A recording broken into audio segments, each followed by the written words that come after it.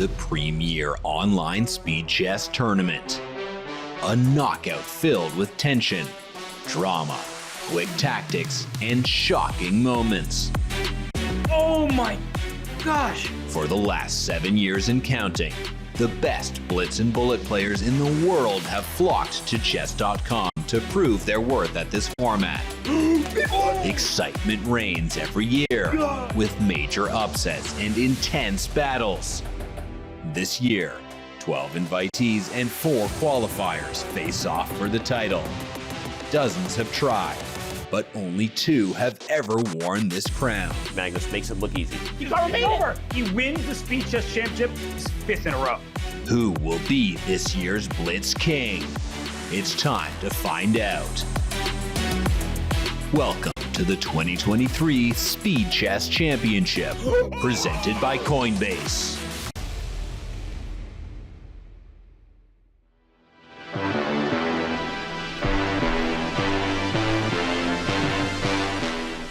Welcome back to the 2023 Speed Chess Championship presented by Coinbase. We are excited to welcome Coinbase as a presenting partner of the Speed Chess Championship and to welcome you to our second exciting match of the day between Maxime Vachier-Lagrave, the Frenchman with 3 names, and the Indian phenom Nihal Sarin. And I am excited to be covering the match alongside Grandmaster Benjamin Bach. You've got a hero shift today, Benjamin. 2 matches. How are you feeling? I'm feeling pretty good, Diane. We saw that the match earlier was a pretty dominant victory for Magnus Carlsen, but Diane, this match right here is promising to be an absolute thriller. We've got Nihal Sarin against Maxime Vachier-Lagrave.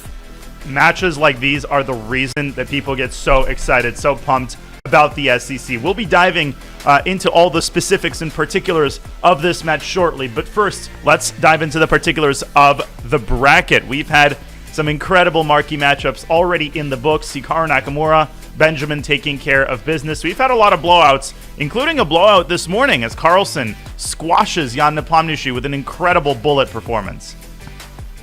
No, for sure, yeah. Carlsen put a very impressive performance on the board. But yeah, here between Nihal and MVL, they're going to decide who will face Hikaru in the semifinals. I think it's going to be a close one, Diane. They're very evenly matched. Extremely evenly matched. I think everybody is expecting a super close match. Hikaru Nakamura, man, yesterday's performance against Fabiano Caruana was a typical Hikaru Nakamura display, so well-rounded. And right now, Hikaru and Magnus definitely displaying the best form of anybody in the SEC, although MVL definitely competed with his performance in his first match. Okay, let's dive into the specifics of the match that we have today, Benjamin. We're thrilled to have Deloitte, a leader in their field, as the official data insights partner for the Speed Chess Championship. Their dedication to excellence aligns perfectly with the Chess.com mission to grow the game in the sport of chess. Let's dive into our Deloitte Game Analytics. This is page 1. What jumps out to you, Benjamin?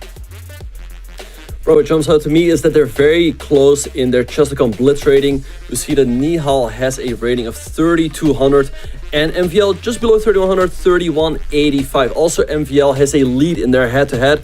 In the bullet, they're much closer, but Diane, we know that Nihal has been getting better every single year. Yeah. All of these stats need to be taken with a grain of salt, especially with 2 players who haven't faced each other as many times. And when you look at their peak Chess.com Blitz and Bullet ratings, that starts to tell a slightly different story. MVL might hold a current lead in their head-to-head, but let's take a look at page 2 of our Deloitte Game Analytics. Those peak Blitz and Bullet ratings for Nihal are something else, and he has cemented himself, Benjamin, definitely as one of the top online players. He's so hard to bring down. He's so fast, and he's so well-rounded as a Blitz player. Yeah, no, for sure. He's got the good openings, he's got a good middle game, good tactics, and a good end game as well. He's also a great time scrambler, and that's why he's got such a high peak Blitz rating of 3,277, and also his bullet rating, Daya, 3,400. It's just out of this world. It really is. And how many times in the SEC have we seen, Nihal pull out lost positions with 1 second on his clock? I mean, the wizardry that he puts on display is something else. But MVL not to be outdone. Our Smarter Chess prediction calls for an extremely even match, and for the first time, I'm going to wholeheartedly agree with this prediction. 14-14, Smarter Chess predicting an overtime affair today, Benjamin. I don't really see how anybody could disagree with a prediction for an even match. This one is going to be close one, Danya. I think MVL might have an edge in the blitz time controls, the 5+1 and 3+1 portions. He is the better classical player, so the more time on the clock, the more he should be favored. But Nihal, he is such a beast in bullet. He's so good in time scrambles. So I think he is looking to strike there. I agree. I think if you're Nihal and you're strategizing for maximizing your chances of success, you want to go into the bullet with a tied match. I don't think Nihal minds that as we take a look at the 19-year-old Indian Grandmaster, the Blitz Wizard, Nihal Sarin. Both of these players are really easy to root for. They're super classy. They've been around the block for many, many years now, and both of them so experienced in the SCC, and in Nihal's case, in the JSCC, which he has won on several occasions. Man, this is going to be a great match, Benjamin. I'm really excited for this. Yeah, no, I'm excited as well, Diane. And what's impressive is that we're talking about Nihal like he's a veteran, but he's only 19 years old. But like I said, he's been around. He's got some gray hair, the grizzled Nihal Sarin, he's had years and years of experience under him. But that's the crazy thing about modern chess. You could be 19 years old, and it honestly feels like he's been in the SEC and he's been dominating chess.com online tournaments forever. And part of that is because it has been, 5 or 6 years since Nihal has established himself as one of the fastest and most accurate players on the site. MVL hasn't played quite as much, Benjamin, recently, but he is still so good in the SEC. He for sure is. In 2020, he took down Magnus Carlsen in the semifinals. And let's look at their... here we have Nihal Sarin. Let's see how he made it into the quarterfinals. He beat Alexei Sarana, and he had an average accuracy of 90.7, Diane. What do you make of that? Yeah, average accuracy over 90%. That's understandable in the 5+1 segment, but remember, this is the cumulative accuracy over the whole match. Over 90%, including the bullet. He had some brilliant moves. He had very few blunders when you consider the total number of games played. Single-digit blunders. And Alexei Sarana played an amazing match as well, which makes Nihal's convincing victory all the more impressive. It seems like everybody's in good form this year in the SCC, which make these blowouts so unreal. But speaking of blowouts, Benjamin, MVL was not to be outdone in the first round. His match against Gukesh, after that first mouse slip where Gukesh blew a winning position, he didn't look back. No, after that, MVL just crushed him. I think after the first game, he took a 5-0 lead, and didn't he even have a 7-game win streak, Danya? He crushed Gukesh in the 5+1 portion with a 7-point margin, and in the other time controls, he was dominant as well. And I think these two players, as we take a look at Maxime there on camera, the games should be starting momentarily. They have different styles. MVL definitely with the more tactical opening repertoire. He's known for his Najdorfs, 1 e4 with white. Nihal likes to dodge a lot of the mainline theory, particularly I think with the white pieces, Benjamin. He's shown a proclivity for openings like the London system. He likes the Barry system or the Jabava London as well. And with black, he likes his perks and his moderns, and he really mixes it up normally in SEC matches. So I'm curious what we're going to see in the opening phase. Yeah, so we really have a clash of styles here, Diane. Maxime, he plays chess like a mathematician. He's very principled with white. He plays e4, plays all the main lines in every main line. And with black, like you said, he defends himself with the Najdorf, with the Grunfeld. And Nihal, he's probably going to jump around. Is he going to play the London, maybe B3 systems? Let's not forget, Diane, MVL is a 2021 World Blitz champion, so he knows what it takes to win.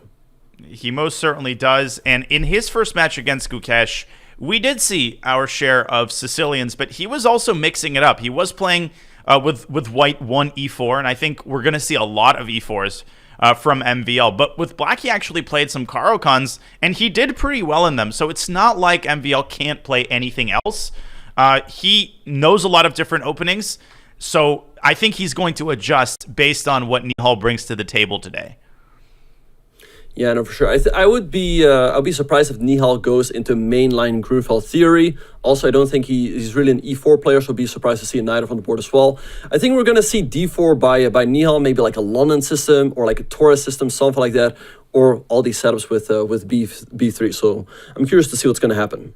I'm curious as well. We're getting the players set up, so the games should be beginning momentarily here. But before they do, let's take one more look at the bracket and talk a little bit about the relative form that the players have displayed. If you're just joining, we remind you that Hikaru Nakamura is into the semifinals, as is his main rival, Magnus Carlsen, who will face off against Wesley So in the first semifinal.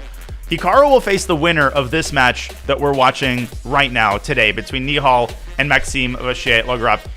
Benjamin, do you think Hikaru is looking at this match? Do you think he prefers a particular opponent between these two, or does he not care? Well, I literally don't care, Danya. I mean, I'm gonna win anyway. Now, I mean, of course, he's played both players a bunch. He's played Nihal, he's played MVL. I think he's looking forward to play both opponents. And but either way, I think Hikaru should be quite a hefty favorite. Yeah, I agree completely. He has defeated Nihal Sarin in previous SEC matches. He's played both MVL and Nihal Sarin. He's no stranger to it. I wanted to ask you about the first match, Benjamin. You commentated Magnus Carlsen's crushing victory over Jan Nepomniachtchi. Were you surprised at how much of a blowout it ended up being? It ended up being quite a blowout. To be honest, at the beginning, Magnus admitted to this himself in the interview.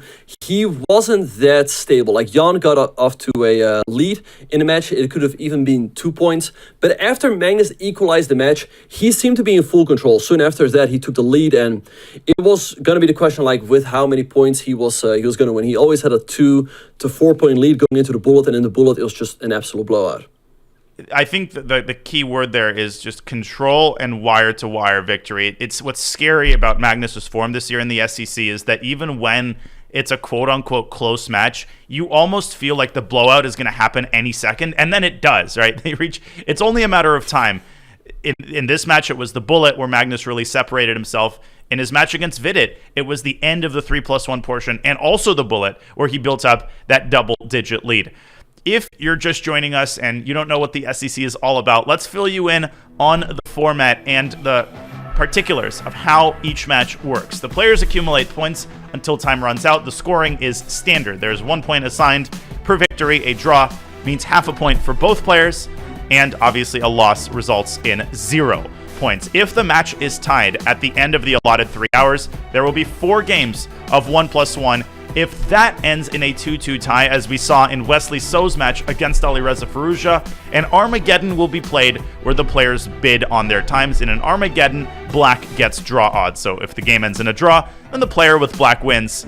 And I think Armageddon is not unlikely in a match with players this evenly matched. Here are the time splits. We've got an hour and a half of 5+1 to head off the match, followed by an hour of 3+1, and then half an hour of bullet 1+1 to end the match with a 1 second increment in all of the games. But the most interesting thing, Benjamin, the only time that we might get a no increment game is if we go all the way to an Armageddon.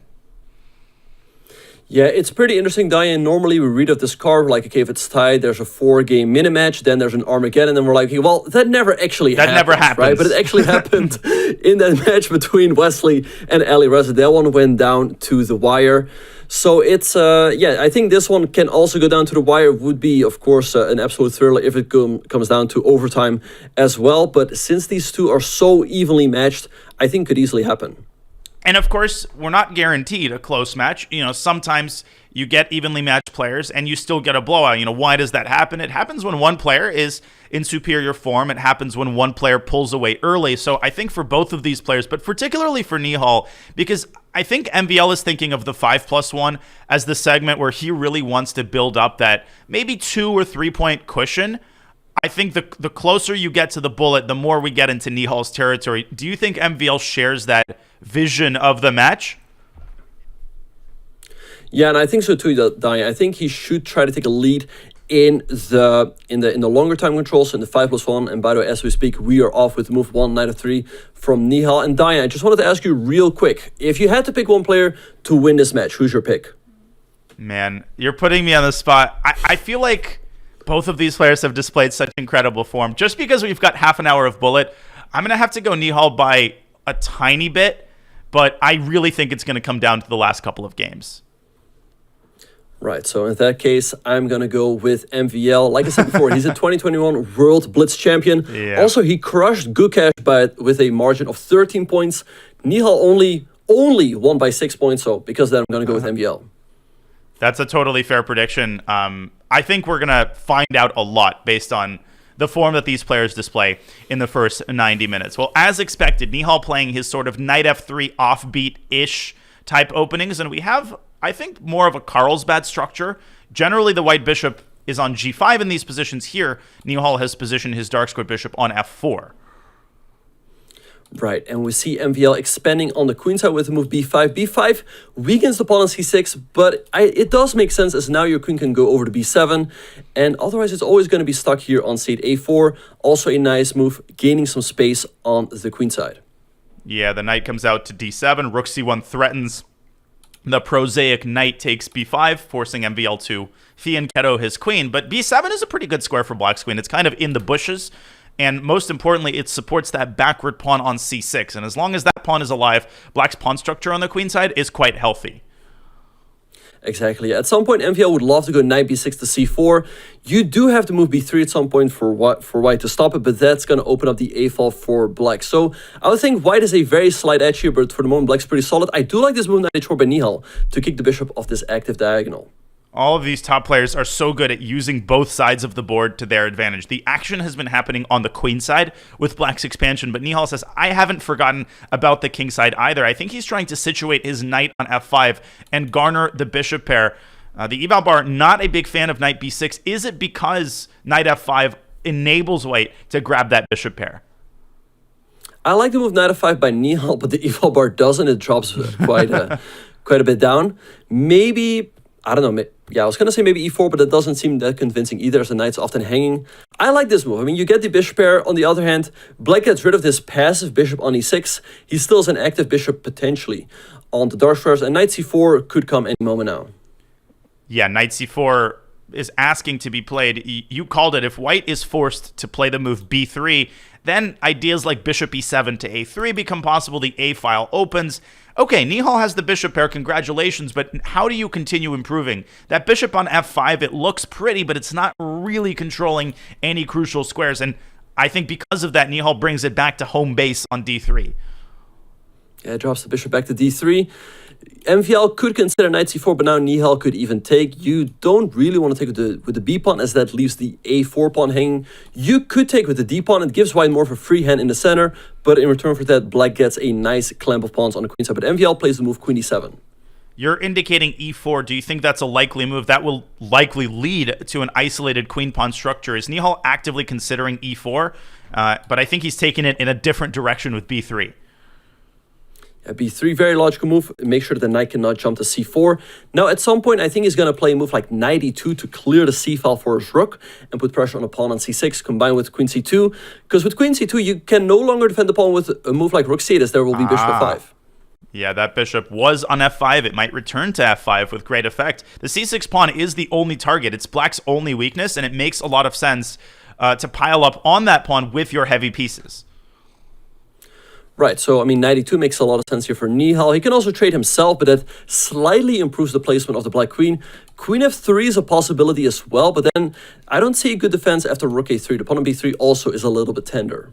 And that's one of the benefits of keeping the queen on c2. You want your pieces to be fulfilling both defensive and attacking roles simultaneously. The queen on c2, it guards the b3 pawn, it guards the second rank, so it takes the sting out of black's rook on a8, and it sets up bishop f5. I love the move knight e2. I think this is a big moment. If Nihal finds knight e2, I think he puts serious positional pressure on MVL, but he's taking a long thing here. What might be his reservation toward playing knight e2? Maybe it's rook a2.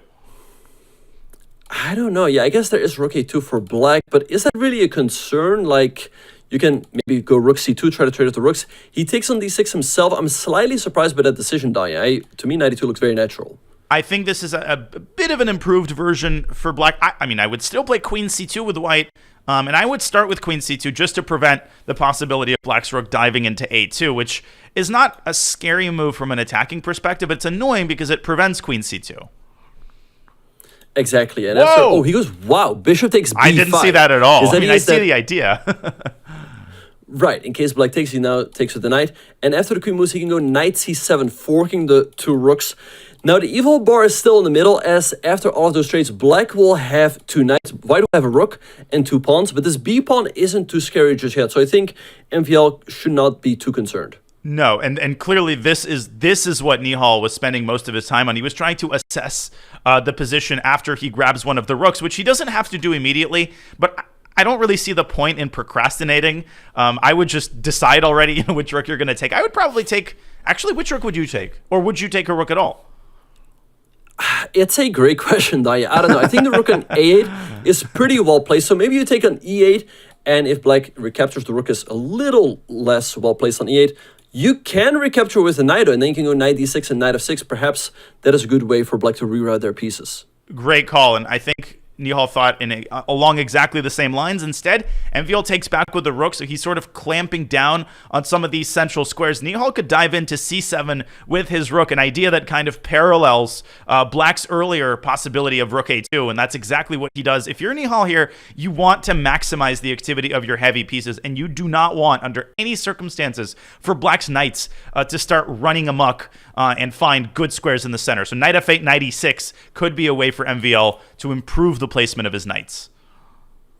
Right, but I love the move queen c2. Now knight e6 can be met with rook c8. For Nihal, it would be great to trade off one pair of rooks, as then the black rook can no longer do any damage, and he can start to infiltrate with his own heavy pieces. So let's see how MVL will deal with this. Rook c8 for the moment is not a threat, as black can take and then take on b3. You don't really want to drop that b2, b3 pawn for free. So we see MVL going rook b8 and rook a1 by Nihal. He's sacking the pawn, but if you take, I think it's way too risky, Danya, as rook a8 is coming in. When Nihal took on b5, I think this is exactly what he had in mind. A situation where the activity of the knights is curbed by the fact that black's 8th rank is weak, and there aren't any good squares for the knights to jump onto. Meanwhile, white is establishing piggies on the 7th. Rook a7 is a huge threat, and MVL has to get active pronto. He does with knight e4. Rook a7, queen e1 check looks unappealing for white. Maybe Nihal should play king h2 preemptively to set up that threat of rook a7. Then there's a check on d6, but that check doesn't seem as dangerous. It can be blocked by g3. Right, g3 is there for white, but maybe a move like h5, h4 is on the cards for black. I wonder exactly how this line goes. So let's say rook a7, you give it check, king h2. Does black just take here, and after rook f7, check and knight e4? Is that what MVL has in mind? I think it is, and I think it's important that the knight on f8 guards the h7 pawn. So even in a situation where white takes the pawn on g7, black plays king h8 and can buy himself some time to further his attacking goals. Instead, we see g3 by Nihal. Is he preparing king g2? MVL responds with the same type of move, g6, disliked by the eval bar. But what about rook a7 now, Diane? Because queen e1 can be met with king g2, and the f2 pawn is guarded. Black can try knight d2 to try to slide into f1, but maybe just queen d3 there? Queen d3 or even queen c1. White's got options in that position, but Nihal doesn't have a lot of time Diane, in this position. This. 30 seconds. Look at this. If you go rook a7, queen e1, king g2, knight d2, you threaten queen f1, right? So we go queen d3, and after knight e4, it might seem like that would force repetition. There's rook takes f7, and you guard the f2 pawn. Very important observation. Rook takes f7 will defend that pawn on f2, and Nihal goes for it. This is classic Nihal. He's got 23 seconds. The position's still ultra complicated, and yet I think he's got full faith in his ability to sort through the complications. Rook a7, he's threatening the f7 pawn. Will we see queen e1 check, or will MVL double back and play the defensive move knight d6? Knight d6, there still could be rook takes f7, and queen c7. What an idea. Ooh. Wow, what a find. But instead, MVL goes knight e6, second the pawn on the f7. What is the idea, Danya? I think we're about to find out. Nihal has to take on f7. He's in too deep, and he's trying to figure it out frantically. He takes. What is MVL's concept here? Knight g5. Oh, rook takes h7. Rook takes h7. If you take it, there's queen g6. Rook takes h7 is winning. 3 seconds for Nihal. He drops back. F6. Also good. Nihal is so good under time pressure, but he has to be careful because these top players will find a way to punish you. Will MVL take this pawn on h3? I guess there's just king g2. I'm trying to figure out if rook takes g6 check is a threat, but I actually don't think so. I think the knights are guarding in that resulting position all of the potential mating squares. Rook f8 therefore by MVL, but this is a pretty sad position. White's got an active rook in the 7th, h4. Okay, where does the knight go? I guess back to e4? Back to e4, and white has to be patient because black has anchored himself to the f2 pawn. King g2 and f3 might be what the doctor ordered here. Instead, we see rook d7, but MVL could infiltrate f3 here with his queen. Right, as the knight can still hold with knight f8. And Nihal made that move with 1.2 seconds. Oh my gosh, rook back to a7. He's just sort of biding his time. The great thing about Nihal's position is that f2 is protected, and black doesn't really have all that many active ideas to stir up complications. Nihal also has a b-pawn that he could set in motion momentarily. Exactly. So let's see what MVL is going to do. For the moment, queen c8 is a threat. He goes queen f3. Oh! He pushed up with 0.6. Like, how does he do Oh! 0.9, 0.6, 0.6 again. Does MVL have nothing Black here? does not... He doesn't have anything, it looks like. Like, you have a check king e2, but Nihal's got no time. If MVL can create one threat, I think he can trick Nihal, but I don't see how to do it. I've done that. I've tried this so many times, and Nihal just pushing his pawn. Look at what he's doing. MVL has all of his pieces surrounding white's king. All he has are empty checks. Queen h1, king e2. 6 seconds now for MVL, and looks like Nihal's a couple accurate moves away from winning. His king is now in complete safety on the queen side. But MVL also now getting along the clock. The king is sitting completely safe on b2, but queen c8 and queen g4, was that a checkmate? Or queen that b4? was forced mate. Still not so clear. He's got to go queen b3. Knight c3. Nope, b2. that's it. And you wiggle out of it. King c2, that's it, yeah. That's it. You win the knight, you What win the a game, Danya. A masterpiece in the first game by Nihal. This is vintage Nihal star. And if you want somebody to get a sense of him as a blitz player, show them this game. Yeah, he drops down to 1 second, but he just does not blunder, he doesn't flag, and he finds the best moves. Like, it's incredible. Most players, when they get down, most experienced time scrambles, they're good at kind of keeping the status quo, They're good at making moves and not blundering mate. Nihal actually furthers the causes of his position. He actually actively tries to win the game with 1 second on the clock. He perceives all of the threats, and what I'm most impressed thereby is his ability to walk his king toward the center and the king side. He was surrounded by knights and a queen, and he didn't care. Yep, he didn't care. He didn't blunder a fork. He didn't blunder mate. And that b-pawn in the end decided the game. Here we see MVL going very aggressive against a Petrov with h5, h6. Nihal just calmly plays the move h6 himself. MVL, I don't think sacking is a realistic possibility here. What about g4 and g5? That would be right up MVL's alley, but maybe you go like knight f6, g5, and knight e4. You fork the queen and the pawn in g5.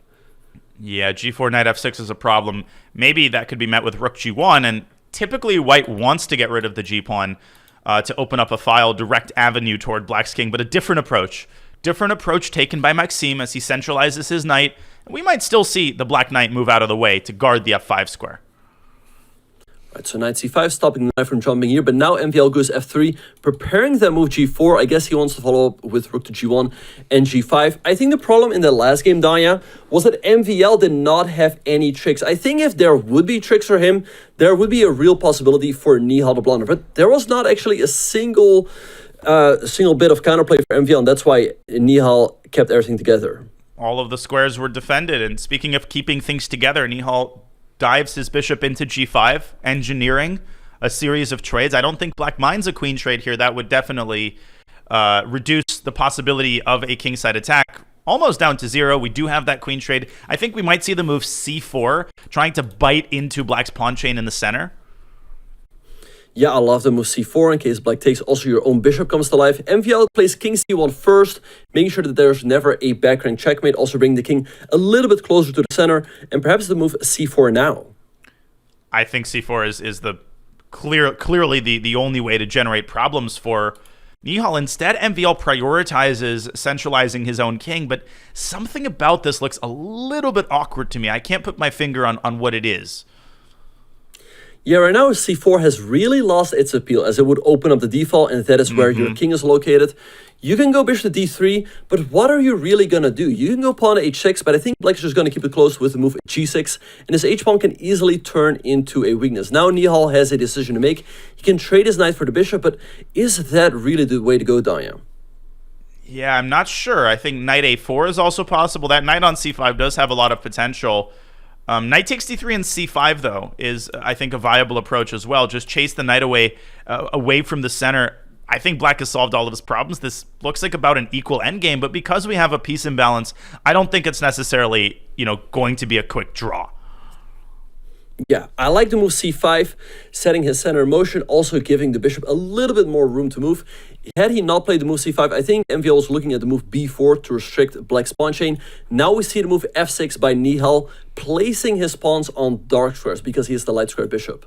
Are we going to see h6 at any point by MVL? I don't think so. Instead, we see the move f4, smashing through black's pawn cocoon on the king side.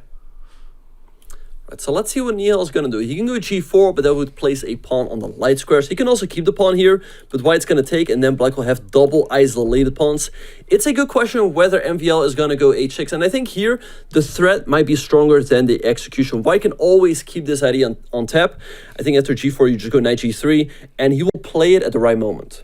Yeah, I don't love the move g4 here. It definitely restricts the mobility of the bishop. Nihal going for all of the trades here. He exchanges on f4, which does give white much better prospects now for his knight.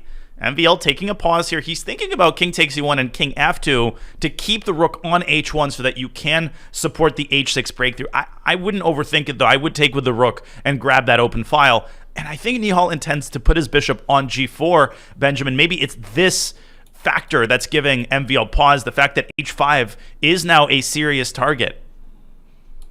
Right, h5 is a target, but the pawn on d5 is a serious target as well. The knight on f4 can never be challenged as g5 is not available. There will always be pawn takes g6. And perhaps after bishop to g4, you can now play the move d4. Fix that weakness on d5, which will always be under pressure. I think you should still play the move d4, and he does. And that really disarms that bishop on c6, which is now consigned to a passive existence, staring at its own weakness on d5. Maybe rook e8 is what Nihal intends here. Who benefits in the event of a rook trade? Hard to say, but clearly MVL's in the driver's seat now in this endgame. Right, after rook e8, it kind of reminds me of that classic game between Karpov and Kasparov. White will have a slightly better knight than the bishop, which is kind of passive over here. And the king side has opened up a little bit, so that would potentially give MVL a path for his king.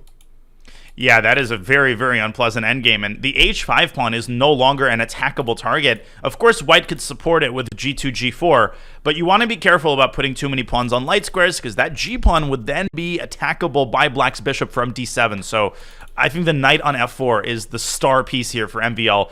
It's, again, a piece that's occupying a defensive role. It's defending h5, but it's also seizing control of important light squares in black's territory on e6 and on g6, and, of course, attacking the d5 pawn. Exactly, yeah. I think you would rather put your pawn on g3, solidifying the knight a little bit. Also, that way you get your pawn off a light square. And we have the move rook e8 by Nihal. Diane, what a decision. Actually, Diane, what about this? What if we take on e8 if you recapture the king? What about knight e6, attacking the pawn? The only way to defend it is king f7, but then there's knight d8, and we go into the spawning game. Is that a draw, or is white winning there? And let me tell you, that's exactly what Nihal just spent a minute evaluating. I think that pawn endgame has to be evaluated before you go for this endgame. And now MVL has to spend some time evaluating, but he played a little too quickly. I don't like the fact that he didn't pause and consider the move knight e6. Maybe he missed knight d8, but now that ship has sailed, and I think Nihal might have a fortress now. Yeah, that looked like a nice opportunity, as you can also walk your king up the king side with king f5, maybe then g5 at the right moment. That was winning. That pawn endgame was winning, Benjamin. Yeah, like normally MVL is the type of guy to take his time there and calculate it all the way through and execute the win. But here it feels like he's still better, but is this actually winnable, Daya? I think the only plan is to get your king to h4 and then push g5 and try to open up more territory on the king's side, and ultimately to infiltrate and win the g7 pawn. That's a very scary plan. I think the eval bar is only giving a modest edge, but I would take that and toss it in the trash. Under a minute for Nihal. This is a Herculean defensive task that awaits him in this endgame. Yeah, for sure. We saw in the last game how he converted a winning position, but defending a worse position with no time on the clock is a very tough task, and he would be under serious pressure. Another plan for MVL would be to, let's say, go knight g2, king f4, knight e3, and move the knight f5. Oh man, that looks pretty sexy as well. He's got these 2 planes to choose from. That's why he's pausing. King G3, King H4 is one. Knight back to G2, and then King up to F4, Knight E3, Knight F5 is the other. Both of them ultimately attack the same target, that G7 pawn, which right now might seem unattackable, but that's why Knights are so good. They're good at jumping over obstacles and attacking what they want to attack. Right, and the nice thing for black is that these pawns are on dark squares, not on the same color of the bishop. However, the downside is that you cannot defend the pawn. If you attack the pawn with the knight, it's simply going to be gone, right? As your bishop can only defend the light squares. That's exactly right, and that is the main limitation of the bishop as a defensive piece. Okay, big moment here, MVL, with 2 distinct paths. They're similar in their ultimate target, and he goes for the Benjamin Bach approach. The knight drops back to G2. But does Nihal have to keep his pawns on the king side where they are? Could he play some sort of crazy move like F5? He goes G5. What a move! I like this move by Nihal Dai, and now in case of H6, you can meet that with bishop to G6. G6 therefore was not good, as after H6 the pawn simply promotes. He is giving MVL a protected passer, but how do you actually push it through? It's such a concrete move. It's such a difficult move for a newer player to play because it looks terrible. You're giving white a protected passer on the edge of the board. That is like a dream trump card. But the problem is that white lacks a bishop. Anytime white plays H6, black plants his bishop on G6. And this is the definition of a fortress. You've got all the assets, but you have no direct way to win. Right, so let's see how MVL will try to create some problems here. Maybe what he can do is move his king over to the queen side, but I guess black can always build a wall of pawns with like B6 and A6.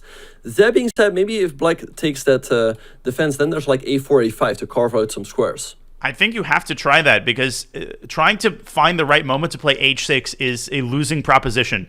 There's no infiltration points for white's knight, so I think MVL has to lead his king to the queen side. It's definitely a draw objectively, but with 15 seconds, if you can create practical problems, I still think you give yourself a chance. Maybe drag black's king away from the center, then try to go like knight E7 and H6 in some position. I don't know, as he drops his knight back to E3. Right, so king D6, here comes the king D2, king C3. I like this plan by MVL. I don't see how Nihal should defend. You can go king C6, but then the king is pretty far away from all of the action on the king side, and there might be like a knight F5 to E7 jump at the right moment. Maybe B6 and A6, your defensive setup. He goes the other way. I think he's trying to push F5 and create active counterplay himself. This is actually scary for MVL as well. I mean, you could lose this if you go in too deep on the queen side. And MVL now down to 30 seconds. Yeah, so let's see what he's going to do. Nihal down to 4. So king B4 makes a lot of sense. I'm sure it's the move he's considering.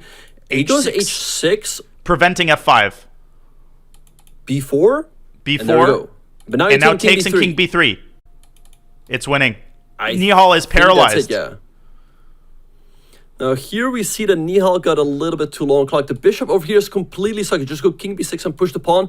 And black has got absolutely nothing on the king side. And I want to draw attention, Benjamin, to that knight on E3. That is such a perfectly placed piece because you're stopping F5. And if you're stopping F5, black runs out of ideas. King C5, this is an elementary win for MVL. Oh, he can even take the pawn. Yeah, he's got all the time in the world. Okay, here comes the king, but you just push the d pawn, and these two passes are too much for black to handle. And MVL evens up the score. He strikes back, and he strikes back with a model positional game.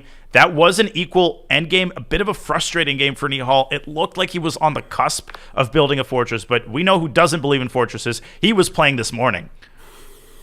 Exactly, yeah. And so Nihal switches it up now with a bit of a Jobava London-esque setup with knight f3, knight c3, and bishop to f4. But Dai, I think in that game, we saw that what Nihal dropped really low on time, and because of that, he wasn't quite able to defend. So he should be careful with his time management.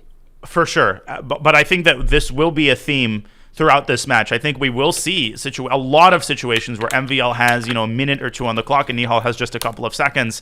And Nihal's ability to navigate the complications in those low time scenarios will be a deciding factor in this match. Now, this particular Jobava London system where the knight heads to b5 and drops back to a3 is one of Nihal's favorites. He's really, really good at this line. He understands a lot of the ideas here. I've lost a lot of games on the black side of this type of structure against Nihal. Yeah, you might be wondering, what is the knight on a3 doing? But the knight on c7 is also somewhat misplaced. Also, the bishop on g7 is biting on granite. Very often, King's Indian players would love to put their pawn on d6 to follow up with e5. But right now, this bishop is passive. The bishop on b7 is passive as well. And white's bishop on f4 has got a lot more scope, and that's why Nihal can hope for an edge here. And now the position resembles a traditional London. In fact, if you saw just this position, you would never guess that the knight reached d2 in this ultra roundabout manner. Exactly, yeah. You would wonder though, how did these knights end up on d6 and f6? Normally they would be on, let's say, c6 and f6. Oh yeah, that's a great point. Of course, the reason the black knight is on c7 has to do with knight b8 to a6.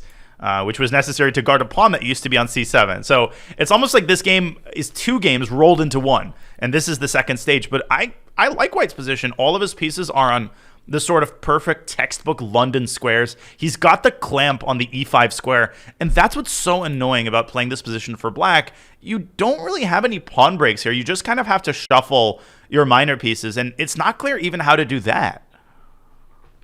Exactly, yeah. I don't know what MVL should do here. You can go bishop a6 to try to trade off the light squared bishops, but Nihal can now just play bishop to c2.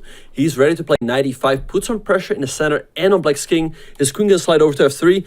And Danya, I don't really see an active plan for MVL here, and he's down on the clock. Maybe knight c7 to e8 to f6. I've tried that particular maneuver a lot against Nihal. But even if you get your knight to f6, okay, congrats. You can get your knight to e4, but that doesn't materially impact this position in any way. We see queen c8 just kind of a semi-waiting move. I think Nihal might put his knight on e5 and continue improving. And there we go. The knight has landed on e5. MVL struggling to come up with a plan. Knight e6 is possible, but you just slide the bishop all the way back to h2. And then what? Like I said, you can move your knight to f6. But then what? There are really no active plans here for black, and that is why MVL is spending so much time. Of course, the same question exists on the other side. White's pieces, as pretty as they are, good pieces, as Tarish said, don't win you games. Good moves win you games. But it's much easier for Nihal to keep improving than it is for MVL to even keep the status quo. Right, I like this move, knight e6, so challenging the bishop on f4, and once that bishop drops back to h2, now he can go knight g5. At least his pieces are coming to life a little bit more. Queen e2 by Nihal, maybe now bishop a6, as bishop c2 is no longer available. Great call, Benjamin. Bishop a6 removes the linchpin of White's setup. Without the light squared bishop, the e4 square will be accessible potentially to black's knights, and it feels like MVL has beaten back the kind of first wave of Nihal's attack. I like the trend of the game here for black, even though white is probably still better objectively. Exactly, yeah. He's traded off a passive piece on the passive light squared bishop for white's active light squared bishop on d3. His knight can potentially jump into e4. I think the edge, though, for white is the fact that his bishop on h2 is probably still better than the bishop on g7, which isn't doing a whole lot. His knight on e5 is more active, and also black's queenside can still be a little bit tender. It most certainly can be. You could envision in the long run ideas like rook a3 and rook b3. The b6 pawn, it is a backward pawn. And I think Nihal might go for the queen trade here and try to change the nature of the position if MVL captures with a queen, which is not a given, but he just did. And indeed, we will get another endgame. This one a lot more pleasant for Nihal than the one in the previous game, obviously. Yeah, it goes knight d3, pressuring that pawn on c5. And Danya, he's also pressuring the knight on d6. So if you go rook c8, I think white would happily trade off the bishop for the knight and then go knight f4. And then the pawn on d5 is simply undefendable. That's crazy. All your pieces are clustered around the center, and you can't defend, your biggest pawn on d5. So is knight b7 the way to play here for black? Because white actually has two threats, right? There's c5, which is hanging, and there's bishop takes d6, which is a very serious positional threat. Right, and he goes for your move knight to b7. There was also knight e4, but white can perhaps just take and then go f3. Nihal goes king to f1, bringing his king to the center. So now let's see what MVL is going to do. He still does not have an active plan. I mean, you can move the rook back at some point, but then you always have to reckon with this move bishop to c7, and e5 for the moment is not available. Nihal has done a good job of accelerating his pace in this position, and that's because he's so familiar with this structure. I think in certain types of openings, we see Nihal play a lot faster than usual, And that bodes really well for his chances in the endgame. That knight on d2, I'm also looking at that knight and I'm saying, well, what's the ideal place for that knight? And it's probably the b5 square. There's a juicy outpost that's calling white's name, so knight b1, knight a3, knight b5 is also an idea to explore if you're Nihal. Of course, if you play knight b1, then the knight on g5 can also jump into its own outpost on e4. Yeah, no, love that idea right there. So maybe knight b1 right here. He goes h4, kicking the knight back. It has to go to h7. And now he's gaining space on the king side. And he's not attacking. I think newer players might think that white's attacking on the king side. No, the idea is, as you said, to gain space, control important squares. But this could also backfire. You could bite off more than you can chew if you're not careful. Now you have to decide whether you're playing g5, and he does. G5 looks like a nice move, and Diane, this actually could turn into an attack. Let's say you go knight e8, maybe white just plays rook g1, followed by h5. If you trade on g5, white can easily take advantage of the h-file with rook h1, bishop b5 to follow, and is he going to go for it here? I love that this idea is positional and tactical at the same time. He's garnering squares for his pieces, knight f3. Now he's got the clamp on the dark squares in the center. But after something like knight e5, you're right, Benjamin, this could absolutely turn into a mating attack down the h-file in the long run. Now I feel like the trend of the game is once again in white's favor.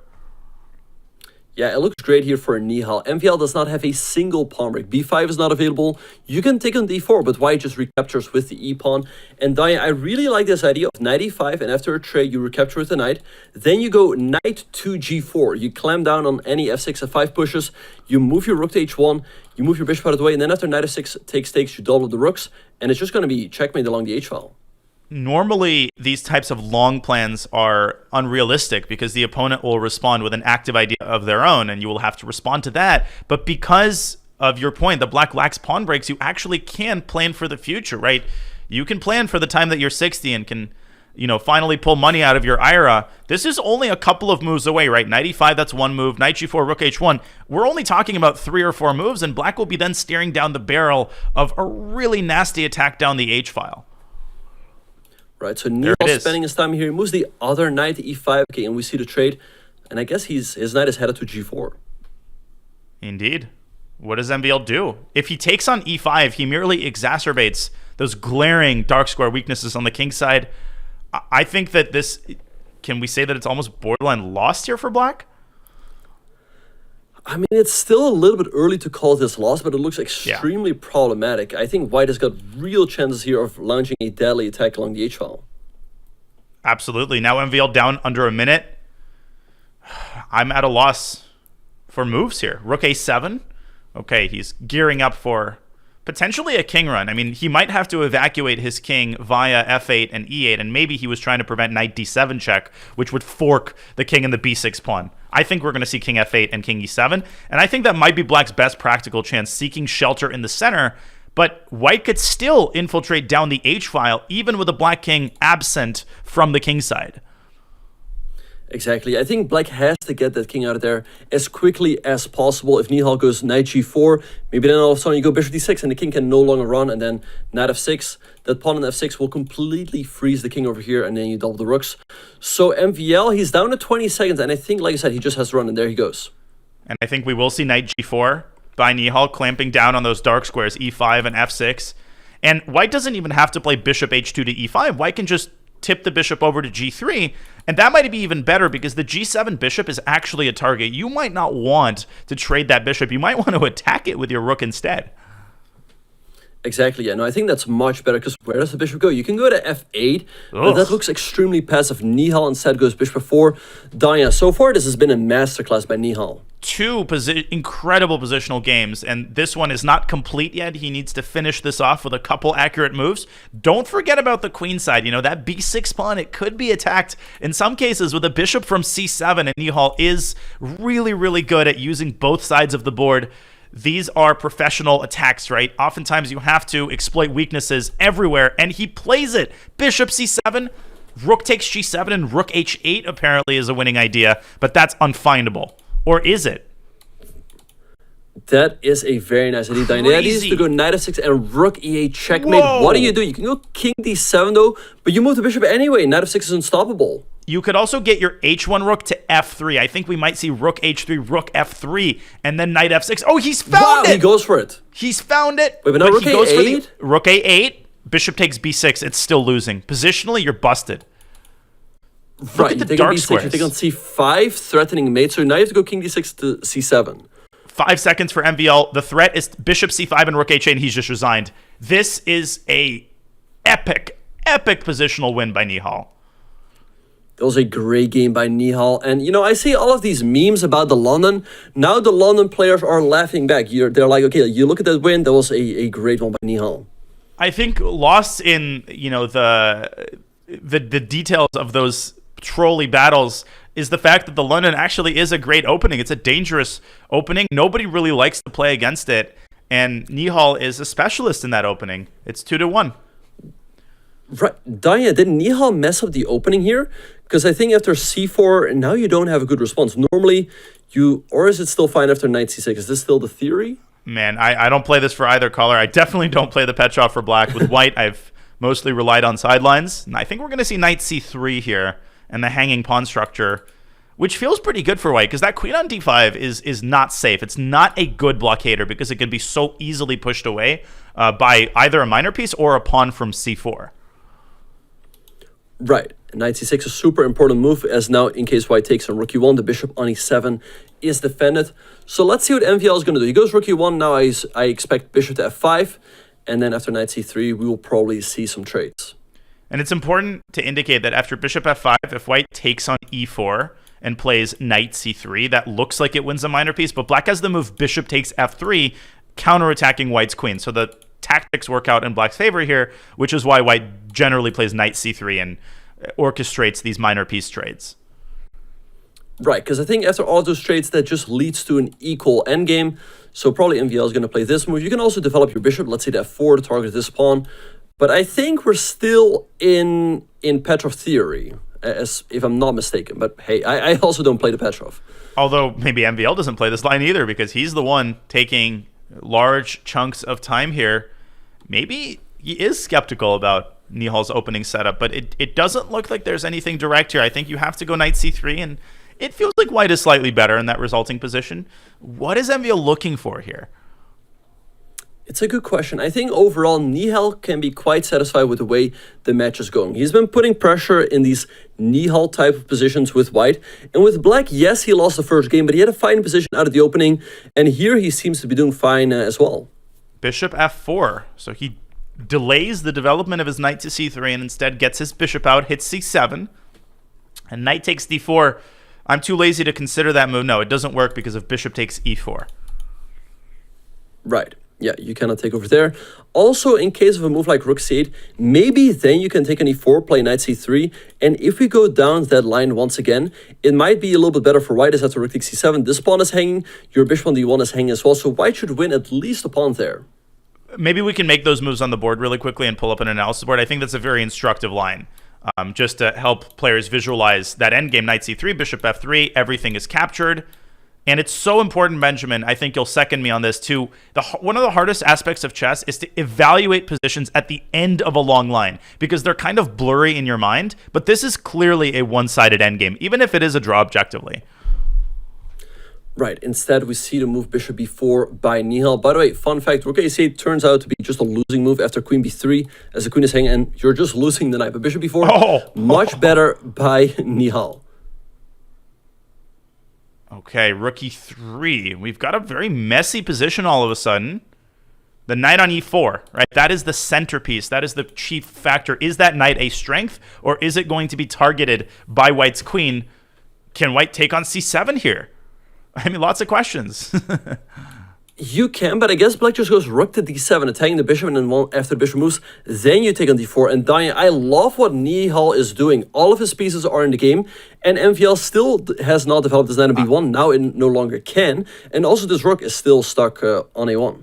I don't understand why Maxime procrastinated with the move knight c3, and he procrastinated so much that now he can't play that move at all, and he's got a hard time completing his queenside development. Now, the d4 pawn was untouchable earlier, but it's not going to be untouchable forever. It is a weakness. It is an isolated pawn. And I think Nihal can calmly drop his knight back to f6 And he's going to be better because MVL has awkward piece coordination, and he's got this long-term weakness on d4. Yeah, I like knight f6, just addressing the threat on the knight. This trade is pretty fine for black. The pawn on d4 is still hanging. So, looks pretty good for Nihal. I mean, I don't think all of these lines work. So, like I said, I think it just has to drop back the knight. This may seem irrelevant, but in the event that white takes on c7, black's response could actually be rook d8 to c8, because there is a back rank weakness. As long as white doesn't develop his knight, there's a back rank weakness that could be exploited. Instead, Nihal goes very direct. Speaking of back rank weakness, whoa, is there queen takes b2 here? Oh my gosh. Is there queen takes b2? There is. If you take an e4, queen takes b2 looks crushing. It wins the If you take queen, game. there's rook d1. So what do you even do here with white? MVL just Knight down c3. Only move. You have to get the knight out and guard your back rank. But after bishop c6, the smoke finally clears and it looks like black is somewhat better. Black is definitely better, but I think if you're MVL, you're happy that you're not lost, right? Because it easily could have been, right? If queen takes b2 would have landed, white is just getting crushed. But here, after bishop c6, yes, black is better because of the bishop pair, but white is still very much in the game. I think Nihal is trying to assess bishop takes g2, which is a discovered attack on the bishop, but there is bishop e5 there, and the queen can't land on a square where it guards the bishop on g2, because d5, g4, and e4 obviously are all under white's defense. So I think Nihal just has to satisfy himself with a bishop pair and better piece activity in that open center position. Right, you can also go bishop d3, attacking the queen, so that after the queen moves, you can then address the threat on the pawn. The problem, however, is that after bishop d3, white goes queen f3, also attacking this pawn over here, and they bring the idea of rook d1 into the position. Great point. Nihal taking a long time here. He's down below 90 seconds, but I think he feels that this position is relatively easy to play. And there isn't a lot of risk for black. It's not easy to make a blunder.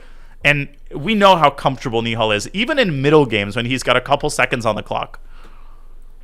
Right, he has to be careful though. He's dropping down to a minute, but I think Danya, after bishop c6, he's doing absolutely fine. He's probably just better. White probably has to take this pawn over here. Could MVL also, bishop e5 and rook g3, I don't think is that effective, as black always has the move f6. I think that's a paper tiger, and I think MVL makes the correct decision. Now, another decision for black. Where does he go? Rook d7 or rook e8? I like rook e8. It disarms white's rook on e3. That's the same rook, which could have later slid over to g3 and attacked g7. So a comfortable position here for Nihal. We might get a bunch of trades down the e-file. We might get an endgame here. And I think MVL has to position, okay, bishop e5, keeping the pieces on the board. Right now, Nihal has to move his queen. I like to move queen h4, maybe queen g5 potentially, threatening checkmate on g2. You can also move the queen to like c5 or d7, but yeah, and he goes for queen d7. I guess he wants to reposition his queen on the f5 square. Good move. Queen f5 is what we will see. The queen aims at the bishop, preventing the white rook from moving out of the e-file.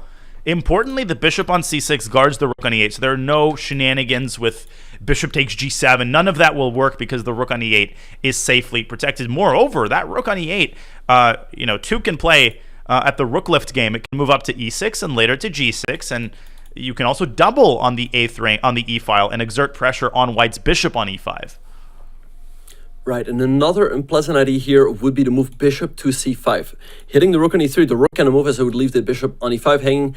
I suppose you still have to move bishop to d4, but everything starts to become a little bit loose for white, and that's why we see MVL also spending some time here. Maybe he should just play a move like h3, create some loop for his king, and pass the move to Nihal. Yeah, sometimes when you can't figure out what to do, the answer is that you essentially should do nothing, right? You should make a healthy waiting move, and that's exactly what he does. A very mature decision by MVL, not doing anything drastic, tossing the ball back into Nihal's court, and given that Nihal has 30 seconds, it's a pretty effective strategy. Now 28 seconds for Nihal Sarin. We're going to see another one of those vintage Nihal time scrambles.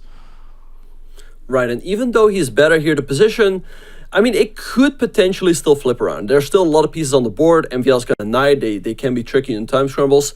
I think he's taking a little bit too much time. 10 seconds for Nihal. He is a glutton for punishment. He's going to play the rest of his game in single-digit time. This is crazy. He's got rook e6. He's going after MVL's king, threatening rook g6. But rook g6, Benjamin, is not a horrible threat. I think white can block either with his rook or with his bishop. Although that bishop c5 idea could potentially end up being nasty.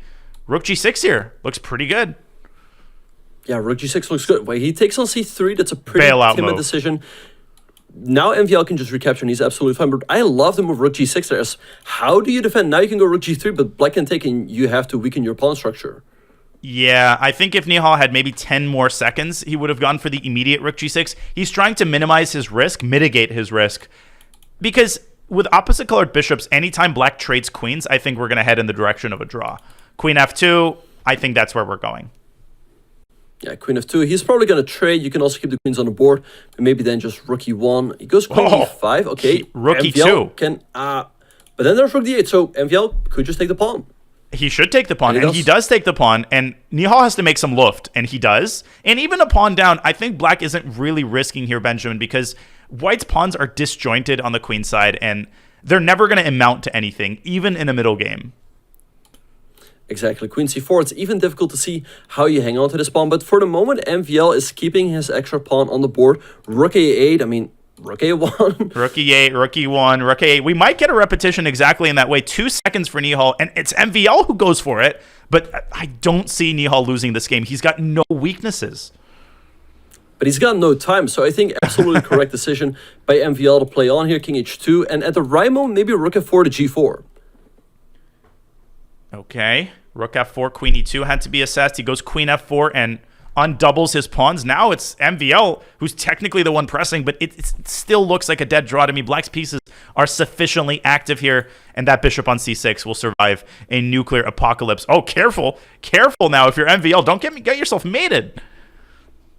I like what he's doing, though. He's pushing this A pawn up the board. In case Black would have taken, it would hang the B7 pawn. I don't see a way to get checkmate, though, as bishop to G2 is currently unavailable. And suddenly there's a threat of White's rook infiltrating the 6th rank. He's trying to get his rook to B6, and Nihal has to avoid bishop C6 because A6 undermines the bishop. This is getting a little bit scary. MVL doing a great job of generating chances. He's going to flag! And he flags! He flagged. And he's punished. What a game, Danya. What a game. That was incredible. Yeah, it's a tough position, and we've talked about this before. It's incredible how usually he doesn't blunder, he doesn't flag, but sometimes he does. It's very easy with only 1 second of increment. And Benjamin, this wasn't a flashy conversion by MVL, but the fact that he generated chances in that opposite colored bishop position, which originally was a dead draw, was incredible. Nihal overpressed. He should have swapped queens when he had a chance, and he's going to be punished if he always gets himself to single-digit time in a middle game. That's how good MVL is. Anyways, the score after 4 games is all tied up at 2 apiece as we enter our midpoint break of the 5+1 segment. Benjamin, I don't think anybody is surprised that we've got a tied match. Yeah, I'm not surprised with the fact that the match is tied, so let's see what happens in the other half of this portion. And we will be back with more SCC action presented by Coinbase on the other side of this short break.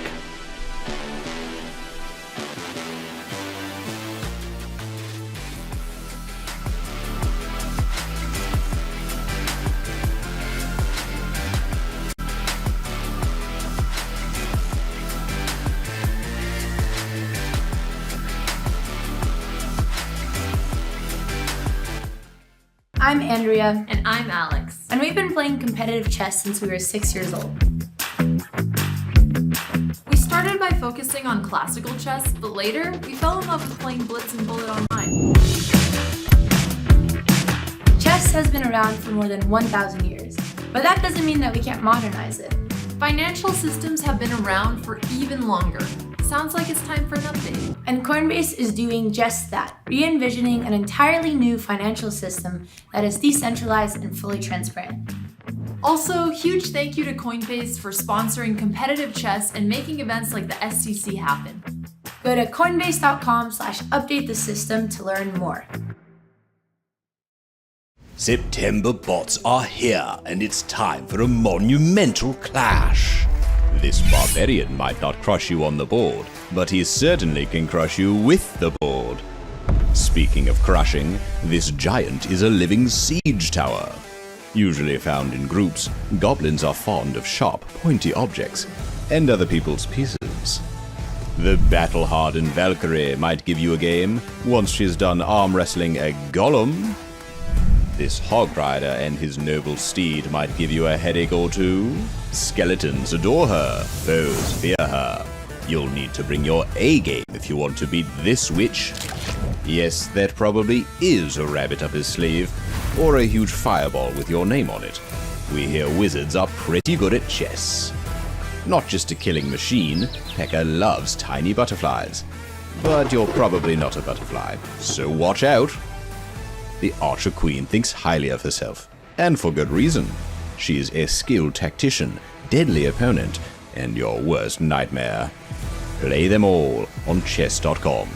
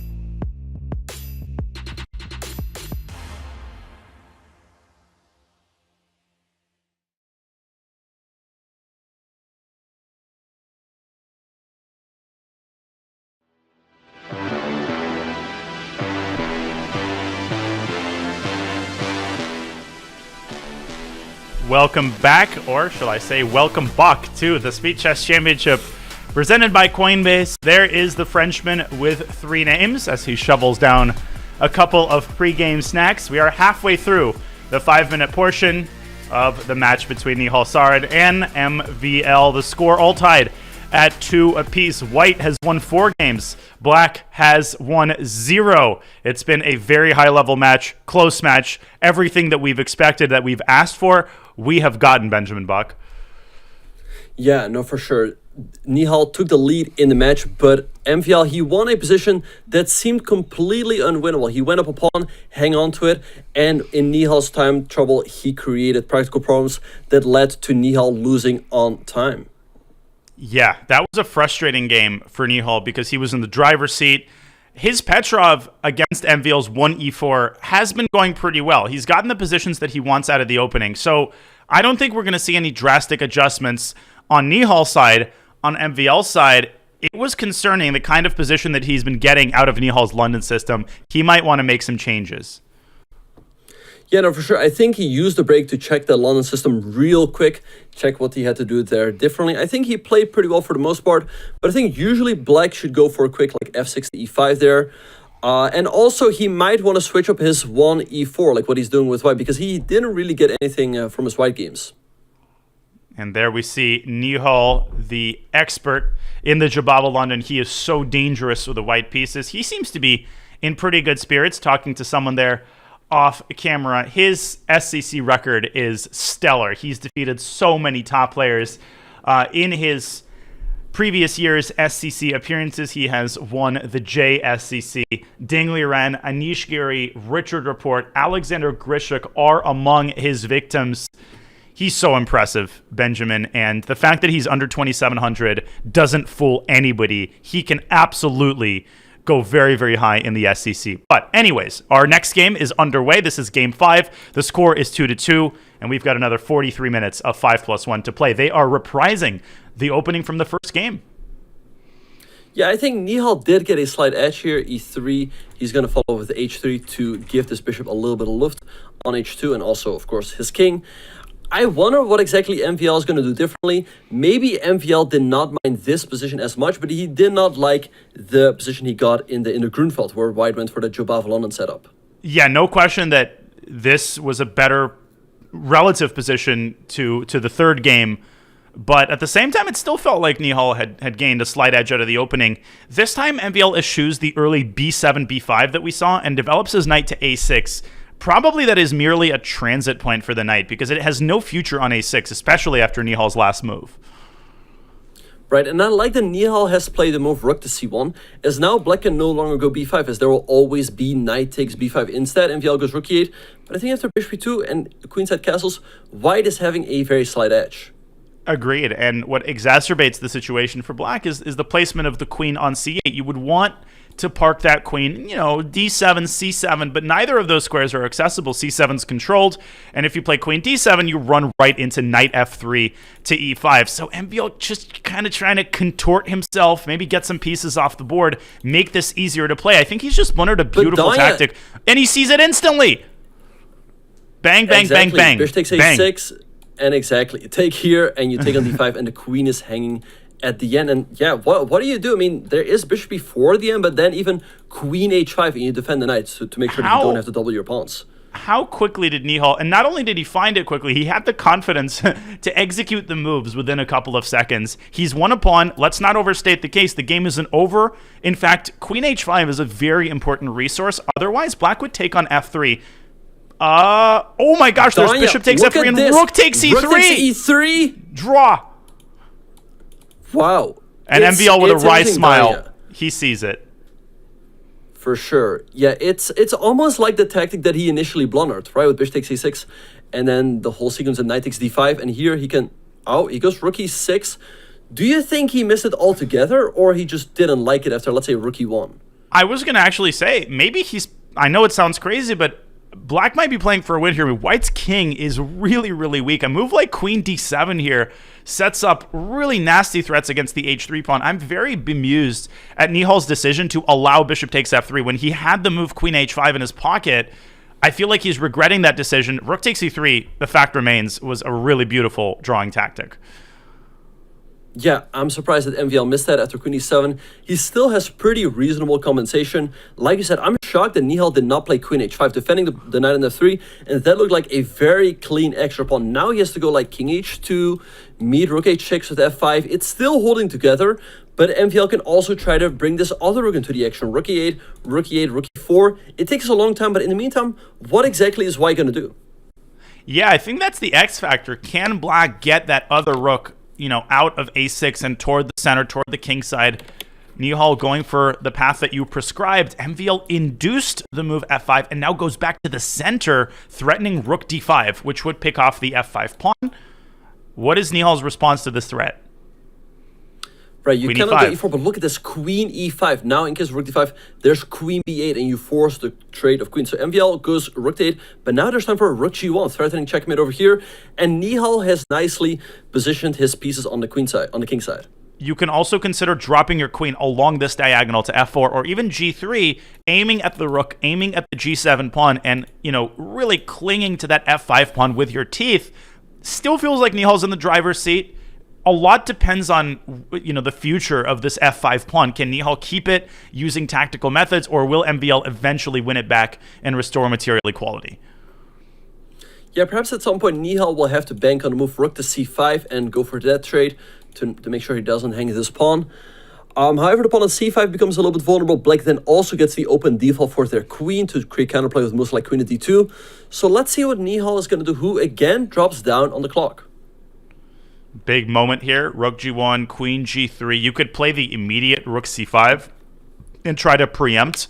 Rook d5, of course, that would run into b6, but then the c6 pawn is weakened. So there's a lot to consider here if you're Nihal, and he's been doing this throughout the match. He's not afraid to take well over a minute on a single move. They're going down exactly the path that you laid out. Rook c5, there's a trade, and now MVL is heading for e5, an excellent square for his rook.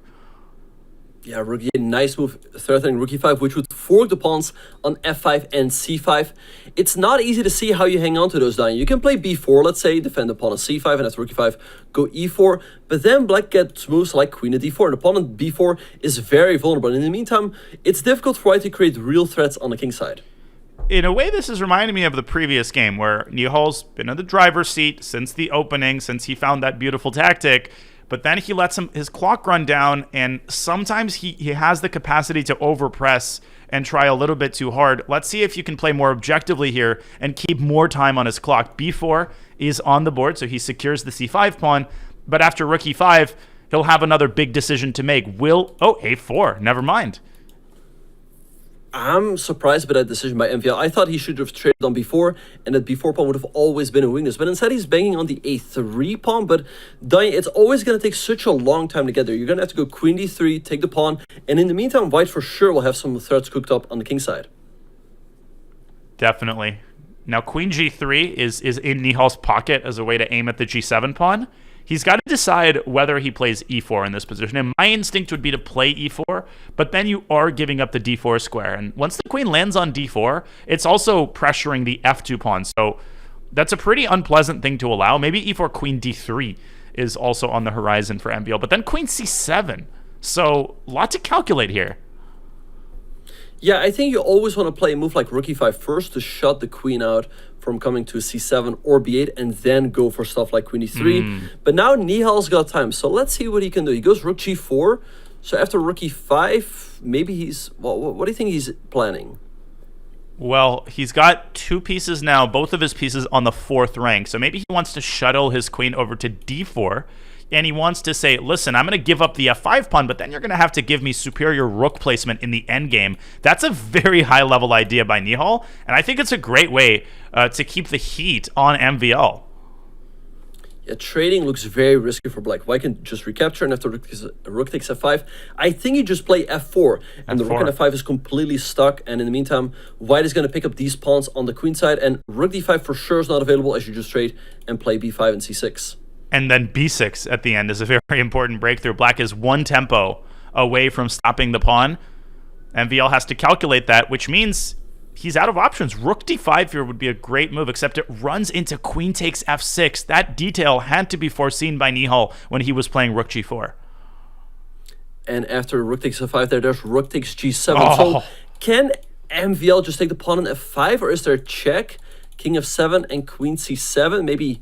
Rook e7, you take on g7. We go down this queen game. Is this winning, Danya? It's hard to say, and I would be very scared of going for this if I'm MVL. He takes a different approach. The queen moves away to c7, and now he's going to take on f5. And now there is no back rank check. Maybe Nihal rushed his response king g2. It did seem forced, but the engine was indicating another possibility. Queen to d1, though. Nihal eyeing that a4 pawn, but does he have time to take it with his king as weak as it is? I don't think so. Now his rook is under attack. I guess he has to go rook d4 or rook g3. Quite a big decision to make here. If you go rook d4, there will always be an unpleasant check on g5. He goes back to g3. Okay, now the pawn on a4 cannot be directly defended, because after b5 there is on peasant c takes b6.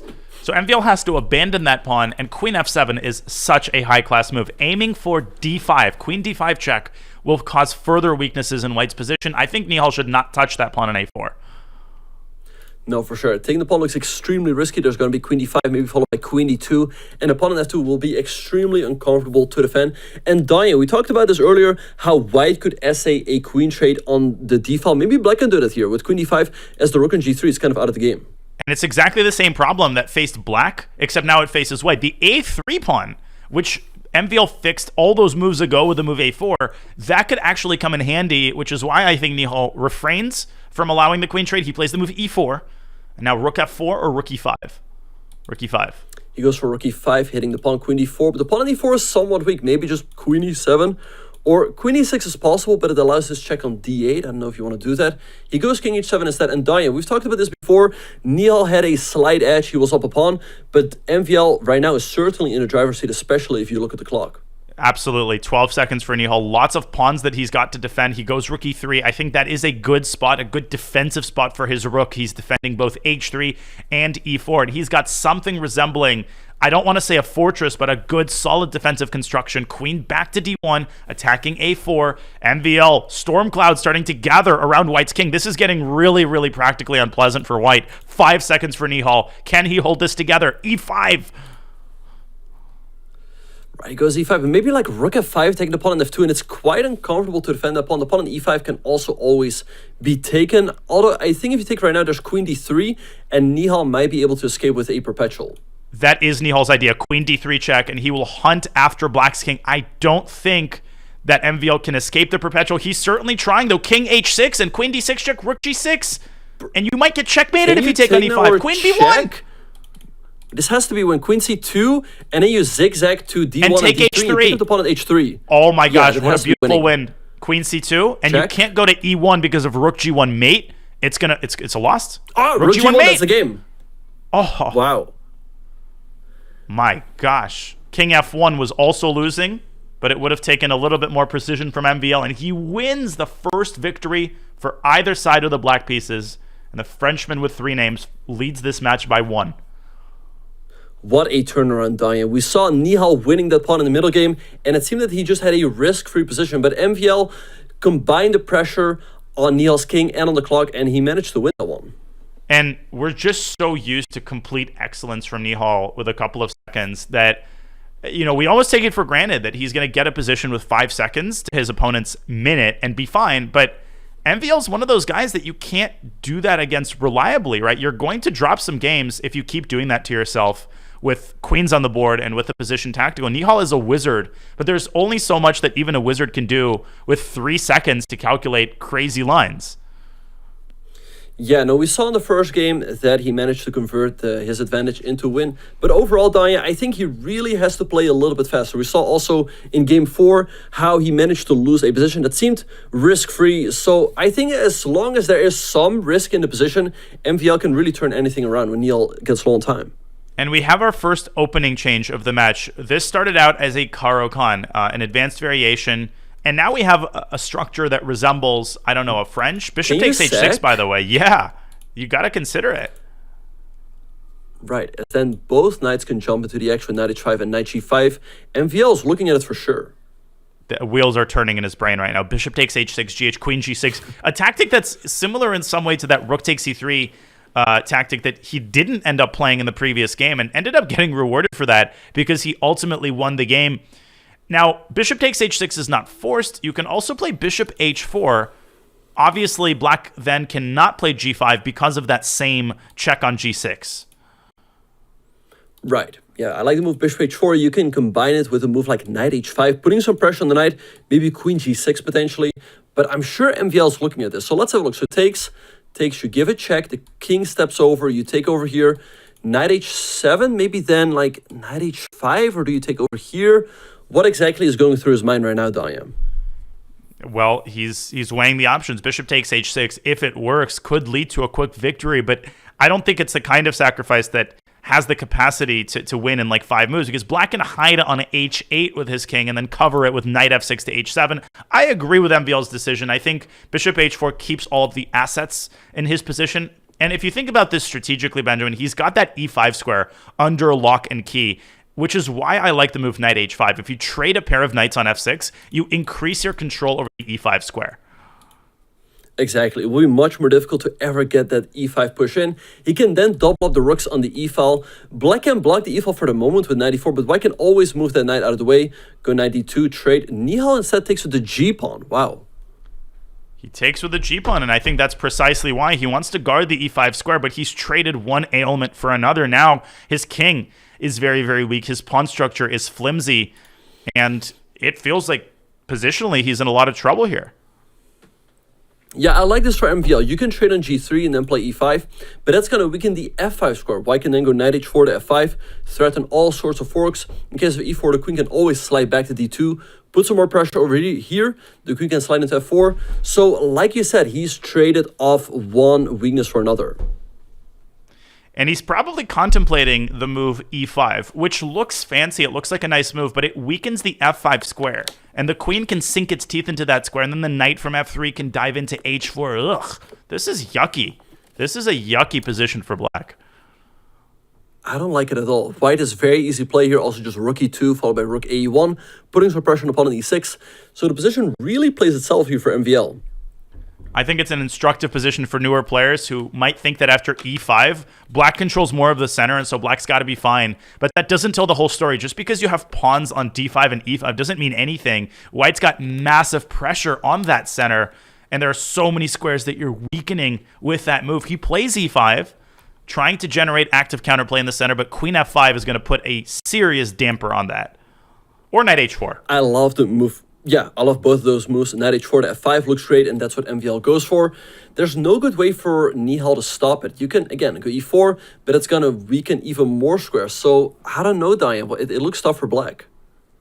Yeah, e4. Any move you make with a pawn is just going to create more weaknesses. Like e4 opens up some dark squares, and the queen can drop back to d2. Let's not forget about the h6 pawn, which is isolated, and it is eminently attackable by white's queen and knight. Right, so maybe you have to play a move like queen to h7 to try to get the queens off. He goes bishop d6 instead. His idea is to meet knight f5 with bishop f8 and bring the bishop to the defense. But maybe at some point, Daya, MVL could go for like rook e3 and bring the rook over to the h or g file. Absolutely. Rook e3, rook a e1 is a great multi-purpose idea, setting up the rook lift and increasing the pressure on e5. I would play it right now. Rook e3, no drawbacks to that move.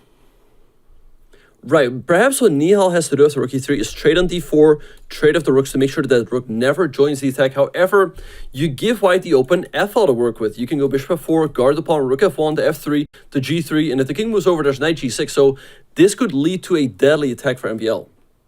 Black has zero active prospects here. Any muscle that he moves is just going to create more prospects for white's pieces. I think it's worth mentioning that the top engine move here is a5, which really tells you all that you need to know about black's position. Okay, Nihal makes a much more human move. He trades on d4, trading off a couple of pieces, trying to make it easier for himself to defend this, but bishop f4 just keeps all of white's advantages intact. Yeah, bishop f4 defends everything. Defends the pawn on e3. Queen f3 also possible. He now clears the f5 square for his knight, but I really like the queen there because he could then easily lift the rook up with rook f1 to f3. Now b3, a very wise move, stopping the knight from jumping into c4, and the knight jumps back to c8. He is playing great boa constrictor chess. MVL showing that he's not just a one-trick pony. He's not just a tactician. And queen is going to dive into h5. And this is exactly what I talk about. Any move that black makes opens up new squares for white's pieces. Look at the way that he has paralyzed black's forces. The knight on c8, it can't move to e7. It can't move to d6. The rook is under fire. The pawn on h6 is under fire. And the queen on e6 is just helplessly staring down the barrel of a well-defended pawn on e3. Black is essentially out of moves here. Right, and what do you do here? White is starting to go bishop f4, and bishop takes h6. So rook d8, good move, clearing of the e8 square for his queen. Bishop f4 on the board, queen e8 only move, and the queen is going to drop back to h3, and at that point, you're going to have to start looking for tactics with a bishop sack on h6. That rook lift, Benjamin, that you talked about, rook f3, I think now's a great time for rook f3, and then you will be threatening bishop takes h6 and rook g3. You can actually play bishop takes h6 now, and then play rook f3. Wow, that's quite a nice continuation. I wonder if rook f3 right now can be met with knight e7, or is there a tactic for white? There's got to be, and white's going to have to find something there, because if you trade off knights, then finally the kind of embargo starts getting lifted on black's pieces. There's a check on b1 that you have to watch out for in the event of a rook lift. So there's still work left to be done here, and we've seen Nihal save crazy lost positions so many times. MVL knows that, and that's why he's investing a good chunk of time here. Right, so let's see what he's going to do. There's always going to be sacrifice over here. Because knight h4 instead. Okay, his idea is to meet queen e4 with knight f5, and the queen all of a sudden is completely shut out of the defense. However, what is he planning to do in the event of queen to h5? I think that is the question Nihal has to ask. Is there some sort of bishop c7, queen d7 check trick here? Wow, again, using the whole board as a canvas. Bishop c7, I think, is the cleanest winning move. It might be the only move that wins cleanly. Right, so let's have a look. So bishop c7, rook e8 is forced. Queen d7. You can give a check over here, and then like maybe knight e7? Even rook e7 has to be considered there. Then you take on c8, you take on h4. He's got it. He's found it. Queen d7 check about to appear on the... Or rook f6. Oh, just grabbing a f6. pawn.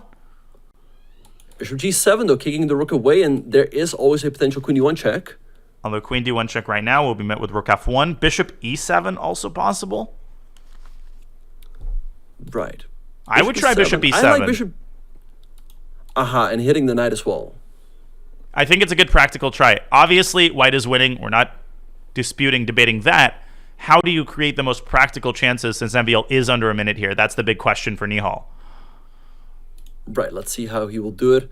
Bishop g7 also brings ideas of a potential rook takes e3 and bishop takes d4. It doesn't work for the moment, but that idea, it enters the position.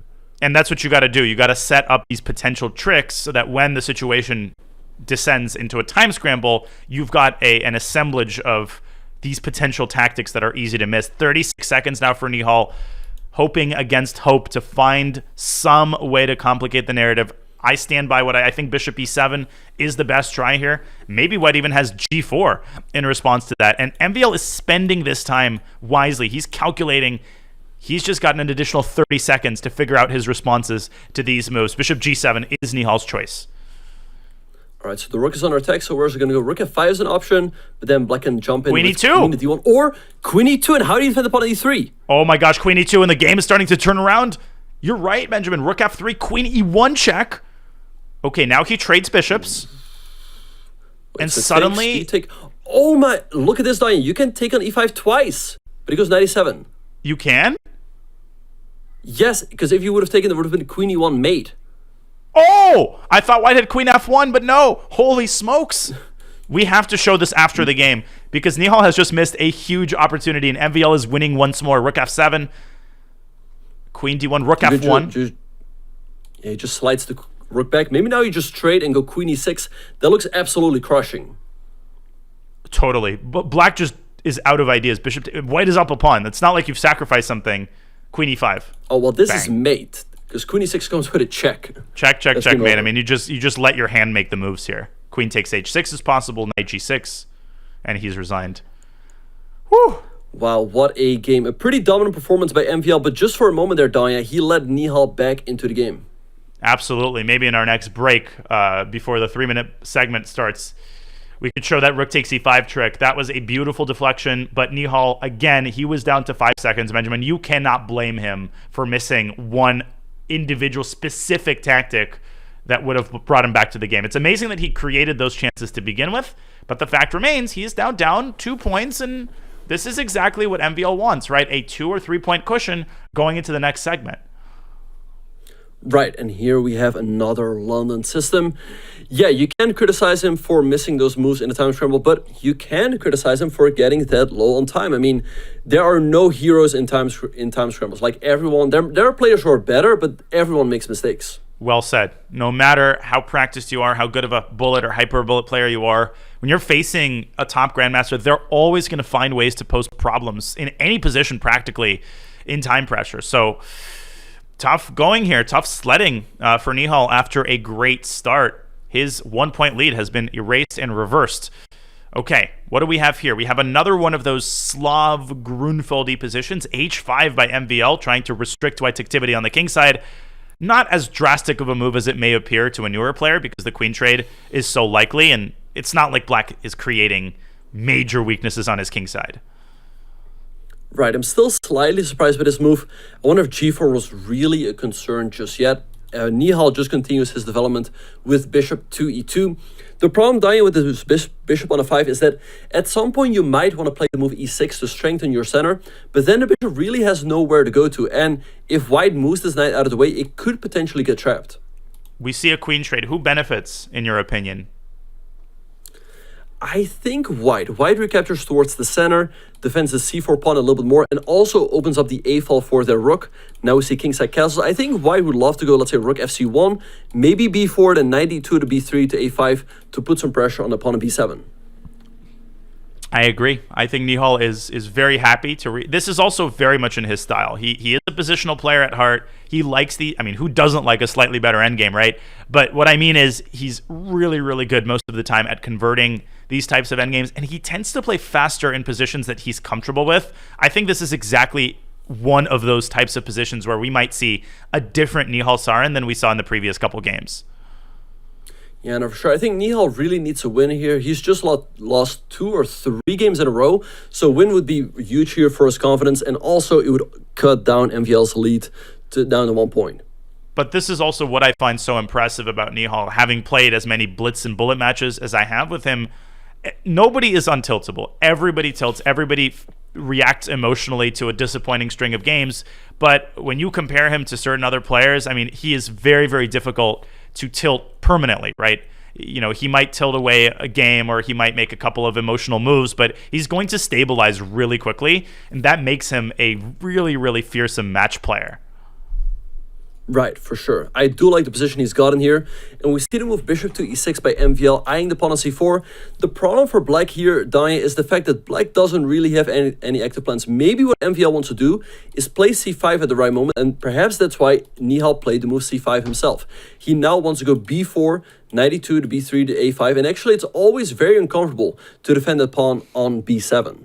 I remember as a newer player, when I reached this structure with black, I think I'm totally safe because white can never play b5. Now, that's not entirely true. There are situations when white breaks through with b5 and actually sacks a pawn, but those are rare. But this knight d2, knight b3, knight a5 maneuver completely changed my understanding of these types of positions. Now, from black's perspective, I think the only active plan, the only breakthrough is to prepare e5. So I would actually play f6, drop my bishop back to f7, and play the move e5. And at the very least, you are cutting the bishop's influence over the position, which will allow you to play a move like rook a to b8 if necessary to guard the b7 pawn. But look at what Nihal's doing, meeting fire with fire, pushing that bishop back to e6.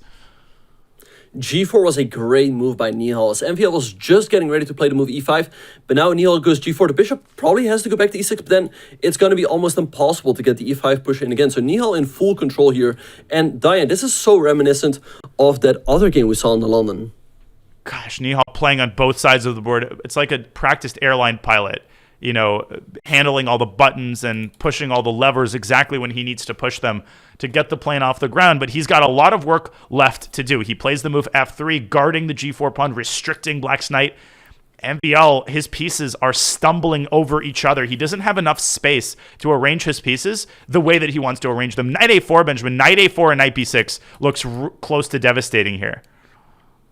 Looks great. Yeah, knight a4. I guess you have to go in rook a7, and after knight b6, move the rook to e8, as otherwise you run out of squares. But at some point, Diane, that b5 push will come into position.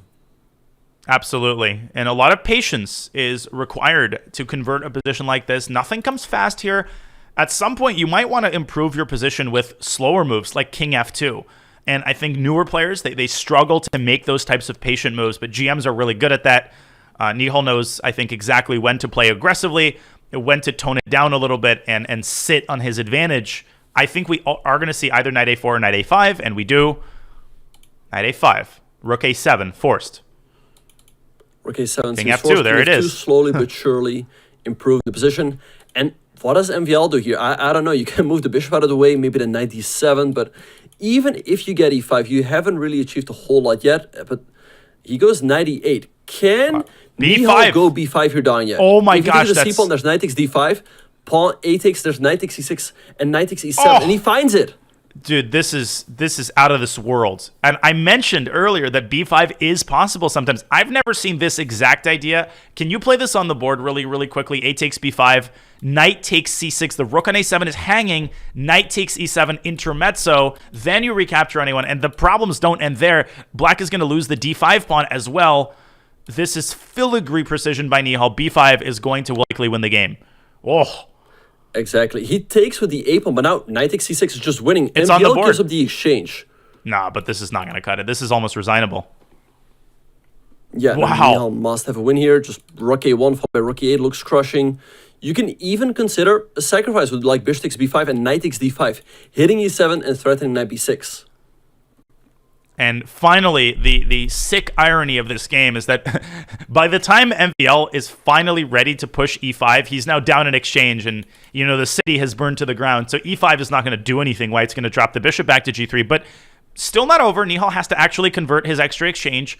I would also consider rook ca1, and you called it. Bishop takes b5 on the board, and the knight is heading to b6. We're going to see resigns in a couple moves here. Diane, this is another masterclass in the London. He goes knight b6, forking the rook and the bishop, and after rook d8, there's pawn c6, and black is completely lost. After the bishop moves, there's pawn c7, and so MVL just resigns. I'm not exaggerating when I say that if you told me that Nihal had played this game in classical chess, I would not be able to tell the difference. Such was the quality of his technical play in that endgame, culminating in b4, b5, and a huge win. Not only how he did it, but the fact that he scored that victory brings MVL's lead back to a point. But the fact remains, he still faces a deficit. Both of these players have had their incredible moments thus far in this match. Right, and here we see a Taurus variation. Nihal going for a very quick c5 to c4. I'm a little bit surprised that MVL switched it up with the move 1c4. The Carcon went pretty well for him in his last game, but maybe he wanted to avoid the Petrov again. Yeah. And maybe he just wants a different type of position, and he's got it. Nihal quickly pushes c4, driving that wedge into the queen side, and White counterbalancing that by positioning his pieces in an active manner in the center. Knight jumps into e5. You can take the knight and play h6, but that is very ill-advised just because the d5 pawn is going to be super, super tender in the resulting position. Yeah, you're really asking for trouble there. So I think Nihal should just continue his development, and so he does with the move bishop to b4. You can capture with a knight on d7. Maybe black can even recapture the queen and accept these double pawns in exchange for the bishop pair, but instead both sides just castle. Maybe move like bishop f3 here to put pressure on the pawn on d5. f4, very risky move because you're weakening the e4 square, and you often see black taking on c3 here automatically. Then you can't play knight e4 immediately, although sacking the queen is always nice, but not here. So you can move the queen away. Careful, though, because white is threatening f5, unexpectedly trapping the bishop. Right, so what about this knight? Maybe you trade on c3 and then play the move bishop to f5. Bishop f5 currently is not a move as it hangs the pawn on d5, but just trade first, and then you get pretty good control over the e4 square. Great idea. Takes and bishop f5, clamping down on that square, preventing f5. Nihal correctly pausing here. This is an important moment. And, you could start with bishop takes c3 and then, move first, think later kind of thing. But it's a big decision, right? Giving away the bishop pair, changing the pawn structure, by definition, is a committal decision that has to be supplemented with a lot of deep thought. And he plays it. Right, he's traded on c3, now bishop f5. I think you called it. Pretty logical, but he stops to think again, and there we have it. Great call, Benjamin, and bishop f5 on the board. And how is MVL now going to stoke the flames of his initiative in the center? Will he play the obvious move? I think bishop f3. There's some weird move, bishop g4, trying to remove the bishops from the board. What does he do? I think he has to be extremely careful. If black gets a couple moves here and goes queen to c7 followed by knight e4, all of a sudden black is doing great. This knight can always be kicked away with f6. c3 will be weak. And what is this dark square bishop ever going to do? It's going to be completely blocked by its own pawns. And I think it's important to point out, particularly for less experienced players, knight takes d7, queen takes d7, bishop takes f6. Very, very tempting. The thing is, it's not enough to weaken your opponent's pawn structure. You also have to have the material, the personnel, to actually take advantage of that pawn structure. And if you do all of that, you're going to be left with only one minor piece. The black king can always seek shelter on h8, and that's going to have a lot less effect than it seems. Queen a5, Nihal's response to bishop f3, hitting the c3 pawn, unpinning the knight, but potentially abandoning his king side. Will MVL make him pay? Right, let's see what MVL can do here. He can still, in case of knight takes d7, now Nihal can recapture the bishop, or with the knight that looks completely fine. I wonder why this move is given a question mark by the computer. Looks fine to me. Looks fine to me as well. Looks very logical, as a matter of fact. Rook c1 might be necessary here. You can't really afford to part ways with the c3 pawn. Black will then have a extra protected passer on c4. So as unpleasant as it is for a player like MVL to play rook c1, I think he might have to bite the bullet here and guard the c3 pawn with his teeth. Right, he can also defend the pawn with a move like queen e1. and potentially swing his queen over to the king side, although I don't quite see how to do so just yet. So let's see what he will do. Perhaps he has a move like g4, attacking the bishop. The bishop can go to e4, but then you take, and you would love to recapture with the knight, but then you leave your knight on d7 hanging. And there we go, Danya. Great move. I really like, I warmed up to this move the more I looked at it. Bishop d3, Nihal expected it, and a positional pawn sacrifice, trying to get this knight off the board. And after queen takes d3, he can put his rooks, Benjamin, on e8 and the other rook on c8. One rook attacks the weakness on c3. The other rook reinforces the e4 square. I think black has good practical compensation. Maybe MVL should take on f6 and try to quickly push through g5 and reduce black's control over the e4 square. Instead, he clings to his extra pawn. All right, rook f2 a pretty logical move. Now rook e8 by Nihal, putting pressure on the pawn on e3. And now, in case MVL goes for that idea, there's always the move knight e4. I don't love the move bishop h4. He's keeping his bishop on the board. Perhaps he wants to go bishop to e1, but the bishop will always be so extremely passive there. I think MVL might be banking on a well-timed c4 break, especially if the black knight lands on e4. That leads to a crazy tactical slugfest.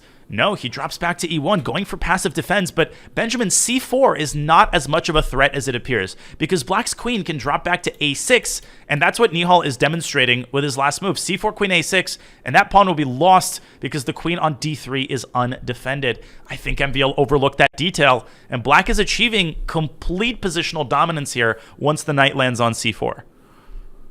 I love what he's doing here. The knight is going to land on c4 very, very soon. The pawn on e3 will always be so extremely weak, Danya. And I don't see an active plan here for white. He goes rook a b1.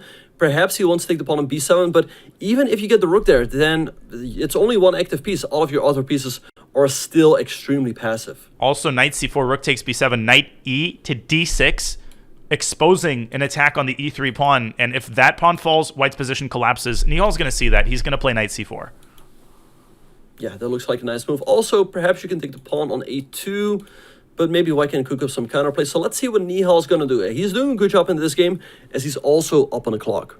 Knight c4 isn't forced. You can also play rook c4, but that carries a lot less oomph, I think, than a knight on c4, which is situated on this beautiful post, hitting the backward pawn on e3 and cooperating beautifully with its brother on e4. Nihal taking more time than I expected him to. I thought he'd play knight c4 quickly. Maybe rook takes b7 is giving him more pause than we expected. Yeah, so let's see. The pawn on a2 currently can be taken, but white's going to go rook a1 and gets the pawn back. And he goes for it, knight to c4, and MVL instantly gives up his light squared bishop. Ugh. Rook takes c4, bishop f2, probably going for passive defense. Now, MVL's position is solid. I mean, it's not easy to break this down, but I feel like with that monster knight on c4, now with a rook beautifully situated on the outpost, there should be some way to eventually crack through. Maybe Nihal should go b5 and a6 to shut down potential counterplay on the queen side. Yeah, he plays b6, same idea. Yeah, this position looks gross for MVL. He's up a pawn, but he has not a single active ID. The pawn on e3 is weak, the pawn on c3 is weak. This knight on c4 is an absolute beast. Danya, I think any player here would just crack with white. The only player I can think of to hold on here is Hikaru.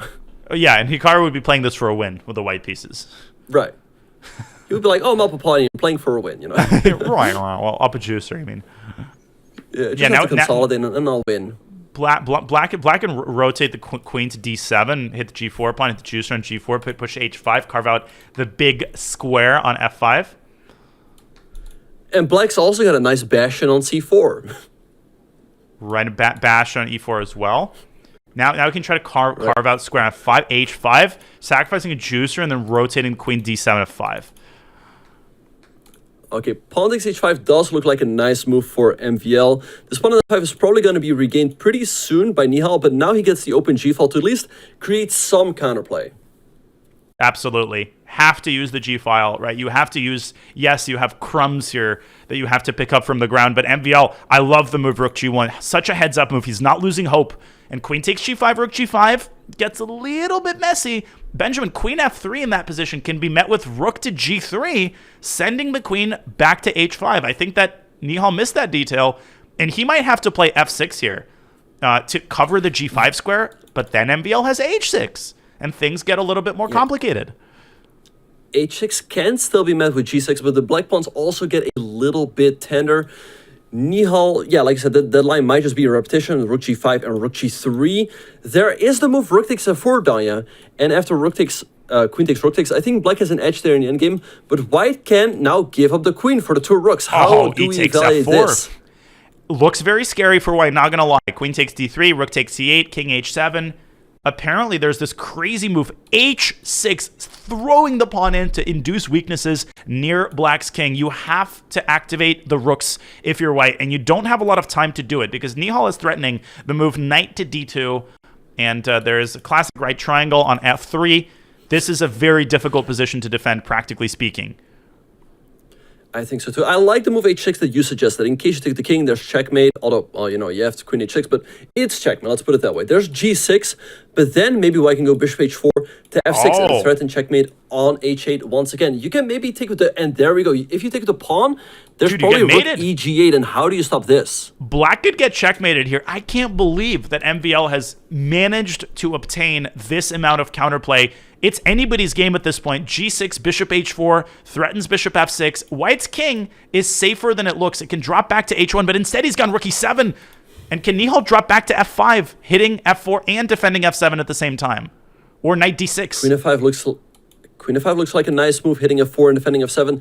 Knight d6 as well. And now white's pieces don't fully coordinate. MVL picks up the pawn on a7, but maybe now MVL just takes here, or he takes on c3. What is MVL here to do to create counterplay? He needs to get his bishop into the game. He goes rook g2. Rook d7. Great move. That is the move. You hang f7. Oh my gosh. And then rook f6. MVL might be winning. And takes and bishop h6. h4. Yeah, bishop h4. He's got it. Bishop g5. He's going to win. G5. F takes g5. Nihal loses. And he lets his time run out. Oh, how did he do that? Danya, we were joking that the only player to hold this and actually play for the win was Hikaru, but MVL managed to flip this one around and managed to score a win there. And the way that he did that is even more impressive. It's not like Nihal made one blunder, he mouse slipped or he hung his queen. No, it happened in stages. First, MVL got his rook to the G file. Then he managed to go for that 2 rooks for queen position, which was really hard to assess properly. Then he used his rooks to knock black's knight off of D6. And finally, he found bishop H4 on demand to set up an unstoppable mating net. Amazing again as MVL reaches a 3-point lead. This is a big game suddenly, Benjamin. This is the last game of the 5-minute portion. Nihal has to stop the bleeding. Yeah, no, for sure. I mean, a 3-point lead is not insurmountable, especially if they enter into the bullet portion. But again, especially for Nihal's confidence, he needs some wins here. I don't really love the position here he's gotten with white. It feels like black finally has a good game here against London because all of their pieces are pretty active in Tanya. In the last game, we were praying for MVL to get that e5 push in, and here he's got it right out of the gates. But it's one of those things, right? The cookie tastes best when you're forbidden to eat it. When there's the cookie jar on the table, it suddenly doesn't taste as good. But this position tastes pretty good for MVL as he sinks his teeth into e4, and he's threatening knight to c3, which will give him the bishop pair. Maybe queen e1 here should be considered by Nihal. He goes knight e1. So he does stop knight c3, and he's heading for d3 with his knight. He likes this maneuver. I've seen him do this in many of these London positions, knight e1, knight d3. Right, he wants to put pressure on the pawn on e5, and that's why I don't love that Bishop takes c7, cd. That's a pawn. You can't recapture the rook, there's bishop to c4. And he goes That for was it. a really bad move by MVL. I have no idea why he reduced the tension in the worst possible version. And it's the second time that he's missed that bishop capture on c7. Remember that game where Nihal won the pawn on d5? It happened in a very similar way, and it also featured the move bishop takes c7. But as in that last game, it doesn't end the game. It's not like Nihal wins a pawn and that's it. The position remains very, very complicated.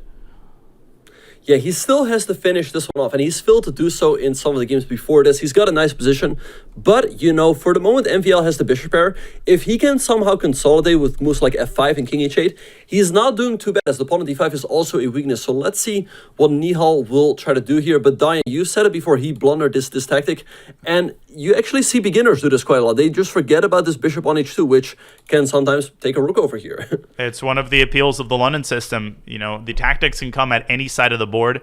Knight to b5, though, I didn't like.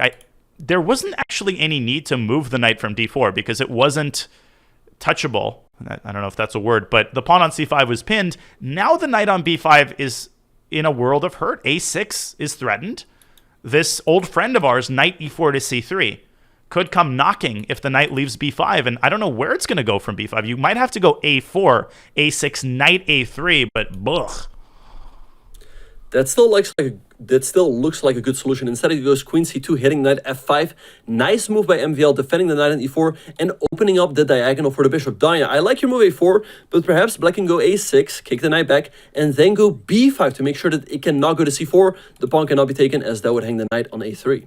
And I'm really impressed with how MVL responds to his blunders. This isn't talked about enough, but that is a great strength of a lot of top players. On the rare occasions when they do blunder something directly, they immediately recuperate. They immediately tell themselves, okay, now I have a different task in front of me. And MVL has done a great job of stabilizing himself and quickly finding the best practical way to respond. And that's given him directly a couple of points. Now a6 and b5 looks like an interesting way to fight against the knight on b5 from rejoining society via c4. Yeah. For the moment, the pawn on d5 is untouchable, as that will lead to a bishop to c4 and you lose the rook. So he goes king to h8, attacking the pawn. Let's see what Nihal is going to do here. The pawn on d5 is threatened. Bishop c4 is a move, but then there might also be knight d2 and the rook in f1 is trapped. Why was knight d2 not possible on the previous move, I wonder? Maybe it's because of something like d6, Nihal would have sacrificed the exchange. But now with black's king in complete safety, I agree. Knight d2 is a force to be reckoned with. I think after knight d2, there might have been b4. You attack the queen and block the diagonal for the moment. Black has to take with the queen, then there's knight d3 attacking the queen, and after the queen steps back, then you have time for rook d1, and black has lost valuable time. Great call. That was indeed the reason. Now, again, Nihal struggling on the clock, down to 2 minutes. The pawn on d5 hangs. The knight on b5 is awkward. The bishop pair is strong. Black controls a lot of key squares on the queen side, and the trend of the game, again, moving in MVL's favor. Nothing remains of Nihal's advantage garnered after he won the pawn on d5. He's misplayed this. Yeah, b5, great find here by MVL, completely restricting the knight on a3. Now he's ready to regain the pawn on d5, and I think black's just better. Black is the bishop pair, especially this bishop on g7, which is unopposed, is so strong on the long diagonal. All of the pieces falling into place here with black's pieces achieving superior coordination, space advantage, but at the same time, it doesn't feel like white is anywhere near lost. Maybe not even worse if Nihal handles this well. I think he needs to get rid of that knight on e4. That knight on e4 is like a bone in white's throat. You have to find an opportunity maybe to drop one of your knights over to d2, probably the f3 knight to keep the c3 square protected. Exactly. If you go knight b2, there will be knight c3, which is extremely unpleasant. So maybe you go knight f2, maybe here, or you trade on d5 first. Bishop d3 can also be considered, but Danya, look at the clock. Nihal dropping down to 1 minute and 16 seconds, and MVL still has 3.5 minutes on his clock. Yeah, MVL's time management throughout this entire hour and a half has been nothing short of superb. Right, so knight fd2 offering this trade of knights. I guess MVL has to trade this, otherwise white trades himself and gives black a weakness on e4, and there we go, knight x2 is on the board. Nihal recaptures with the rook, trying to soften up the c5 pawn. He needs to procure some targets that he can attack with his pieces.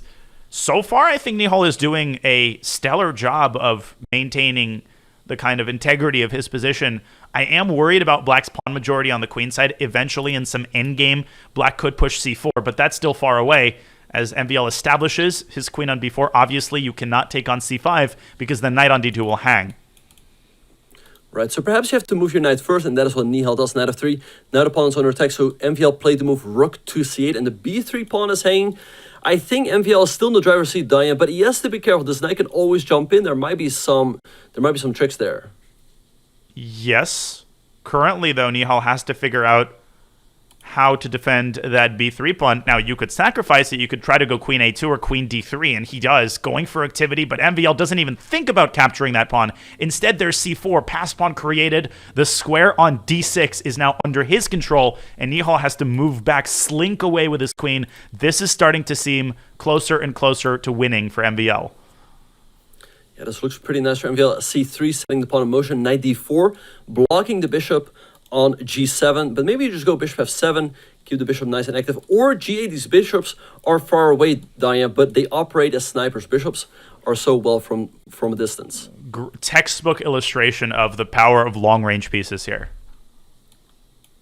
Maybe f4 here to weaken this pawn on e3 a little bit. You cannot take us that leaves the knight on d4 hanging.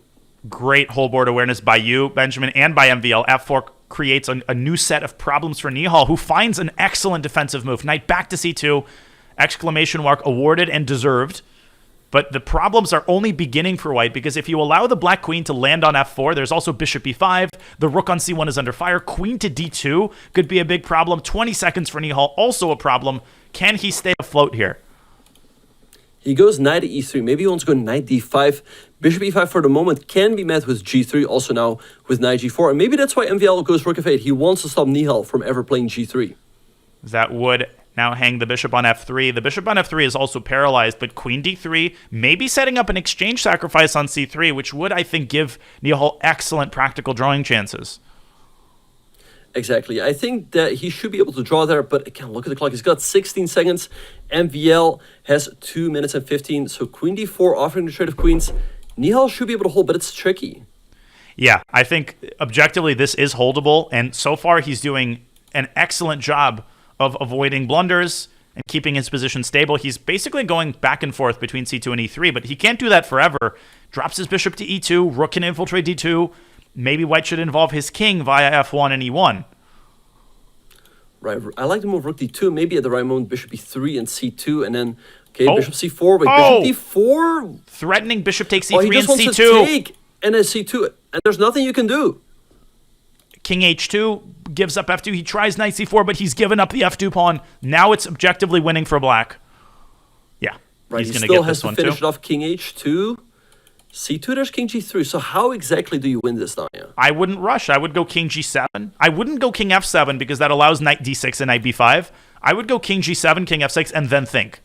Or maybe h5. Improve your position slowly, and with 3 seconds, I think Nihal's position will just collapse on its own. h5 is such a nasty move. The pawn can go to h4, and wait, but now knight b5. Wait, there goes the pawn. Oh, he's blundered the pawn! He's blundered the pawn. He's allowed knight b5. Nihal might be getting away with a draw here. What a throw by MVL. He needed to step away with his bishop on the previous move so that knight b5 wouldn't come with tempo. Now bishop e5, king g1, and the rook is hanging, and you can't move the rook and simultaneously defend the c3 pawn. Now it's a draw. Right, maybe MVL can play something like bishop e3, rook takes c3, and rook e2. There's still checkmating ideas against white king, and white only has 2 seconds. He's got to try to get the bishop to g3. Still trying, still dangerous. Knight d4, all bishop of the pieces are in dark short, but I think there's no tactics. I would go bishop g3 they would though. threaten bishop f2 and checkmate. And king f1, rook f2. Rook f3, Oh, he misses it. King h7? No, wait.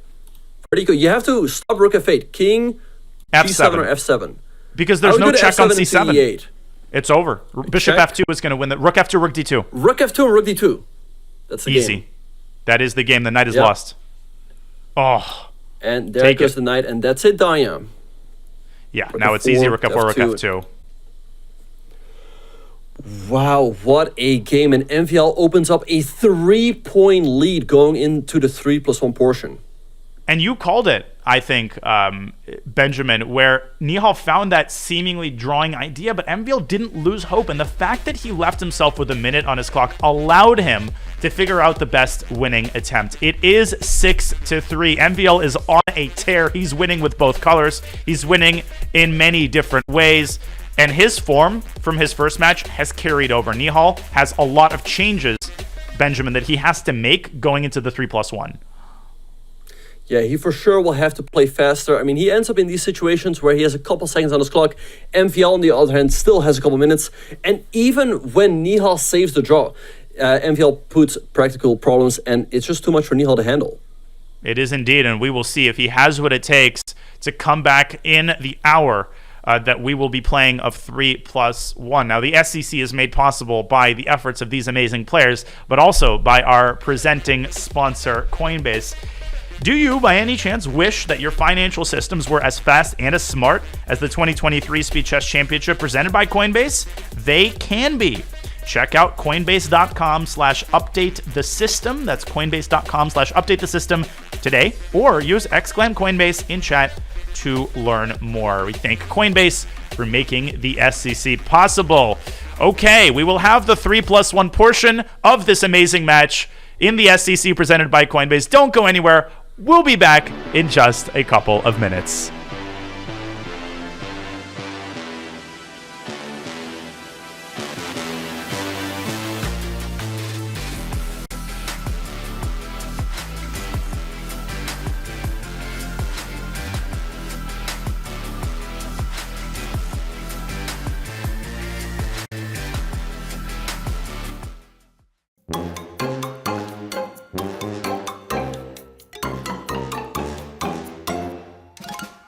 White to move. You gotta take AG1. daily for every daily puzzle.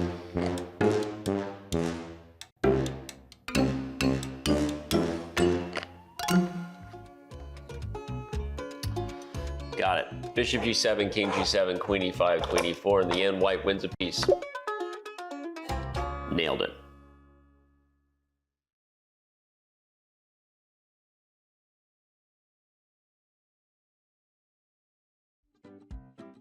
Everyone loves playing chess, and everyone loves Chess Club. But there's also a time and a place for playing all your favorite games. Hey, we're trying to have a lesson here. You need to get out of here. Recently, more kids have been playing chess than ever in school. But sadly, we've learned that they may not always be playing chess at the most appropriate time. Eh ben classe, aujourd'hui... While it might be sometimes okay to grab a game between classes, or if your teacher gives you permission and hasn't given you an assignment, it's not okay to be playing chess in school when you aren't supposed to. And chess should never come between you taking your studies seriously and cooperating with your fellow students and teachers. Chess over the board or on the phone is a great way to spend time with friends. But let's make sure that this school year we don't let too much chess happen in the classroom. Focus on your school, because chess.com will always be there when class is over. Chess is cool! Respect your school! All right, that was awesome, everybody. Great job. Look what I did. Danny, did you spell that? Yeah. Can we get some other letters, please? What's wrong with it?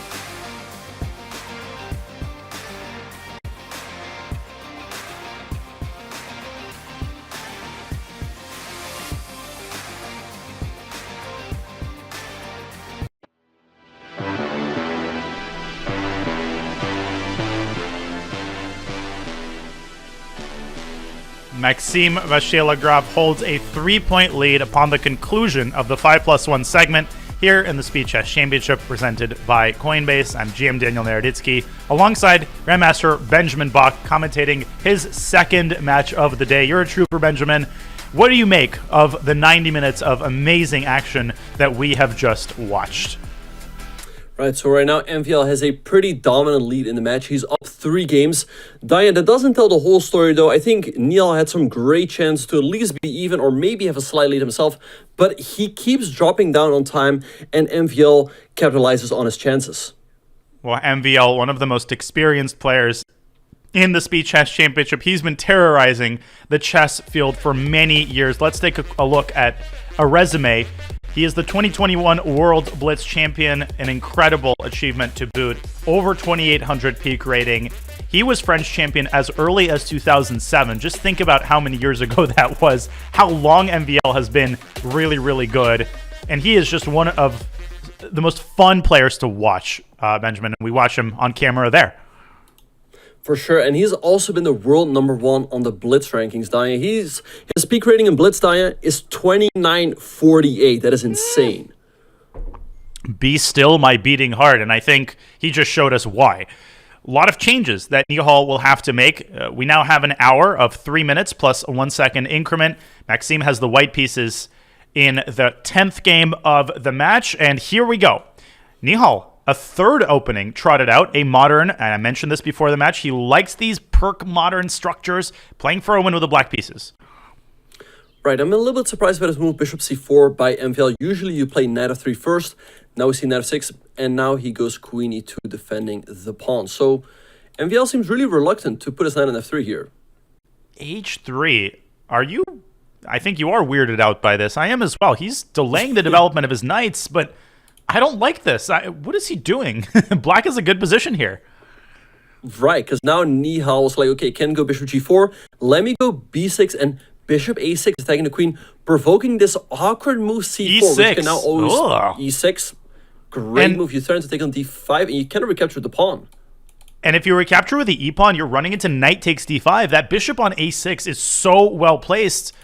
I think Nihal has to seize the opportunity to play e6, because if he delays even by one move, MVL gets a chance to castle, and then e6 can be met with d takes e6. And I think white emerges with a fine position. Great stuff by Nihal in the early going. Perhaps MVL has to go pawn takes e6 right now, but Nihal can recapture. Okay, we see knight c3. In case of takes, you have to take with the e-pawn, but then rook e8 looks awkward. I guess there's still bishop e3, but Diane, this looks like a weird opening from white. Although maybe e takes d5 was rushed, Nihal could actually have started with rook e8, setting up the threat of e takes d5. That would have compelled MVL to be the one to take on e6, and that in turn would have weakened some dark squares in the center. But that ship has sailed. We have a different pawn structure now, and bishop h6 is a classic idea. Yes, you give away your fianchettoed bishop, but you garner for yourself a big square on e5. You weaken white's pawn structure. Maybe white should prevent knight e5 with bishop a4. I like the move bishop a4. Right now, the bishop on b3 is kind of a pawn, and with bishop a4, you can trade it off for the knight on d7. It will make it much more difficult for black to ever take control over the square, but instead he goes rook a1, maybe now bishop a4. I think he should try to get rid of that bishop. King g7 there was a nice move by Nihal. Knight e5 immediately was not possible. You would have dropped the f6 and knight. Now knight e5 is, I would go so far as to call it a positional threat. If black establishes a presence on the e5 square, white will run out of active ideas on the king side. And from a purely strategical standpoint, black is better. So MVL has to keep the legs churning here. Maybe takes in rook e3, rook f3 to set up pressure down the f-file. And he does it. I think knight e5 was rushed, as now there's no good way to defend against rook f3. Then your knight will be under attack, and the f7 pawn will be hanging as well. So I don't know what Nihal has to do here. This looks like he's in big trouble. He missed rook e3, and rook e3 is devastating. Queen to d4 here runs into knight e2 or even e5. So that doesn't help either. Holy smokes, this turned around quickly. Rook e7, rook f3, knight takes e4, rook takes f7, check, and black could get checkmated there. Oh, takes f7, he goes and bishop e7, a4. he sacks the pawn. Yes, maybe now bishop a4. The knight is actually kind of trapped. Where'd he go? And if the knight gets traded off, there will always be rook to f8 checkmating Alireza Firouzja. Is there perhaps bishop takes c4? Although I guess white can always take. And after takes an f1, you can take an e7, throw in bishop e6, and then take an f1. I'd suggest that we put this on the analysis board, but I don't think we should because it's going to be put on the real board. Isn't that game over? Bishop d7. Rook f8 is made. Nihal's tilted. Rook f8 and rook g8. We're rook g8. What a move! h6 though. Queen e3. But Diane, this is winning. Queen e3, g5, rook takes, and rook f6. Oh, man. And Nihal just resigns. And Benjamin, this is the kind of position that you would want to get when you sacrifice a piece or a rook. White is actually a pawn up in that final position. That might be the most depressing thing of all. Even if white doesn't checkmate instantly, it's just winning in the long run. What a game to kick off the 3-minute segment, and more bad news for Nihal. He had a good position out of the opening. It was a misplayed perk by MVL, but missing that rook e3, rook f3 idea completely changed the game. Exactly. Yeah, now Nihal was doing absolutely fine, but 95 was a little bit rushed, and after rook e3, he all of a sudden had unsolvable problems, but he did go down very quickly, Danya. God, rook g8, though, was a sexy move. Just moving the rook away, setting up queen f8. And MVL's tactical vision, it's normally monstrously good, but in the SCC, he's spotting these tactics in the span of a millisecond. Right, and here we see them going for this Jobava London-ish setup again. Nihal going for c4, breaking down MVL center. You can go e4 here, followed by f5, but that's going to open up this dark square bishop on h2. Yeah, that's a big decision there. e4, very committal. And instead, MVL keeps the status quo in the center, but wait a second. Oh, he wants bishop takes h3 at the end, I think. I think he wants bishop takes h3. Oh. I think g6, though. Another intermezzo. And Nihal takes it. He takes the pawn. Maybe MVL just forgot that bishop e6 cuts the contact between the queen and the e5 pawn. This is a big chance for Nihal to seize the advantage out of the opening. And he takes the pawn. Yeah, MVL also take. Bishop h3. He is going to take here because white's king is somewhat exposed, but you can always put your bishop on g4 and block the g file. One crucial detail, Benjamin, after bishop takes h3, knight takes g6, queen g5 forks the knight and the pawn on g2, but the knight can drop back to f4, and that is such a powerful response to a fork when you move one of the pieces back and defend the other piece. Instead, MVL takes a different approach, d takes e4, opening up the d file and threatening knight d6 to e4. Okay, what now? Right, the problem is that after a move like queen c2, you don't have a good way to hang on to this one. I think the move knight ef3 is way too timid, just moving the knight back voluntarily. Now black can play the move b5 as c6 is no longer hanging, and material for the moment is even though white should have a small edge. I like that Nihal is playing a little bit faster in general in the 3-minute portion. That is encouraging. What do we make of this position? Who's playing for the advantage here? From a strategical perspective, it's probably white because white's got the 4-on-2 in the center and black's got the slightly damaged pawn structure on the queen side. On the other hand, black's minor pieces are nicely put together in the center. The knight on d5 is well established, but so is its vis-a-vis on d4 as well as the bishop that Nihal just put on the long diagonal. Yeah, I like the move bishop f3, putting some pressure on the knight on d5. Maybe now a4. You cannot go b4 as that hangs the pawn on c4, and white is threatening to take. He goes rook d1 first. Maybe this gives MVL the time to go knight b6 as the c6 pawn is defended. He goes knight b4 as he wants to hop into d3. And he also wants to enable the move c5, which would chase the knight out of the center. I think he should throw in the move c5, forcing Nihal's knight to drop back to e2. And after knight d3, black is on the move here. Yeah, c5 on the board, knight e2. I like the move knight d3. I guess you have to go queen. Where do you go? Queen c3 or queen c2? It all looks a little bit iffy. Queen c2 might run into bishop f5, setting up the threat of a discovered attack on the queen. That queen has no good home. Queen c3, you have to reckon with b4. So he plays queen c2, bishop f5 out of a cannon. The instant response. Great move there by MVL. Now knight takes f2 is a threat, hitting the queen on c2 and the rook on d1. e4 is not available as you just take. So maybe, I mean, knight g3, do you still take? And oh my god, look at this knight. Takes, king takes f2, queen e3, and knight g3. Can you put this on the board? For newer players, can we put this on the board? There's a sick line, and this is what Nihal is struggling with right now. Knight takes f5. Look at this geometry. Bang. and a mate on g3. Isn't this sick? Even without both of black's rooks, this would still be a checkmate. The only important pieces is the strongest tandem in the game, the queen and the knight. What they are capable of doing defies belief sometimes. Exactly. Yeah, the queen and knight combo is so strong. So let's see how Nihal will deal with this. Maybe he has to move his queen, but queen c3 looks awkward. Then there's b4, and your queen, he goes knight g3. Diane, maybe he still has bishop d5, otherwise he would just be dead lost here. And we're seeing knight takes f2, bishop d5, only move. He's found it. And after king f8, you have to go king f8 so that the queen can't move up to c3 with check. That is actually very easy to miss. But white can still play queen c3, you should and there's mate. a mate threat. Exactly. Wow. So what do you do there? So maybe knight f7. You cover the square. You can take the knight, but then you take a d1. And queen h8 is no longer checkmate, as there will be king takes f7.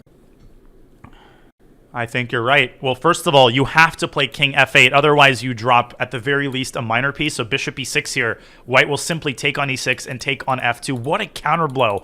Uncorked by Nihal. This is what he was spending his time on. Finding bishop d5 check, and now queen c3. A very important follow-up. We've got pandemonium on the board, but MVL stays on top. He finds knight f7. Great move. Now the knight on f2 can be taken, but then there will be rook takes d5. Nihal takes on f5 first. I suppose he has to take the knight, as it's still attacking his rook at d1. And after rook takes d5, it feels like black is just up a very clean pawn. He is. And b4, another amazing response, forcing the queen back, establishing a favorable pawn structure on the queen side. Finally, the smoke is cleared. Feels like black is somewhat better here, and the knight can head to e4 with great effect. And knight e4 is a nice move. The knight can potentially go to c3 as well. Wait, that was just a pawn on e4, but MVL did not take it. Yeah, that pawn on e3 was capturable. I think, Danya, he was already hovering over the move knight to e4, so that as soon as Nihal moved, he released it, but he probably could have just taken the pawn there. That might have been winning. He's still better, though. The f5 pawn is a weakness. Nihal would kill to get his knight to h4. Unfortunately, he's got no way to actually secure that square a second time. I think he's trying. He's trying to go queen e1 and knight h4, but that's slow. Knight c3, queen e1, and okay, MVL could also drop his king back to h8 and try to take the sting out of the move knight h4. He might have the response rook to d1 in response to knight h4 there. God, he's finding everything. Very nice move. Now knight h4, like you said, can be met with rook d1. Rook d1 is an idea in general. To trade out the rooks, the pawn on a2 is hanging. Both players down to 17 seconds apiece, more or less. This is Nihal's territory. These time scrambles, he's so good at them. He hangs his hat on them, but MVL has shown every ability to stay on the same, even on better terms than Nihal in these time pressure situations. Knight back to e4. There's a check on b2, blocked by black's queen. The endgame is lost for white. Too many weaknesses. Queen c3. Right, so queen c3, great move. Maybe you can even consider recapturing with a b pawn. It goes queen g3, also a nice move. Queen e2. Maybe there's knight c3 again. It goes king g8. Rook d1. Queen f2 oh, queen check. f2. Oh, what a tactic. That endgame should be winning with. He no, he missed trades first. But Nihal should keep the queens on the board. Goes queen e1, but the queen is not going anywhere. Maybe just start pushing queen f6, queen e1. He might be going for queen a4 now, and there it is. Nihal playing for a win. MVL's gonna flag. He flagged. What a game, Danya. MVL had a win, and after that, he throws away the draw. He froze. He froze after queen a4. He saw the threat of queen e8 check. He panicked, and that is a heartbreaker for Maxime, and that's a disturbing sign going into the bullet, right? He has to be better in these time scramble situations because you're going to get more of them, I think, as this match winds toward the bullet. Yeah, and losing on time is just unacceptable. You just gift a point to your opponent. MVL should have won that game, but instead he loses, and now it's down to 3. Still a comfortable lead for MVL, but Nihal is back in the match. Indeed he is, and we have a very quiet position. I think both players just taking some deep breaths. MVL has the white pieces here on, relatively symmetrical modern. I always feel like white is a tiny bit better here because his dark squared bishop is generally better than its counterpart on g7, which is, staring down the barrel of your own pawn on e5. But the advantage is, at best, very, very, very slight. Exactly. Black often goes here for moves like knight h5, followed by knight f4. Then white has to think like, hey, do I give my bishop or not? You get the bishop pair. you give the bishop pair to black, but in return, white does get this move e5. Instead, we see the move b5 by Nihal and bishop to e6, and MVL just keeps the bishops on the board for now with the move knight f3. h6 by Nihal, covering the g5 square. Obviously, knight takes... Well, not obviously, actually. Knight takes e5 has to be calculated, and knight takes e5, bishop takes b3, knight takes c6. I'm too lazy to calculate. I don't think it works. I think black moves the queen away and then has bishop b3 back to c4 with tempo, garnering 2 pieces for a rook. Right. At the end of it all, white will get a rook and 2 pawns for the minor pieces, but I think the minor pieces will be better in middle game, but it's certainly worth consideration, and that is why MVL has paused to think here. Queen c2. Repositioning the queen, supporting the bishop. Now, bishop takes b3, I think will be met with a takes b3, much like in that London system game, where white wants to open up the a file, and he doesn't really mind doubled pawns on the queen side. One of the drawbacks of black's move b5 is that it does create potential targets on the queen side. Nihal keeps the queen side closed, and MVL says, let's open that baby up. Yep, so we see Nihal, his bishop on g7 was passive, so he reroutes it to f8, bishop d3. I like how MVL is playing this. I feel like he's got a slight edge. Black has some weaknesses. The pawn on e5 is always hanging. The pawn on a5 is a little bit of a weakness. Maybe white can consider bishop e6 at the right moment, and then taking on b5. And perhaps that is why Nihal played rook d to b8. All hands on deck. Nihal controlling his pawns from behind with his towers, but MVL seizing the opportunity to claim control of the only open file on the board, the d file. Right, so we see rook b7 by Nihal. I wonder what exactly the idea is. Maybe just making sure that the rook is never hanging on this light square.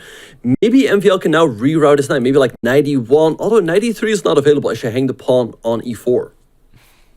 Yeah, very interesting maneuvering game here as both sides kind of gearing up for the subsequent battle. I think this is the stage of the game where we've got this cat and mouse battle, but the position's starting to open up a little bit as MVL trades on b5 and routing his knight to c5. So we're going to get our first piece imbalance of the game.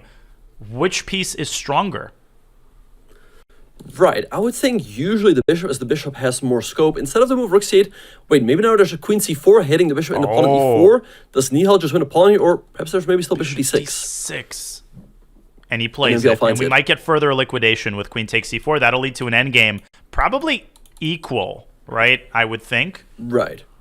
Yeah, the knight on e4 is pretty active. Black doesn't have any weaknesses. Now white is time to go f3. I don't know, the pawn on e5 is a bit of a weakness, so I think MVL might still have a slight edge here.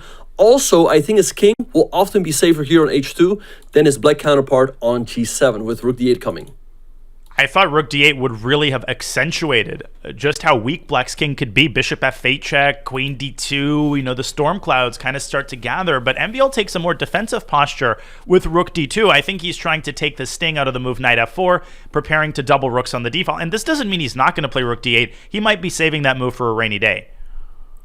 Yeah, I'm kind of surprised with the move rook d2 because usually you double up your rooks to eventually enter, but he could have entered there right away. Now rook d8 can be met with, oh, by the queen takes b4. Queen takes b4. Would hang the game. Yeah. You can enter, but you're going to exit pretty quickly. You're going to exit the game after rook d8. I would play king h2. Yeah, just get the king out of the firing line of black's queen and knight. Now we're going to see moves like h5. Again, I think we've entered the kind of cagey maneuvering stage where both players are trying to maximize their pieces and their pawns before the position opens up again. And it might never open up, right? We might just get some sort of a positional draw here, but I don't think so. Yeah, actually h5 would be met with g3 and the knight is trapped.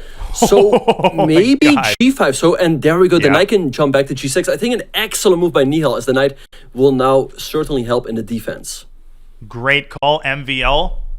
Tries to take the ladies off the board. That b5 pawn, right? That's an easy pawn to forget about, but it is backward and it can be targeted by a rook from b5. And I don't think Nihal liked that endgame. MVL, though, repositioning his queen to a beautiful central square where it lords over the entire position, supervising both sides of the board. Yeah, I like queen e3, rook e8. Okay, this is inviting rook to d6. There's still queen c4 for Nihal, but it's starting to look a little bit tricky. Maybe just rook d2, preemptively defending the pawn on b2, and there we go.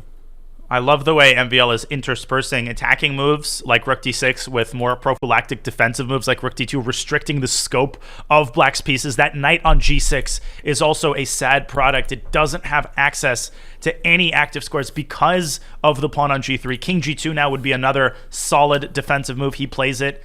Nihal staying afloat here, maybe trying to move his own king away and set up tactics like knight f4, but another queen trade offer by MVL. Yeah, and this way Nihal cannot avoid the queen trade, although he does so, but he hangs the pawn on b5. That's a pretty big price to pay, Danya. But now queen b5, he has straight queens anyway.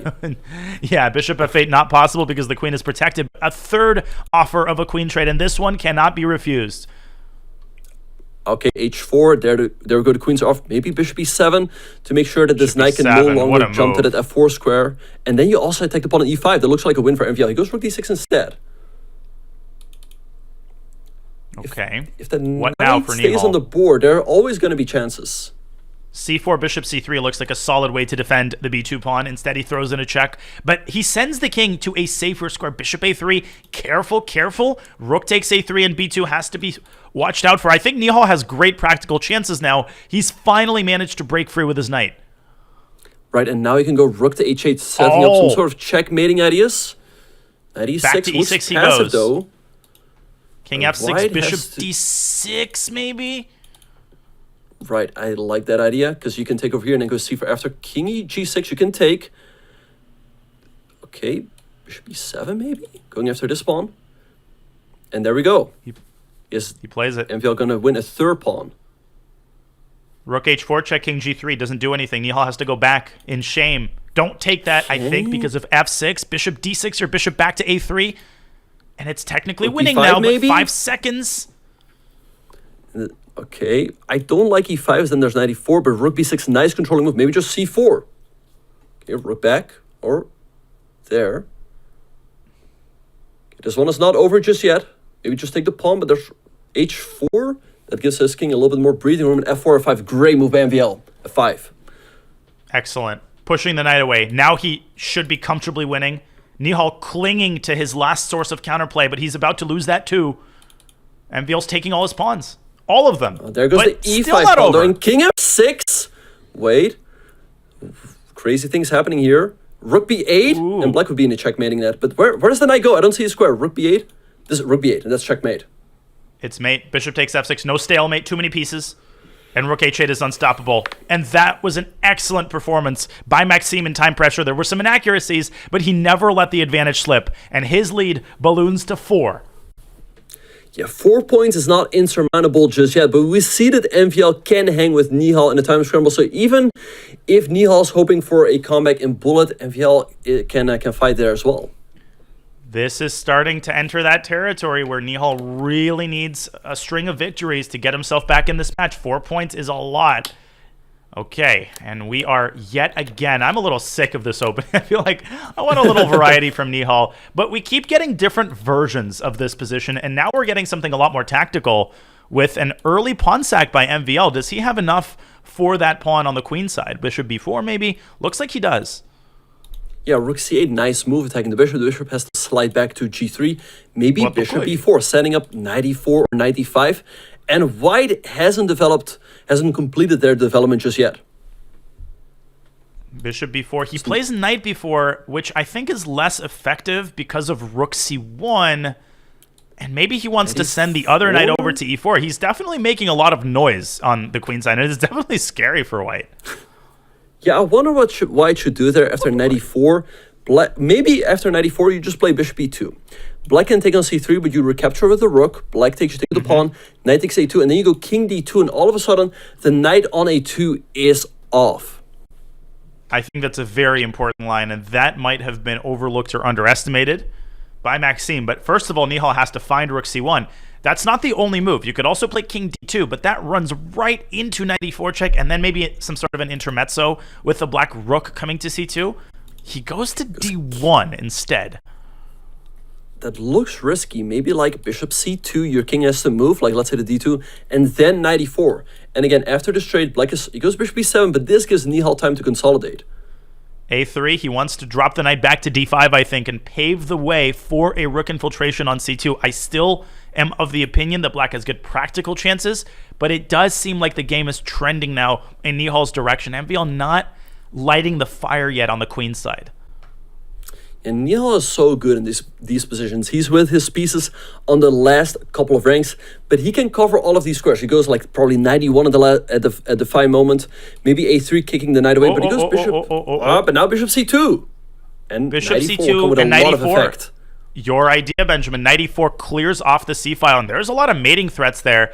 White's What position about again. this? You can even... And he goes for it. You cannot take the king as that's checkmate at 1, but 94 and knight takes c3. Black gets great compensation here. He's all over him on the queen side. He's going to win that pawn on a2, and then he's going to have connected passers, which are so dangerous because of how poorly White's pieces are coordinated. Knight a2 anyway slices off the connection between the rook and the pawn. He goes the other way. That was wrong. Because now there's king d2. You take the bishop, which has to move to like a4. You cannot move back to this diagonal.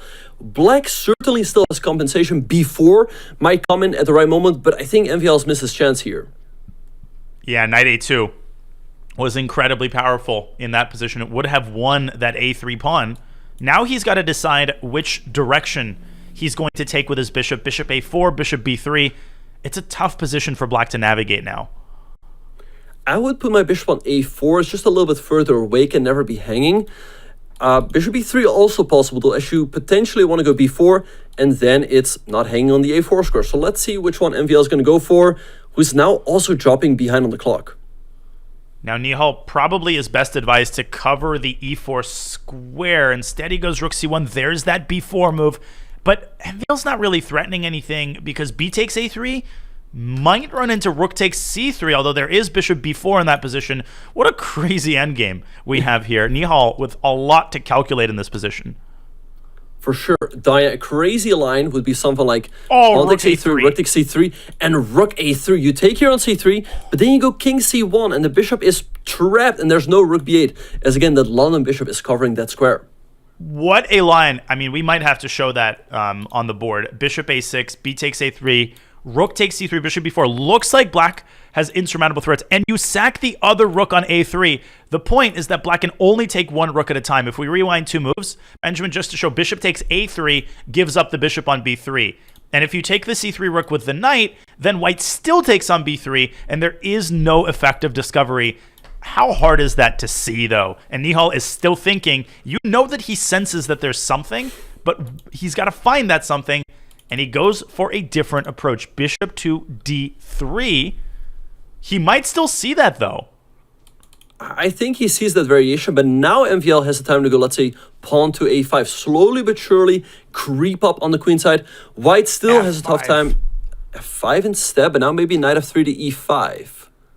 F5 is a sensible move, though, idea. stopping e4. Yeah, exactly. And maybe in some positions, f4, blasting and cracking open the center, could be a nice asset. Now the clock time becoming a deciding factor. 30 seconds for Nihal. Position remains super, super complicated.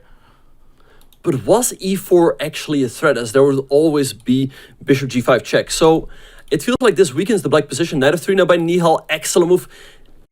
Wait, was there takes? Could he have just gone down that line? He could have, and I think he didn't see that. Yeah. Rook takes c3 and rook takes a3 was winning, but he missed rook takes a3. What's going on here? 94 check now. This a-pawn is going to be extremely dangerous. 94, trade the rooks, and with only one rook, white might not have enough resources to stop that a-pawn from promoting. He goes instead rook c7, keeping the tension. I still feel like from a practical perspective, it's much easier to blunder with white, but knight d3 is an excellent move, exposing an attack on the rook. Where is it going to go? Rook c6, bishop b5 is possible. Yeah, it feels like here MVL is losing valuable time. Rook a7, but rook takes c3. That's the game. Game and Nihal over. Finds it. And the bishop on b3 hangs. MVL loses a minor piece, c4. Drops back to c4, and it's over. Wow, what a game. Yeah, really chances for both sides. It felt like MVL had the better chances, but eventually he blundered in the time scramble. That was a really confusing game. I think everybody was confused. And in such games, from a human perspective, the goal is to blunder less than your opponent, right? Or the mistake, you're going to commit mistakes because it's impossible not to. The goal is not to commit any huge game-deciding blunders. And MVL was the first to flinch there. Big, big win for Nihal. And we've got one more game until the halftime break. Another crazy opening. There's knight on d5, knight on d4. Okay, not anymore. And a knight on g6, which usually only ends up there in Fischer Random, but it went from e7 to that square. b5, Nihal expanding on the queen side. Maybe you can go a5, threatening to trap the bishop with a4, and white has to play a move like c3 here, I guess. I strongly dislike the way MVL has handled this opening. Now Nihal has the bishop pair. I thought maybe d5 could have been considered by black. Now MVL can strike first with d4. Feels like black has solved all of his opening problems and then some.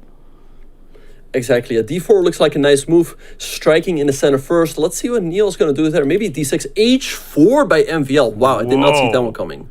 Now, do you follow the rule and meet a flank move with a central strike? That's exactly what Nihal does. d5 is an excellent counter strike, and we're going to get more tactics here right out of the opening.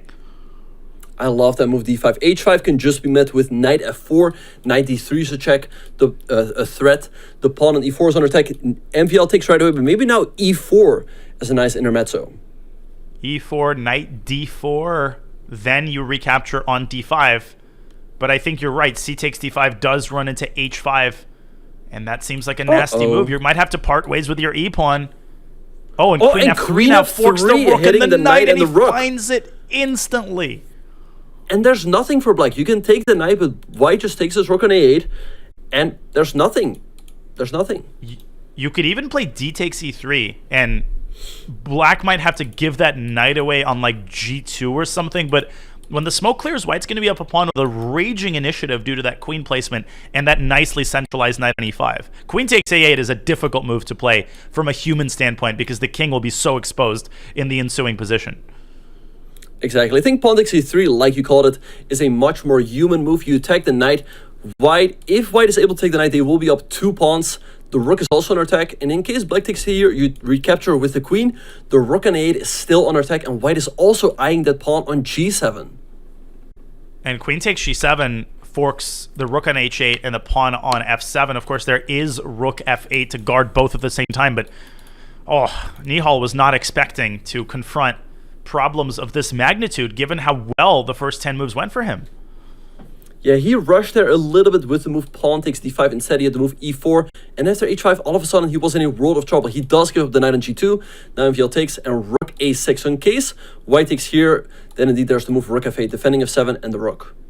Believe it or not, I think queen takes g7 is not the right way to play. I don't know what the right move is here, but spending a tempo going pawn hunting might backfire because as pretty as the knight on e5 looks, if the queen moves away from the long diagonal, you have to watch out for queen d8 up to d5.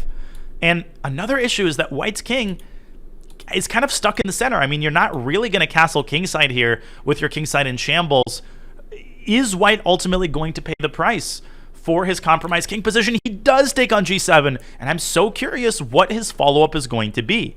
Queen d5, now a big threat. I don't know, Diane. It almost looks easier to play with black. The black king is sitting pretty safe on e8, but white's king on e1 is kind of stuck for the moment. Queenside castles is not available. Queen d5, as you said, is a pretty big move. Combined with bishop f6, forking the queen and the knight. So MVL has to be really careful here. Maybe a move like e4. Stopping that queen d5 idea, bishop f6 can still be met with queen to g3. And there we go, e4. Excellent move by MVL. Great call by you, Benjamin. e4, opening up the diagonal for the bishop on c1. Another positive byproduct of this move. He's a couple moves away from stabilizing, right? Bishop f4, rook d1. He is up 2 pawns, but he's down below a minute. Can Nihal continue to stir up complications and dwindle white's clock down all the way to 0? Big moment here for Nihal. He can lift his rook to the center, rook e6, bishop f6. He can do both. He does do both, but white's bishop can come out just in the nick of time, supporting the knight. Yeah, bishop f4 looks like a nice move, developing the bishop and defending the knight. He goes f4, but that does weaken the pawn on e4, and that's why Nihal goes after it right away with the move bishop to b7. Maybe just bishop e3, give up the pawn and activate your pieces. Another great call. Watch out for bishop h4. You have to keep the rook pegged to h2 to defend the h4 square. Now rook d1, possible follow-up, and it looks like black's king might get caught in the crossfire after all. Yeah, I love how MVL has navigated the complications here. Danya, another idea here is to go rook to d2, and after the queen moves, all of a sudden you can go queenside castles with the idea to go rook d7 or maybe rook d8 on a good day. Oh my gosh, if Black's bishop on f6 had been on e7 there would have been ideas of Boden's mate with queen takes c3 and bishop a3. But even that wouldn't work because the rook could block on b2. Now the clock situation equalizing. I don't see a move for Nihal. How does he keep the fire burning? I think MVL not only has extinguished the fire, but lit his own fire against Black's king. Bishop c5 forks, pins the rooks. Yeah, bishop c5 picks up the exchange. Rook d5, I guess you just take. You can also just, and there we go, rook d5. Can you just take here, or is there a trick for Nihal? I don't see it. I think Nihal just wants to take back and try to use his bishops to generate activity against White's king. He's also prevented White from castling queenside as MVL establishes a stronghold on g7. Nihal has to continue chiseling away at White's pawns with b4, something like that. Bishop f5 is his choice. Right now, you cannot move the rook as they'll hang bishop to h4. So maybe you have to move your king, and king of an excellent move. Rook d1 is a check, but I think you just take and go queen to e1 to block. Very well spotted. 10 seconds for MVL, but I feel like Black is running out of active ideas, and he is down an exchange and a pawn. Rook g2 is also a devastating threat. We're going down this line. Nihal has to keep the queens on the board, but knight d7, no. Rook it's d2, a threat, excellent though. move, bringing the rook into the game and stopping queen d5. Knight d7 check is a simplifying move that would make it so much easier for White to play. I think Nihal's running out of moves here. b4. b4, even something like queen e3, threatening queen c5. It's tough for Black to defend here. Filigree precision for MVL.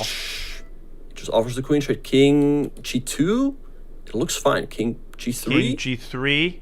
Queen h1 queen though. h1 though. And the c8 square is defended, and you take. And he might pull out a draw.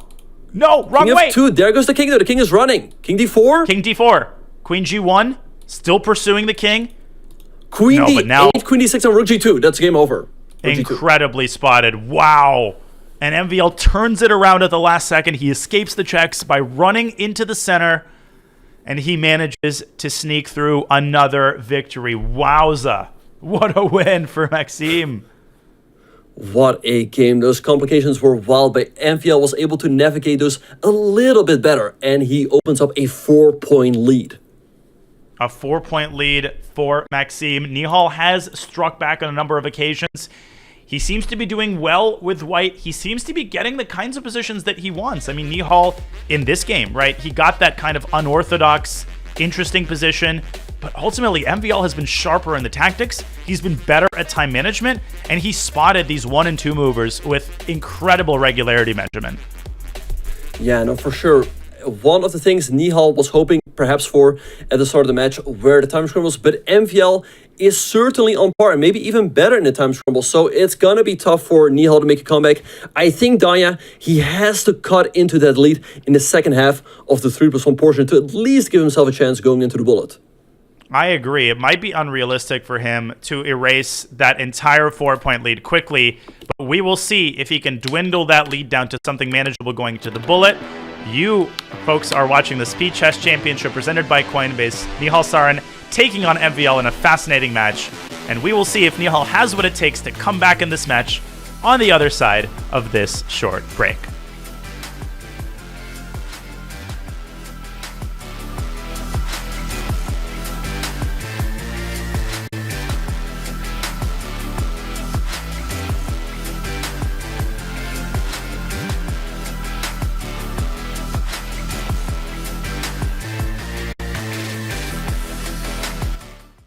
This right here is how I use Chessable and why. I've been using it for a long time. I mean, if you look up here, I actually have my streak. It says 1,231 days, right? You're gonna forget a lot of the things that are in the book. Chessable came around. When I got on Chessable, it's literally, I was already doing that. So this is now a game changer because I can do it faster. It's online, it's in front of me. All of my books are here.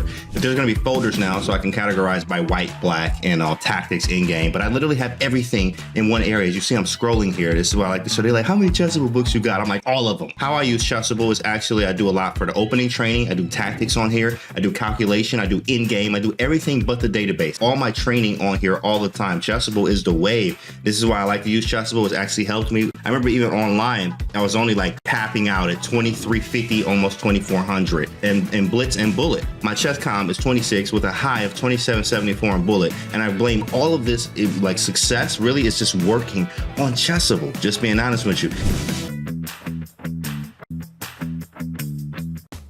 playing chess variants?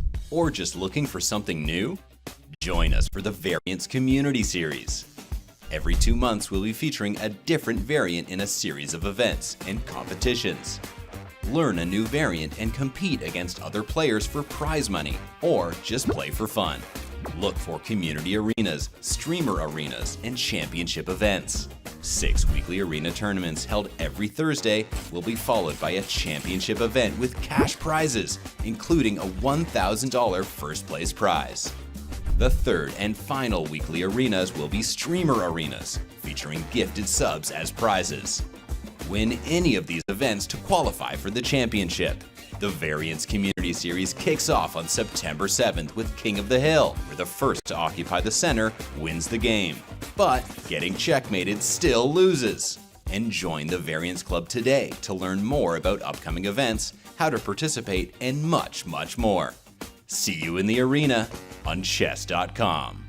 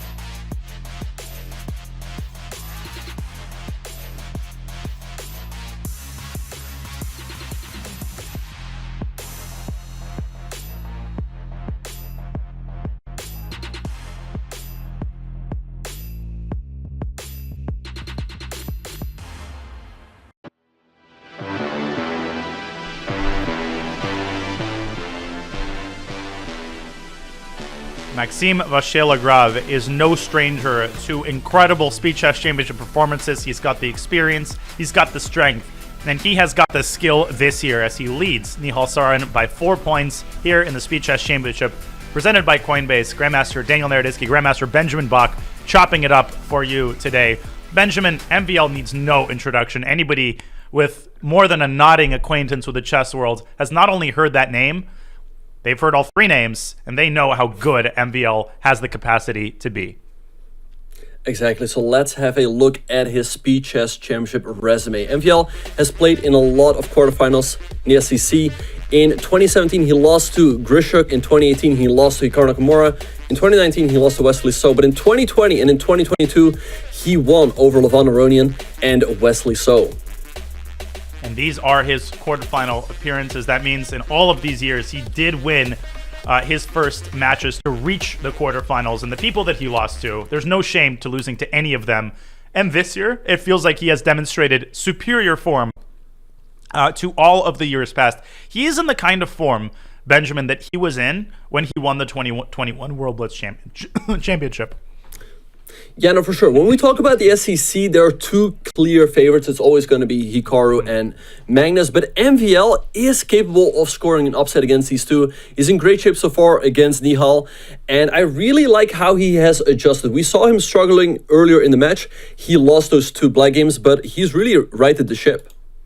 He has indeed, and he is one of the only players to have defeated Magnus Carlsen in a Speed Chess Championship match. Nihal has his work cut out for him and a London system as we resume the action. 25 more minutes, folks, of 3+1, and then we will have half an hour of bullet. And of course, that is Nihal's best time control, but the comeback has to start here. Exactly, and I think it would be great for Nihal to cut into MVL's lead a little bit. I'm a little bit surprised that MVL mixed the moves d5 and g6 again. Again, this bishop on g7 is often just biting on granite, as we're looking at the d4 pawn. Queen b6 attacking the pawn on b2, but Nihal just defends it with move queen to c1. As a Grunfeld player, MVL has to be thinking about preparing c5. I thought he could have maybe gotten away with playing that move instantly, and that ship has sailed. Nihal doesn't give him another opportunity. Play c5 himself. Queen is likely going to drop back. No, it goes forward to a5. We've had this structure a lot in various different types of positions. Exactly, and often Nihal has excelled in those games, so let's see how MVL will treat this one this time around. g4, we've seen also that move by Nihal. The bishop is forced to go back to e6, and it's making it more difficult for black to ever get that e5 push in. Maybe now MVL can trade. We saw how earlier on he got his pieces restricted, so I think it would be a good idea for him to get some trades in. For sure. And knight takes c5 is one of those trades. Then he can follow up with knight to e4 maybe and get more minor pieces off the board. The queen trade opens up the b file, and we've already seen several games where Nihal was able to effectively orchestrate big pressure on that b7 pawn. Right, so I like the fact that MVL trades a knight on d5. Like you said, I think it's quite risky to trade the queens on c3. I like knight d7 much better. I think Nihal will keep the bishop on the board here with a move like bishop to g3. Can MVL consider a sack there with like knight takes c5? You trade of the queens. Maybe you can take on b2 afterwards. I don't know. I'm a little bit skeptical about that one, but it's a possibility. It's interesting. Given that MVL holds a sizable lead, I feel like he'll probably mitigate his risk. But before we get to that point, Nihal has to decide whether he trades bishops, and he does. Bishops trade on g7, rook fc1. Now, MVL could drop his queen back, right? He doesn't have to keep his queen on a5 forever, and he does. Queen c7. He's got several different plans here. He can play f6, bishop f7, and e5. We've seen this plan in action before. He can also try to open up the queen side with b6.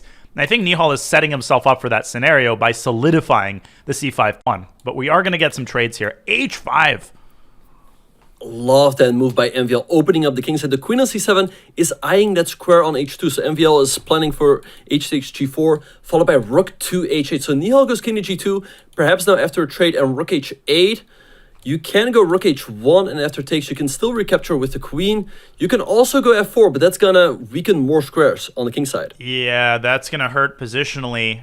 Great whole board awareness there by Maxime to open up the king side. Now he gets his knight into the action. Nihal trying to restrict it with f3.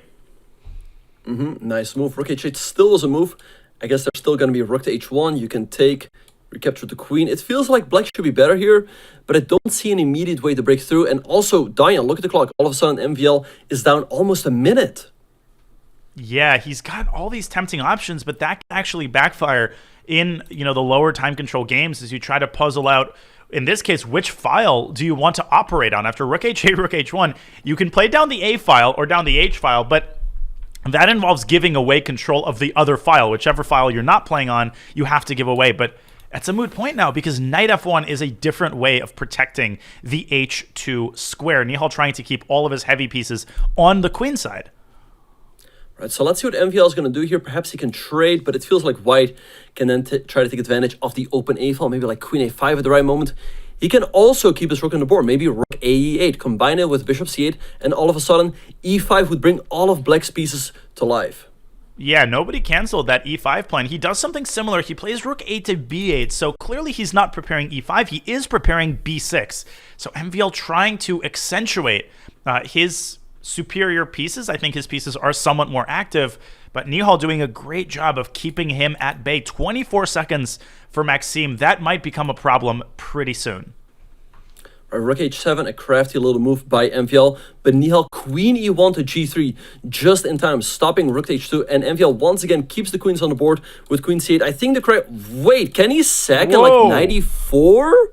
I was going to point this idea out earlier. I think he's trying to set up bishop takes g4 or even knight takes g4, and Nihal might have to situate his queen on e5 in order to pin that knight. And if black's king is forced to the 8th rank, Nihal can double on the a file. He does that here, and there's that sack, and here we go. Right, but what is the idea? So it takes knight e4, it takes on g4, but that doesn't create a single threat. Rook a8. Wait, isn't that just game over? Rook a8, rook takes h8, and either you lose the rook or you lose the knight. And MVL gets burned for his time management in this game. Yeah, rook takes h8, and you lose material. And there we see Nihal cuts down the lead to 3 points. Well, that was a slightly anticlimactic finale to that game. MVL delayed the sacrifice by one extra move, and that gave Nihal the chance to double rooks and deliver the victory with that devastating skewer on a8. Big win there. It felt like that game was also at some point going in MVL's favor, but superior time management by Nihal, and he needs more where that came from. Exactly. If Nihal keeps playing quickly, he will get his chance in this match. I think we've seen way too many games where Nihal dropped down on time, and even if he had better positions, MVL still found ways to turn his ones around. Here we see MVL going for a very aggressive h4, h5 push, but maybe Nihal just drops the knight back. And what have you achieved with this pawn push? Yeah, this also started out as a real Lopez, but now it resembles some sort of souped up four knights defense. And white would really kill to have a pawn on c3 right now. You would love to place a d3, d4 in order to cut off black's influence in the center. But as it stands, I like the way that Nihal has positioned his pieces. MVL still trying to play on the king side there with knight h4. He does give up the d4 square. Instead, Nihal goes to the side. Knight a5 is a very thematic move in these types of positions to eliminate the all-important light-squared bishop. Again, I'm not a fan of the way that MVL has responded to Nihal's knight g7 system. Yeah, we see MVL going bishop to b3, but now Nihal just trades and goes bishop to e6. And for black, it's going to be a lot easier now to break with the move d5. Bishop e3, black can trade. The question is, where is black going to castle? You can go kingside castle. I think the king should be sitting pretty safe over there. You can go queenside castles after you play the move a6, but white's got that half-open file, so that could perhaps be a little bit risky. Nihal maintains his bishop pair. I like the idea of playing queen d7, but not necessarily to prepare queenside castle, but rather to build that battery. And in some situations, you have bishop g4, but queen g3 by MVL. Rook g8 is a very committal move. That means that black has to either stay in the center or castle queenside. And I actually think we will see queenside castles because that is the lesser evil, Benjamin, especially if white opens up the center with f4 or d4. Knight a2. Where is he going? I love Knight that c1. move. The bishop has to go back to b6, but now you weaken the black pawn structure. c4 gaining more space. The knight's headed back to c3, and all of a sudden white's got a pretty nice grip. Here, queenside castle is really unappealing. Black, I thought, had to organize counterplay on the other side of the board with g7, g5. He had a chance to open the g file and garner serious play against white's king. Now it's MVL's turn to play on the king side. f4 is another excellent move. And with his previous move, c4, Benjamin, he clamped down on the d5 square. So later on, the knight from a2, it's going to make its presence felt, especially if it moves into d5. Right, Nihal solidifying his center here with f6, also making sure that f5 can be met with bishop f7. Queen e3 by MVL, he switches his attention to the queen side, hitting this pawn over here. Knight e4 by Nihal, threatening a fork on c2. So let's see what MVL is going to do. Maybe a rook f2 to stop that? He ignores it. He ignores it. I think that's a great sack. Practically knight c2, queen takes b6, and Nihal's rooks in that resulting position are terrible. He doesn't have any way of opening the position up. I'd be shocked if Nihal actually accepts that sacrifice. Right, but if you don't accept the... Okay, and there we go, queen takes b6. This looks great for MVL. Rook takes a1. Also, knight b5 is a serious problem in that position. And now he'll drop the queen back, I think, to e3 or f2. Yeah, queen e3, it's on the board. b5 now is a serious idea. Wait, maybe you can take, and after queen takes queen b6, that picks up the b4 pawn. That was a pawn, but he doesn't do it, keeps the position closed, and now the knight sinking its teeth into that beautiful outpost. If black plays bishop f7 and trades it, then it'll be the other knight's turn to jump into d5. Black can't keep all of the weak squares protected with a single minor piece.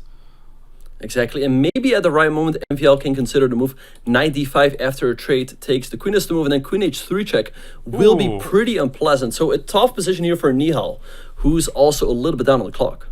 This looks terrifying for black, and the position is closed, so black will have to defend for many, many more moves. And he's also down now to a minute on the clock. I feel like MVL is close to taking this game as well. right? The king really doesn't have a safe place to hide. Like, where do you go? It doesn't really sit safe on the queen side. King c7 again could be met with a move like 95, or maybe rook c1, setting up all of those ideas. Nihal, 45 seconds on the clock. He has to be extremely careful here. There's just no moves.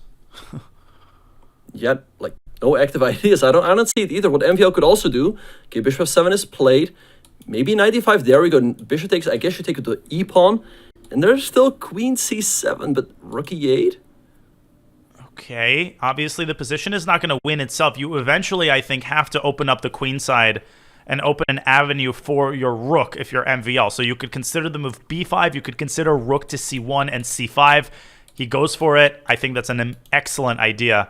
And I think Nihal's position is continuing to crumble here, especially if white can find a good opportunity to push c5. Queen a7 also looks sick. And not only the position is a problem here for Nihal, also the clock. He's down to 23 seconds. Maybe queen a7 here. Threatening not to slide in just yet, but maybe setting up b5. He goes c5, blasting open the position. And Nihal with 20 seconds to figure out this crazy complications. Queen takes d5, c6 is interesting, but then black can force the queen trade with queen to d4. And you have to be careful about that if you're white. I would play queen d4 here. He takes on d6, threatening queen d4. MVL needs a prophylactic move here to stop the queen trade, which would cause white's initiative to fizzle out. Move your king away. Instead, he goes queen f3, threatening the pawn. How do you defend it? Queen d5 mate. Queen d5 is made. Oh, wow. Man, look at that knight on g6. Actually checkmate. Wow, what a shocker. But actually, one move before the end, Nihal was actually doing fine had he found rook to e6. The idea is that if you take on b7, there's queen b6 forcing queen trade. But that was such a difficult move, especially after what seemed like a lifetime of defending that nasty position. And another win for MVL. It is back up to that pesky 4-point lead. Every time it seems like Nihal is gaining some momentum, MVL comes back with an excellent game. Yeah, 4 points is a lot. Like 3 points, like 2 points is still very doable because you win one game and then all of a sudden you only need one more. 3 is still tricky, but also still doable. But 4 is a lot, Diane.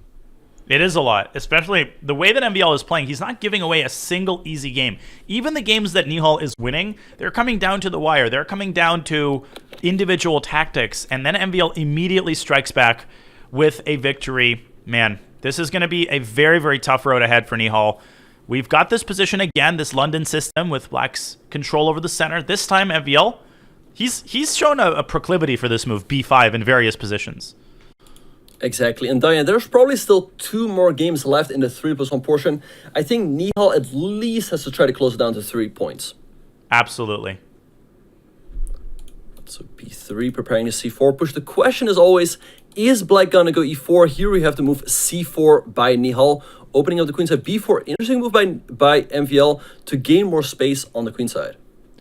And garner the c3 square, which could in the future serve as an outpost for his knight. And that's not as remote of a possibility as it appears. You know, if white plays c5, for instance, which I would not advise, black can play knight db5, and you're already threatening to jump into c3 with great effect. How does Nihal resolve the tension on the queen side? Does he keep the tension with a move like queen c2? Does he take one of black's pawns? What appeals to you here? I think he is gonna preserve the tension with a move like queen c2. However, black has a move like bishop f5, and you're gonna have to move the queen to b2, where it's sitting fine. Aha, he does take on e5, and he takes on d5, but maybe now knight takes d5, and knight c3, Diane, MVL goes for it. And knight c4 by Nihal. So knight c3 is a tempting move, but is the threat stronger than its execution? Do you want to keep that move in your pocket instead? No. And there we have it. Okay. Sack? Will he sack on c3? Takes... But what is the follow-up? I don't know. Okay, we see the set. Knight e5. He just positional sacrifice. I kind of like it. I mean, he's got 1 pawn for the moment. The pawn on c3 is terribly weak. The pawn on c6 is weak. And how does MVL stop Nihal from playing queen c2, queen takes c3? Then Nihal would get a second pawn, and all of a sudden there are ideas like bishop c4. Also very instructive. If black moves the knight away from d6, there's knight takes c6, forking the queen and the rook, and then taking the e7 queen with check. So MVL has to burn a tempo to defend that pawn. Queen c2, an excellent follow-up, targeting the c3 pawn. That was a really instructive exchange sacrifice, but Nihal has to follow it up with another accurate sequence. Opening up the bishop, MVL fights fire with fire. C5, great move by MVL. I guess Nihal should take the pawn. I don't see a tactic just yet. Maybe like knight f7, putting more pressure on the knight on e5. Nihal could respond here with bishop c4, pinning the knight on f7. And that will likely be met with bishop to d5, interposing the pin with black's own bishop. And the battle revolves around that knight on e5. Can Nihal keep that knight afloat? Right, so let's have a look. I think bishop c4 looks pretty logical to me. For the moment, black is threatening to take on f3, so bishop c4, hitting the knight. I guess bishop d5, as you mentioned, is forced here. e4. And what does Nihal do here? e4, e4, forcing the bishop trade on his own terms because the queen will recapture on c4, the knight on f7 will be pinned, and there will be the threat of a fork on c6. MVL could respond calmly, though, with something like rook a c8, and the game continues. Right, so let's see what he's going to do. This looks unpleasant for black after take stakes, as this pin is very difficult to get out of. Maybe you can take an e4, but that looks so risky, Danya. It's just not a move you consider. Bishop takes e4, my goodness. Be still my beating heart. Bishop takes f7, queen takes f7, and the undefended queen on c3 is what makes this possible. MVL sees it. The fact that he's pausing here tells me that he sees alternatives to bishop takes c4. He might also be thinking about taking on e5, and he's done it. He's found it, and that is the only way to preserve objective dynamic equality. It's weird to talk about equality here, but both sides with excellent chances here. Ice in his veins. He takes his pawn on e4. It looked impossible, but MVL has perfectly navigated the complications. Rook e1, bishop d5. Whoa. And there's no discovery with the knight, as it's actually pinned. What is going on here? It seems like someone vomited in the center. There's just like pins everywhere. Black's queen is pinned. White's queen is pinned. There's a discovery. I don't think you can move the knight from e5. Knight takes g6. I simply think black will play h takes g6. And that queen on c3 is what's really, really hurting white. There's a trade, queen c4, queen b7, another accurate move. MVL is on fire. Queen b7, great move, defending the rook and stepping out of the line of fire. Nihal can now take the knight on f7, but MVL just recaptures and is doing completely fine. All of a sudden, MVL's up half a minute on the clock, so maybe he can even extend his lead here a little bit.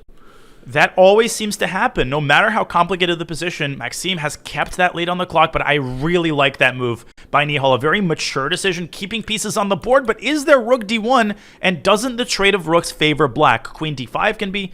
Queen b4. Oh, queen b4 forces the trade. You force the queen trade. And I think black's winning there. Queen b4 is devastating. He finds it. Oh my gosh. If MVL wins this game, Nihal is going to face a tough deficit. He's finding every move in the critical position. Rook a1, you still cannot avoid the queen trade, and you take the pawn on a2. Rook a1. Speaking of ice in his veins, will he find yet another accurate move? Yep. He does. Rook a3. Rook a3. Maybe you take it like knight d2, but it looks terrible. Man, the fact of the matter is that white can't move the queen away, and another accurate move. This is a masterpiece by Maxime. Tactically, positionally, technically. And white is borderline. No, white is just lost here. Yeah, white is lost. White cannot escape the queen trade, and the endgame looks completely losing. So what do you even do here? Like, trade a knight d2, but bishop c3 is coming in. And 2 seconds, what do you do in this game? What do you do in this match? He takes on b4. Which pawn does MVL take with the c pawn? Bishop c3. Knight ec4, though. Oh, he moves the wrong knight. Now you get the pass b pawn. Rook a3 and b3. This is over. Yeah. Rook a4. Knight, rook takes a4. Simply, he's up in exchange, and he's got the passer, which is going to decide the game. Bishop e4. Exactly. No, don't blunder the pawn. Oh, yeah. Don't do that. Go rook a5, maybe. Hit the knight. Okay. 18 seconds for MVL. Nice move. Still has to be careful. Bishop but d2, now, knight b3. bishop e5. Knight b3, bishop takes e3. b3, you finally set the pawn in motion. This should be the game. g3. Take the knight. Or, I like rook a2 as well. Over. And that's another game for MVL, who opens up a 5-point lead, Dayam. That wasn't the flashiest game of the match, but from a purely scientific, objective perspective, that might have been MVL's best game. That was a classical level game. The way that he navigated those tactical complications against someone of Nihal's caliber, this is what Nihal is supposed to do. MVL stole his thunder, and he is up by 5 with 5.5 to go in the 3-minute portion. This is likely to be the last game, given how long these games have taken. A win would go a long way toward filling Nihal with at least a little bit of confidence going into the bullet, but you can kind of read it in his body language. He is not happy with the way this match is going, and can you blame him? You cannot blame him at all. He needs at least... He should not lose this game. If you lose this game, he goes down 6 going into the bullet portion. Oh. Mathematically, he still has a chance there, but MVL would have to lose every single game. But like you said, Danya, that game was extremely impressive by MVL. Bishop takes c4 was a star move. God, MVL's form has been ridiculous. Now, we have an endgame here. They followed a topical theoretical line for a long time. That knight dropped back to d6. Now, who do you think is pressing here in this endgame, or is it dead equal? I think it should be around even, but if anything, white has a tiny, tiny edge. The pawns on c7 and a7 are a little bit weak. Also, for the moment, black's bishop pair isn't too scary. So I think a move like bishop f4 looks quite nice to neutralize the bishop. 93, I think here black's doing absolutely fine after like bishop b4. I think MVL kind of consciously choosing a lower risk line, because I don't think white is risking here. His position is too healthy. The game will likely end in a draw, and that's more than fine for Maxime. Solidifying that 5-point lead, he could not ask for more, but he is still trying. Knight h4 and knight f5. I feel like black's position practically a little bit unpleasant here. Yeah, no, for sure. The pawn on a5 is still a little bit weak. You can go a4, though, to trade it off and give white an isolated pawn on b3. So I do trust Nihal to hold the draw here. But I think, like you said, it makes it auto, bishop f8, the bishop stay on the board. Black has potential to be better here. Absolutely. If you can get a4 and isolate that pawn on b3, Maxime playing a4 himself. But speaking of the weakness on b3, that is a very committal move. That is a sign that Maxime doesn't like what's happening on the queen side. Right, and does Nihal have a move like knight c4 here? If you take with the knight, you leave the knight on f5 hanging. All of a sudden, the pawn on b3 is very difficult to defend. You might have taken the pawn, but then black takes the bishop on b2, and this could be a crucial game for Nihal to get back in the match and give himself some confidence going into the bullet. I think c5 is the next best thing here, though. He advances the pawn, potentially will move it up to c4. And the fact that the rook on b7 is x-raying the bishop on b2, that's a big deal, because white would love to play a move like rook a to c1, but here that would drop a pawn due to the prosaic tactic knight takes a4. So MVL is a little bit hamstrung by the positional and tactical weaknesses in his position. Maybe bishop c3 should be considered here, just moving the bishop out of the line of fire of the rook on b7. Instead, he takes a more concrete approach with knight to d6, circling back maybe to c4 with his knight. Right, but if you go knight c4, you always have to be careful of this move bishop to c2, hitting the rook and the pawn on b3. So I really think he should have just traded out the bishop on g6. He doesn't have an edge there, but just steer the game towards a draw, go into the bullet with a 5-point lead. But now this game still could go Nihal's way. Most certainly. And now bishop takes d6 or rook d7. Both of those moves should be considered. Bishop takes d6, rook takes d6. You'd love to play knight c8. With the minor problem that blunder's made in one. But it's clear that black's best chance is to directly assault that pawn on b3. Yeah, rook d7, good move. I think if you're Nihal, you definitely have to go for this. Keep winning chances. Knight b5 by MVL. Maybe you can trade, although white just recaptures c2 is still guarded. I think for the moment, MVL is still fine. But Nihal has to try to go for a win here, as that would go a long way for his chances in the bullet. And again, I'm a broken record, but the time management for Maxime has been exquisite in the 3-minute portion. Again, he's up 40 seconds. No matter what the position actually is, even if he's under pressure on the board, he's always putting pressure on the clock, and that has been so effective. It's been one of the many components that has given him this 5-point lead. But look at Nihal, c4. Excellent tactical vision. Knight takes c4. He wants to trade knights and stick his bishop on c2. And you called it, Benjamin. Bishop c2 is going to make an appearance. Yeah, c4, great move by Nihal. If you take the pawn, you hang the pawn on a4. So probably you have to take with the knight, but then black takes and goes bishop to c2, hitting the rook and the pawn on a4. There is still rook to a1, but then black has rook c8. And how do you defend the pawn on c4? Bishop d4. Wait, Nihal just sacks it down and goes b2, but knight c3?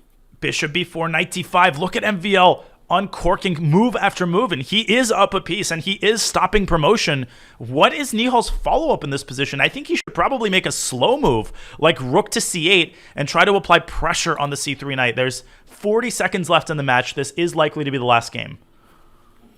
Rook c8, is there bishop takes a5? Diane, look at this line. Rook c8, mate. Bishop takes a5, takes knight e7, king f8, you take, and black has bishop takes c3, but there's knight takes 8 and rook d8, checkmate. And he found it. That's why Nihal played h6. It's not necessarily to prevent rook d8 mate It's so that his king can escape to h7 if the knight delivers a check on e7. This is high degree of complication here as MVL falls below a minute. Now, what does white do? The ball in his court. He needs to eliminate the pawn on b2. That is much easier said than done. I think white's playing off the back foot here. Yeah, perhaps you can go rook d2, but there will be queen b1. Takes. You take on... Although white gets 3 minor pieces there. That's a lot for the rook. It is. h3 maybe? Oh, what? Just throw the ball back at black? But then maybe rook c8 and that line all of a sudden works for black. I don't like this for MVL. Practically, this is so difficult, but rook d2, excellent move. Bishop a3, guarding the pawn. And then what? Bishop a3, I think, is the best practical chance. Maybe h3 then. And what is black's threat? Yes, you can go b1. Okay, rook e8. I guess you just go h3. Bishop e3 fine as well. And there's no tactic. There's still no tactic for black, yeah? Now, black has a draw, of course. Black can take c3 and promote, and I think with 4 seconds on the clock, he doesn't see an alternative. He has to make the draw here. 1 second. 0. Move! Oh, my God. Oh, he froze. And his internet went down. What a throw. Oh, he disconnected. What an unfortunate moment for Nihal, who goes down 6 points going into the bullet. The worst moment for disconnection. It was precisely when he dropped below 10 seconds that his camera froze. His internet goes down, and that is exactly the one thing that he did not need as he falls below 6 points. That is a huge lead for Maxime Vachier-Lagrave, who wins both of the first segments with the same score, 6 points to 3 for a total of 12-6, Benjamin. Mathematically, it's already looking extremely difficult for Nihal. He's down 6 points going into the bullet. There are 30 minutes left, dying, and those bullet games can easily take 5 minutes, so he's gonna have to win pretty much every game now. But what you said is important. Mathematically possible. It's a 6-point lead. We've seen the comebacks of that scale in the SCC before. This isn't a 10-point lead. This is not unprecedented. And MVL, first of all, we hope that he fixes his internet ASAP. And I think he's not giving up hope. He's going to keep trying. And before we go on our break and set the players up for our final segment, we wanted to take a moment to thank AG1, a new partner of the Speed Chess Championship. AG1 is your daily support of key health functions, from mental performance to energy and the immune system. It's the one product that does the work of many. To find out more, visit drinkag1.com/chess or use !AG1 in the chat.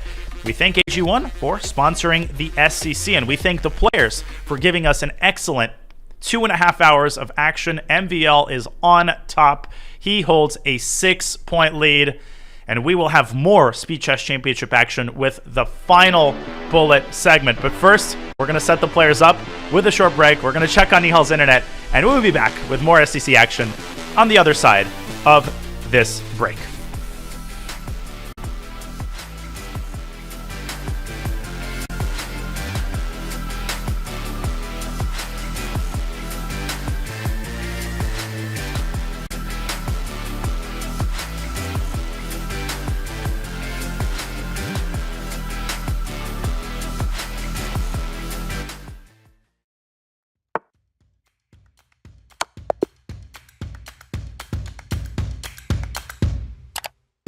Just played an exciting game and want to see if you got a brilliancy? Or maybe where you could have improved? Chess.com's game review is just a click away. Game review is a fast, fun, and instructive guided review of your games. See your accuracy and your opponent's accuracy. Check out the eval graph for an instant overview and scroll down to see how many great moves, best moves, blunders, and yes, brilliancies you have played. Learn from Chess.com's coach who gives move explanations, opening statistics, and shows you the best lines of play. With retry mistakes, you can get another shot at finding missed opportunities. Try Game Review today on web, iOS, or Android. September bots are here, and it's time for a monumental clash. This barbarian might not crush you on the board, but he certainly can crush you with the board. Speaking of crushing, this giant is a living siege tower. Usually found in groups, goblins are fond of sharp, pointy objects and other people's pieces. The battle-hardened Valkyrie might give you a game once she's done arm wrestling a golem. This hog rider and his noble steed might give you a headache or two. Skeletons adore her, foes fear her. You'll need to bring your A game if you want to beat this witch. Yes, that probably is a rabbit up his sleeve, or a huge fireball with your name on it. We hear wizards are pretty good at chess. Not just a killing machine, Pekka loves tiny butterflies.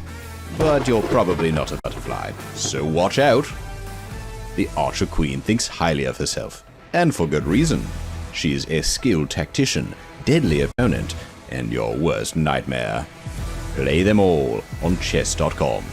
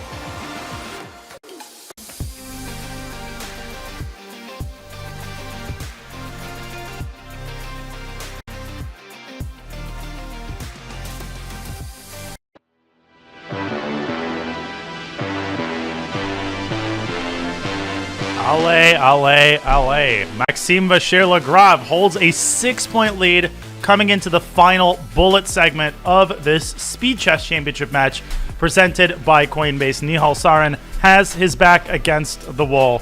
Grandmaster Benjamin Bach, he needs a miracle. Let's not mince our words. He needs to run the table in these next 30 minutes. Yeah, no, he needs a big comeback here, Dai. He needs to win games, he needs to win a lot of them, and he needs to win them fast. Bullet games, even in the 1+1 portion, can take up to 5 minutes sometimes. So he needs to cut into that win as quickly as possible, Dai. MVL is having a strong run, but this is not the first time he's having a strong run. Well, his 2020 run is his best of the SCC thus far. He defeated none other than Nihal Sarin in round 1 with a convincing performance, 5-point victory. Then he beat Levon Aronian by 2 points.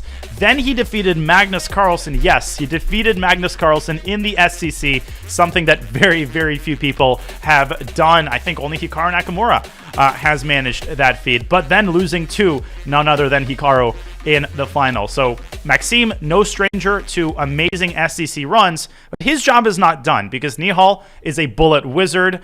I would go so far as to say that Nihal often does the heavy lifting in his SCC victories in the bullet segment, so we need more speed, more opening acumen, more tactical foresight by MVL. He needs more of the same, and he needs to keep his legs churning. Okay, we are underway. 30 minutes of bullet. Can Nihal pull out the miracle comeback? Let's get to the games. I like the opening here for Nihal. He's up. He's a little bit better, given the fact that he's got the bishop pair and black's pawn structure is slightly weakened. That being said, MVL has pretty good piece play here. But yeah, Daya, he needs a lot of wins. And I'm curious, MVL normally is not the type of guy to run the clock down, but do you think we'll see him do that here? I think we might. I think it's going to depend on how the first few games are going. The first game is going in MVL's favor again. Nihal played too quickly. He has over a minute on his clock and already a terrible position. Already 92, a terrible 92 position. 92 resigns. That's already a game. Yeah, 92 with knight f3 and...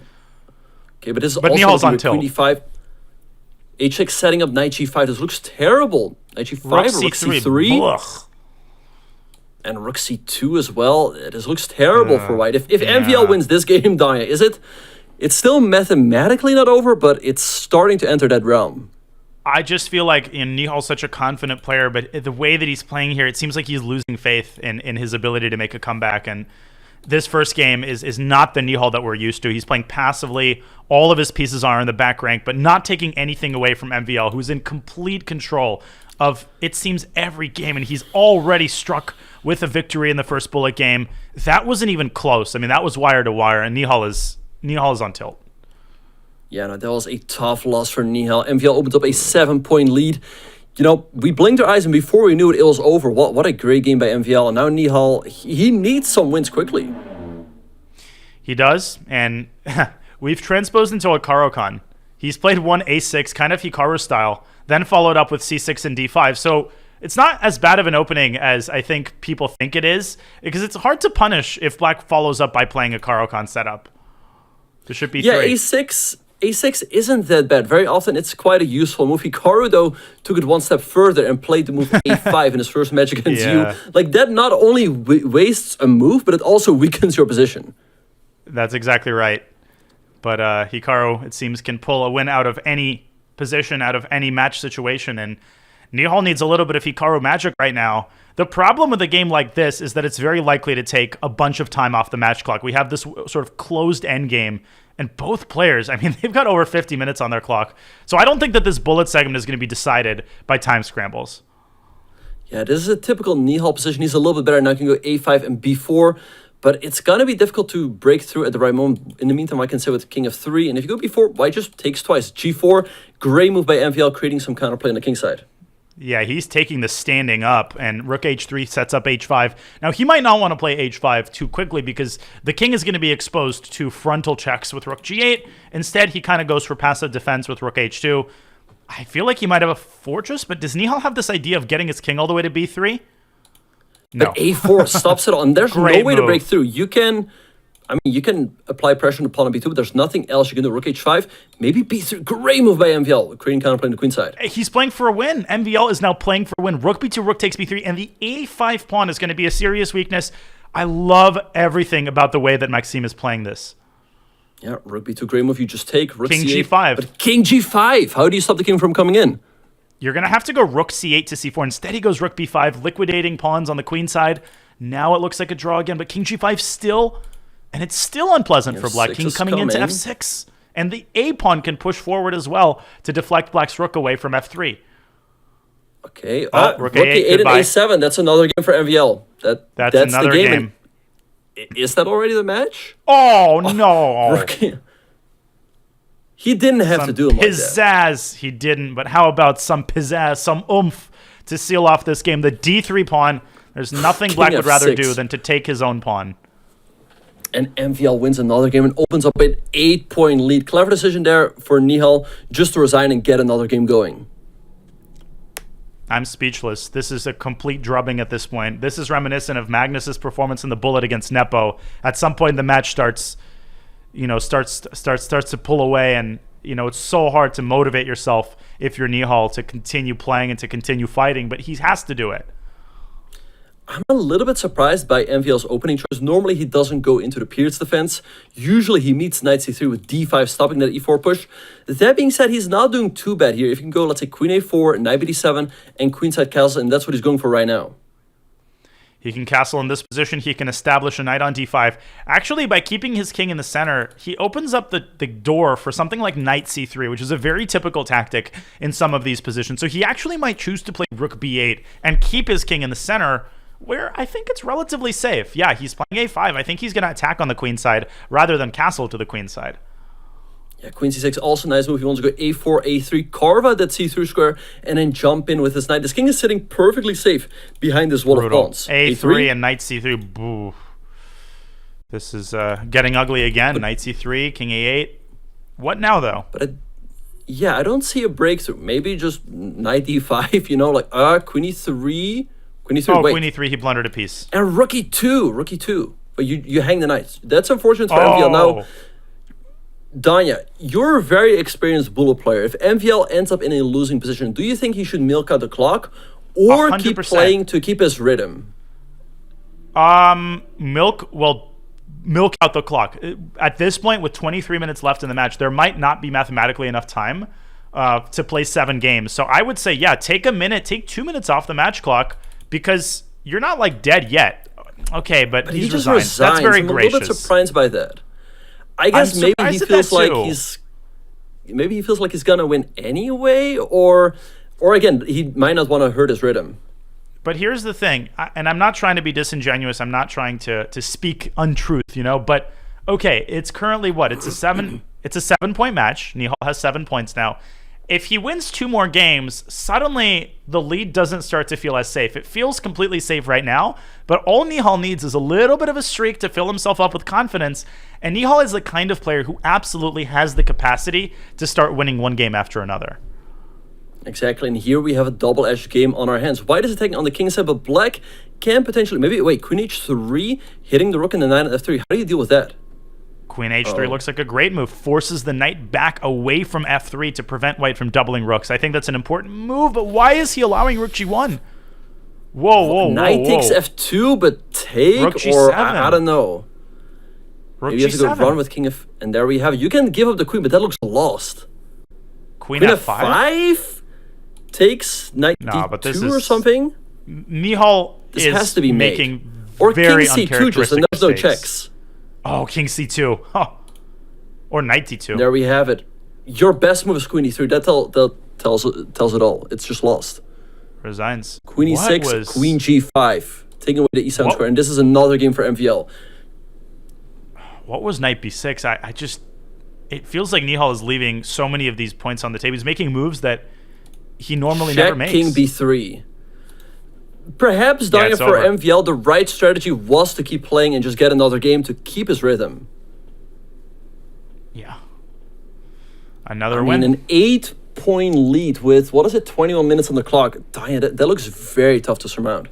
No, at this point, with 10 more minutes off the bullet, match clock, this is starting to look like another blowout. Yeah, no, what a match by MVL. He takes on D4 here right away. Maybe F5 now to open up the bishop. But yeah, he's been playing great this entire match.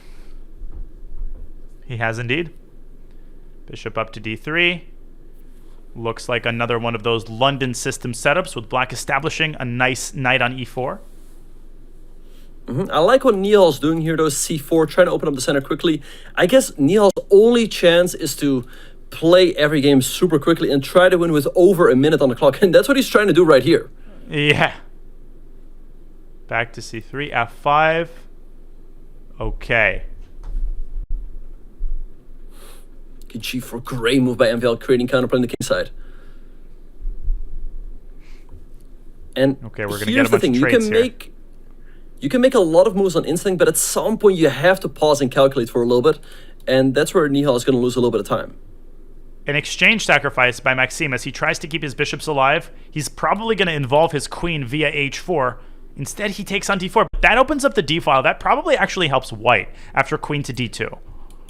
Yeah, I don't like that move, because now you can no longer move the queen as you hang the bishop with check. And how do you get out of the spin? He takes on g2, maybe just rook a d1?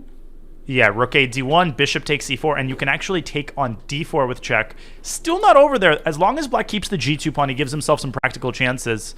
But you could actually take on e4, and bishop takes f2 makes a lot of noise. But after king takes g2, there are no more follow-up checks. I think Nihal is going to take this one. Yeah, let's see what he's going to do. Rook takes c4 would end the... Although, I mean, the game is not over just yet. There's still work to be done. You can take on d4, going to a winning endgame with bishop c6. You know, the game goes on for now. Rook e7, activating the rook. Okay, what do you do, though? Maybe like h6 and rook h4, rook f6. There's still some work to be done. Yeah, h6, rook d6 maybe. Bishop back to f3, but rook d7 I think sets up unstoppable threats. Yeah, rook d7 is winning here for white. So let's see if MVL will milk out the clock here. I would be surprised as he didn't do it earlier. And right now his position, okay, take, check, and rook c7. Or rook h8. Or that, yeah. Okay, and MVL yeah, just he's being resigns, a gentleman. keeps us... Right, so do you think it's just him being a gentleman, he doesn't want to milk out the clock? Or, again, you think he just wants to keep the pace?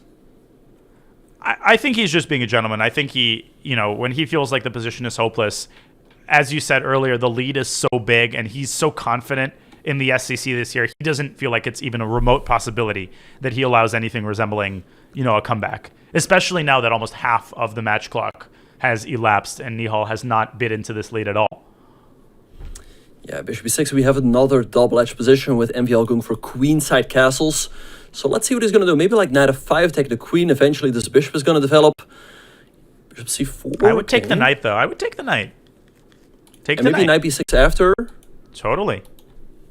Because knight knight e5 also good. a nice move. Bishop a2. c5 C5, excellent knight with knight d3 to follow. and bishop f5, and he's... Okay, now you have to move your queen. Yeah, but queen c6 and the knight on b5 is stranded. MVL, he's still leading by a very comfortable margin, Danya. But, you know, if he loses one game after another, he has to be a little bit careful. And perhaps then he should consider milking the clock. Definitely. This is looking pretty dire for black. Takes. And Nihal's just up a pawn and attacking with b4. This is a losing position now for MVL. And finally, it looks like Nihal is knocking on the door of 2 games in a row after b4. Bing. Go. Yeah, and I think for Nihal, it will be a big boost for his confidence to get that second win in a row. And because he has won one... Oh, no! 97. No! Oh, that's unbelievable. He never blunders like this. Never. And he's exasperated. You can sense it. One mover. Wow, you don't make that up, Danya. It's not over just yet, though. White's king on b2 is exposed. But, I mean, maybe Nihal should consider resigning. Save himself some time. This one is technically over, as rook b4 can always block.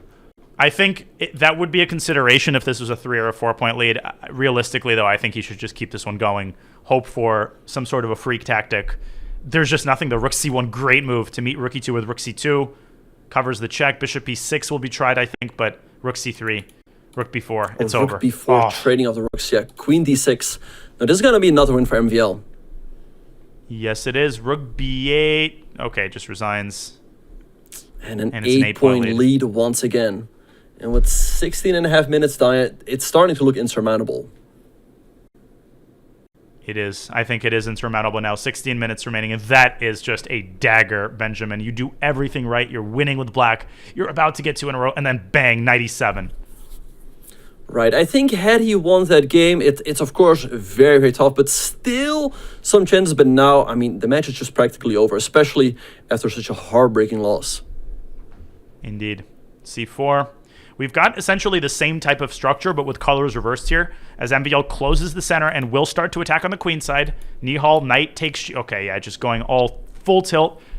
But this is nice. I like it, actually. Maybe bishop f6 was better, followed by h7. Now MVL very quickly with b3. Diane, this is almost like a reversed King's Indian. Totally. But somehow it seems like MVL is garnering serious counterplay on the other side of the board. Knight c4 and bishop c6, opening up the b file, preparing queen b7, and the threats against white's king are suddenly very serious.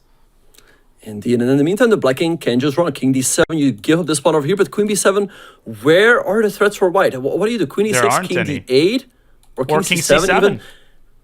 There is bishop c1, but knight e3, and you lose the light square bishop as well. Or even pawn a3, although then there might be b4. Yeah, king c7. Look at that knight on c4. It's both attacking b2 and defending the d6 square. Black's king is safe. Yeah, take another bishop. That's just a one mover. King c8 is over. Yeah, indeed. Okay, knight e6 threatening checkmate. Maybe just a calm bishop to d7. Want to see something cool? King b1. No, but now he's giving up the piece. Nihal has a lot of pawns here, though. He should be better. I think MVL blundered the knight on a3. Yeah, king c2. All right, maybe bishop d7, bishop f5. Still a chance for MVL to save this one. Bishop f5. By the way, I want to point something out as this game heads to its conclusion. There have been no draws in this match yet. This has been the first SCC match with no draws. I can't believe that I'm even saying that. But now that you think about it, there have been no draws. Now that I say that, probably this game will end in a draw. Wait, really? There have been no draws? I can't believe I'm even saying that, but apparently so. That is insane. Like, usually there's a draw or two, but yeah, I can't recall a single draw either. Incredible. But maybe this game will end in a draw. Who knows? Maybe MVL can go knight c8 to b6 to c4. It goes knight g6 instead, but Nihal's pawns are rolling up the board. He's not even in a rush to play f5. You can do it at your convenience. You're up 1,000 pawns. It's actually still not that easy with the pawn on a4 holding down the rook. Should be 3 perhaps, then you allow f5. So let's see where MVL is going to go. If he goes to b3, then f5 will come in uncontested. Rook a3. It would be hilarious if this game ended in a draw. Right. I don't see how, though. I don't see how. But, you know, maybe some weird perpetual down the line. Yeah, you never know. Or some positional draw where white plays e6 and black sacks his knight for it, and then white can't make progress. I can see that happening. Bishop c2, a tricky move by MVL to stop g5, but now Nihal can push it up the board. Bishop c2, he's still trying to rook b1. Bishop c1, bishop a3, nice maneuver. Love that one by Nihal. Bishop a3, he's giving up the pawn, okay. What does he have in mind? Knight e6 by MVL. Okay. Yeah, bishop c5, nice move, blocking the rook. Okay, now it's dead winning. Even though black has the light square blockade, eventually it's going to be surmounted. Yeah, bishop c2. MVL keeping this game going. I mean, he's still fighting on and milking some time off the clock, but he resigns. He resigns, and it's back down to, what is it? A 7-point lead, but with only 12 minutes on the match. This one is in the books still, though. Always worth watching the end of these matches. We always get some entertaining bullet games, even when we've got a blowout. All right. Okay, so they entered that same line again. Diane, this seemed to be working out pretty well for Nihal. All right. MVL got into a lot of trouble in this game, so I'm kind of surprised. Yeah, where's the improvement? Where's the improvement? Maybe rook b1 here, but 94 is coming again. Do you defend the b7 pawn first, though? Do you play b6? All right, b6 makes sense. Perhaps you trade as that bishop ended up being very passive. Nihal taking a bit of time here. All right, so let's see what MVL is going to do. 94 again. Does he have c4 perhaps? The good thing about inducing b6 is that black can no longer play knight b6, knight c4. And as long as that square on c4 is unoccupied, I think you called it, the threat of c4, I think would force black to play rook c4. He's allowed g5. He walked right into that. And c4. Or c4, queen b5. Or queen b5, forcing the trade of queens. And that endgame just looks winning. d5 is weak, c3 is well defended. Queen b5 looks great, and he goes for it. That move just epitomizes MVL's form throughout this match. He's finding every one of these important moves. Yuck. Right, and Nihal also, knight df6 isn't isn't very characteristic for him. Usually he finds these tricky moves to keep the game going, but now he's just handing MVL a great endgame. Yeah, white is up a couple pawns. The a7 pawn is also likely to fall, and that bishop on d5, such a monster. It can also supervise the progress of rook a6 and rook takes g6, I think. That's a nice move. You have to go rook d8, only move to stay F5. in the game. And rook takes g6. But there are some pieces hanging after that, though. King, yeah. Where do you go? Wait, bishop bishop f7, so it's both problems. Man. Rook f6, and rook you've got f6, everything defended, and rook f1. Yep. No, you stay up a piece, king h2, and that's another game for MVL. Wow. Yep. 8-point lead This is impressive. back. And he's playing out of his mind today. The final 10 minutes of this excellent match. Definitely not a performance that Nihal will remember fondly. This started out pretty well. I mean, he was up. He won the first game. He was up by a point. Things seemed to be going well for him, but then he lost a couple of those disappointing 50-50 games, and MVL never looked back. Exactly. He started up with a 2-1 lead, but he lost some games that he actually maybe should have won, and then MVL just ran away with it.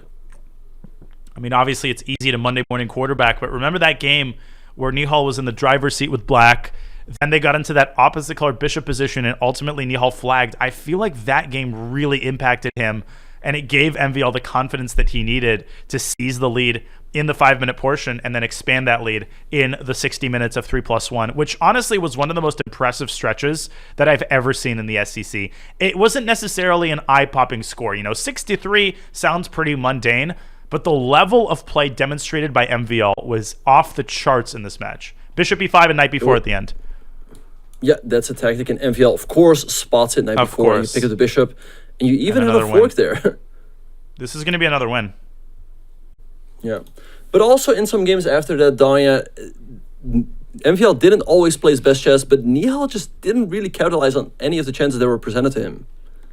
We're so used to Nihal's excellence, his tactical excellence, as we see a bishop trade that the engine didn't like there, that anytime he performs at a level that's anywhere below stellar, we're surprised. Anytime he misses tactics on the regular, we're surprised. And that's not a knock on Nihal. It's actually the opposite. It's precisely because we're so used to seeing his excellence in the SCC particularly. Today was just not his day. Today was a day where MVL continues to show ridiculously good form in this tournament.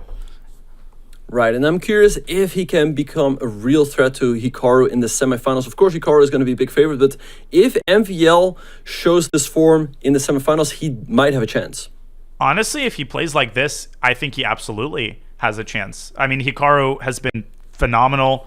Magnus has been in ridiculously good form. But MVL is just not making a lot of mistakes as he takes another one. And with a victory in this game, this will be a double-digit advantage for Maxime. Nihal has never lost an SCC match by over 5 points. Try that on for size.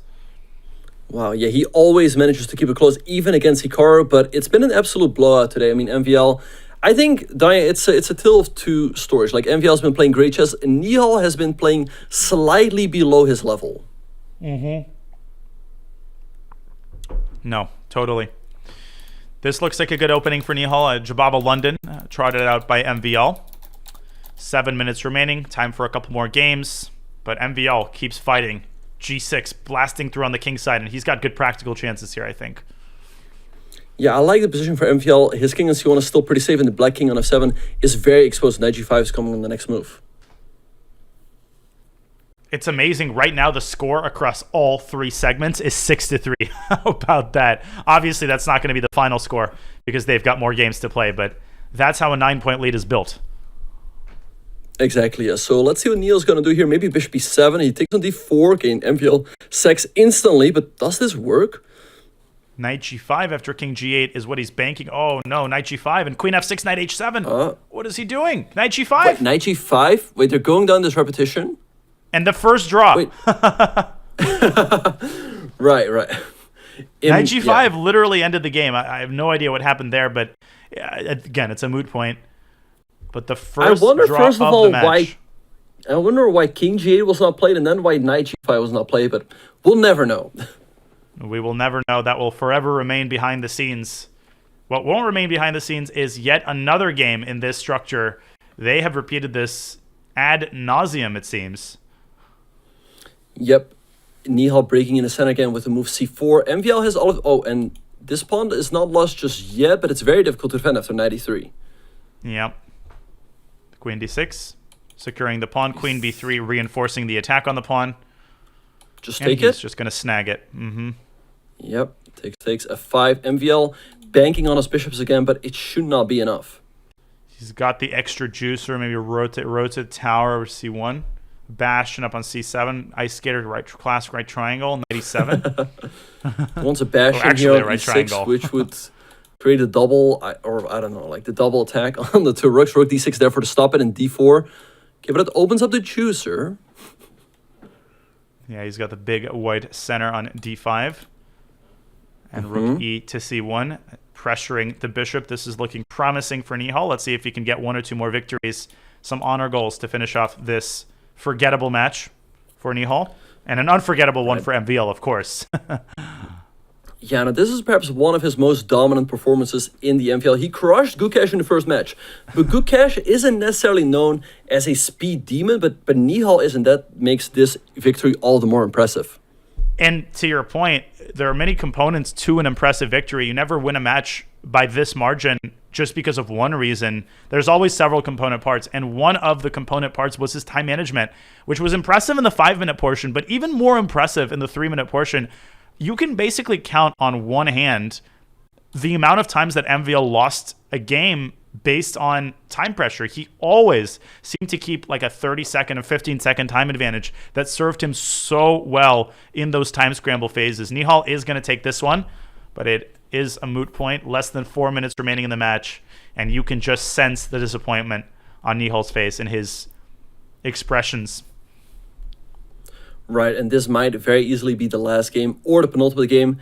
MVL switching it up with the Queen's Gambit and Nihal playing super solid knight b7. But yeah, MVL's played a stellar chess today. He made rarely any blunders. Nihal, like you said, he often got low on time. He even lost a game on time here and there, but MVL has been so consistent throughout. Yeah, he actually lost several by flagging in, let's say, savable or even outright equal positions, and we never see that from Nihal. He always has, a third eye that he keeps on his clock, but today, something just didn't quite go right. He woke up on the wrong side of the bed, and that coincided with some of the best form that we've seen across our years commentating the SCC. We finally have a different opening here to round off the match. It's a Queen's Gambit declined with a closed center, closed queenside position, and a bunch of trades. Yeah, black extremely solid here, but also a little bit passive. White is more space, but it's always very difficult to break through, so maybe another draw here, Danya? It's possible. Man, that's all they're making now is draws. So many draws in this match. Really non-combative chess. Pretty disappointing. Yeah. Right, bishop b7, both sides moving back and forth. Okay, wait, knight takes b5? Wow, look at this line. You can actually sack the queen, and you might even be better there. That's an incredible line, but that will also remain behind the scenes. Likely we're going to get one more game after this one, I think. Yeah, I like how Nihal is rerouting his pieces, knight h6 to f5, putting pressure on d4. He also controls the only open file on the board, so maybe he can score another honorary victory here. Absolutely. And,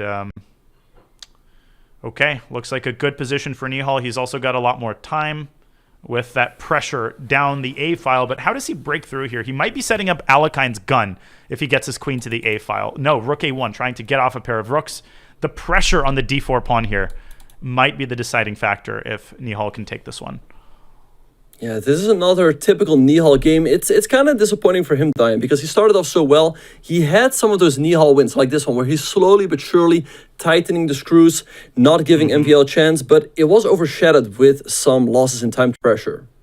No, you're exactly right, and partially it's because MVL managed to steer the game in the direction of positions that he feels comfortable in. He trusted his intuition, but the percentage with which MVL saw crushing tactics was perhaps the most impressive aspect of this match to me. The way that he navigated complex positions, that was something else. Are we going to get a win here for Nihal, or is this still a draw? it looks good for Nihal, but is it a win? So takes G4 is 4, Oh, no, it's King winning. E4 now, and D4. This is over. G4 apparently was still a draw, so we are going to avoid a draw in this game. Nihal is going to promote first, and we have time for one more game. It's down to a 7-point match, but it doesn't matter. This is going to be the final game, folks. Maxime is going to take this match. What a performance. What a performance by the Frenchman with 3 names. Exactly. And Dai, I was wondering, if you're MVL here and you're trying to lose the match, do you think you manage, or are you just not on time to hit the resign button? Can you resign sufficient number of times? No, I actually don't think you can. I think by the time you rematch, and he won a knight. Oh, there goes a knight. Yeah. Oh, there goes another one. And Queen F5, knight E7. Will we see another game? If Nihal resigns, then we'll see another game. Oh my gosh. Nihal should just wait this out. I don't think he wants to play another game. That's it. Knight E7. He's down 2 pieces, but he's going to keep playing. Rook F8, King G8, it's over. Yeah. And he resigns. Is there still time left, or is that the match? That's the match. Time ran out. It's a 8-point victory, a dominant display by Maxime Vachier-Lagrave across all 3 time controls. Honestly, in terms of game quality and in terms of just the accuracy shown throughout the match, one of the best SCC performances that I have ever seen. Yeah, no, great stuff by MVL. He was so consistent throughout. He took advantage of Nihal's time pressure, and he barely gave him any... he, of course, gave him some wins, but he didn't give away any unnecessary points. It was incredible. It was incredible from many different perspectives as we take a look there at Maxime Vachier-Lagrave. My gosh, that was so impressive by MVL. Yeah, look at that final score, Diane. Across the board, he was just so dominant. He took a 3-point lead in the 5+1 portion. He won the 3+1 portion with a 3-point margin as well. And in the bullet, he did not slip up and won with a 2-point margin as well. Yeah, I mean, there were so many impressive games. Like, looking through the match, there were so many moments where MVL just did a much better job than his opponent of navigating the complexities of the position. And they had a lot of complex positions. They had a lot of positions in which it would have been so easy to slip up, so easy to blunder, and yet MVL ultimately managed to navigate all of those situations. It's time for our Coinbase savvy move of the day. We've got so much to choose from. I'm just going to pull up one of the many games in which MVL displayed his acumen. Okay. Maybe we can take this game. I mean, there were just so many moments. It's so hard to choose. I don't know. Help me out here, Benjamin. I'm having a hard time choosing a game. Right. Yeah, so he played great throughout the match, but I think his most impressive one was... we need one where he was black. Right here. Okay, right here. Let's choose this one. It was a time scramble. We saw how it was so back and forth, but Diane, I think we should start right here. The position is extremely complicated. Nihal has just played the move Queen to F3, hitting the pawn on F4, and instead of defending it, he plays the move Rook to D7, attacking the knight on F5. If you take an F4, there's Bishop G3, you block the check and attack the knight once more. So Nihal played the knight E4, hitting the bishop on F2, but now MVL just takes an F7 with a check. The king steps up, and now bishop to h4, and there's nothing you can do to stop bishop to g5 check. In case you go g5, white takes with the pawn, the queen is hanging as well, and white wins. So that was your savvy move of the day, presented by Coinbase. And what made that game so impressive was the way that he turned that game around earlier on. He was losing for most of the game, and he was basically doing what we're used to seeing Nihal Sarin do. Turn games around, navigate tactics, playing really quickly throughout. There just weren't a lot of time scrambles in this match, and that is one thing that I was expecting throughout all of the segments. I thought that we'd have time scramble after time scramble. Nihal was the one who was sitting in time pressure for most of the match, Benjamin. Super impressive performance. And a really impressive performance by MVL. He always kept the lead on the clock, and that's why he managed to trick Nihal game after game. Absolutely. And we will hear the victor's thoughts. We will set up Maxime Vachier-Lagrave for an interview, and we will take it to a break. We congratulate the Frenchman with 3 names for one of the most impressive SCC performances. An interview with MVL when the Speed Chess Championship, presented by Coinbase, returns in a few.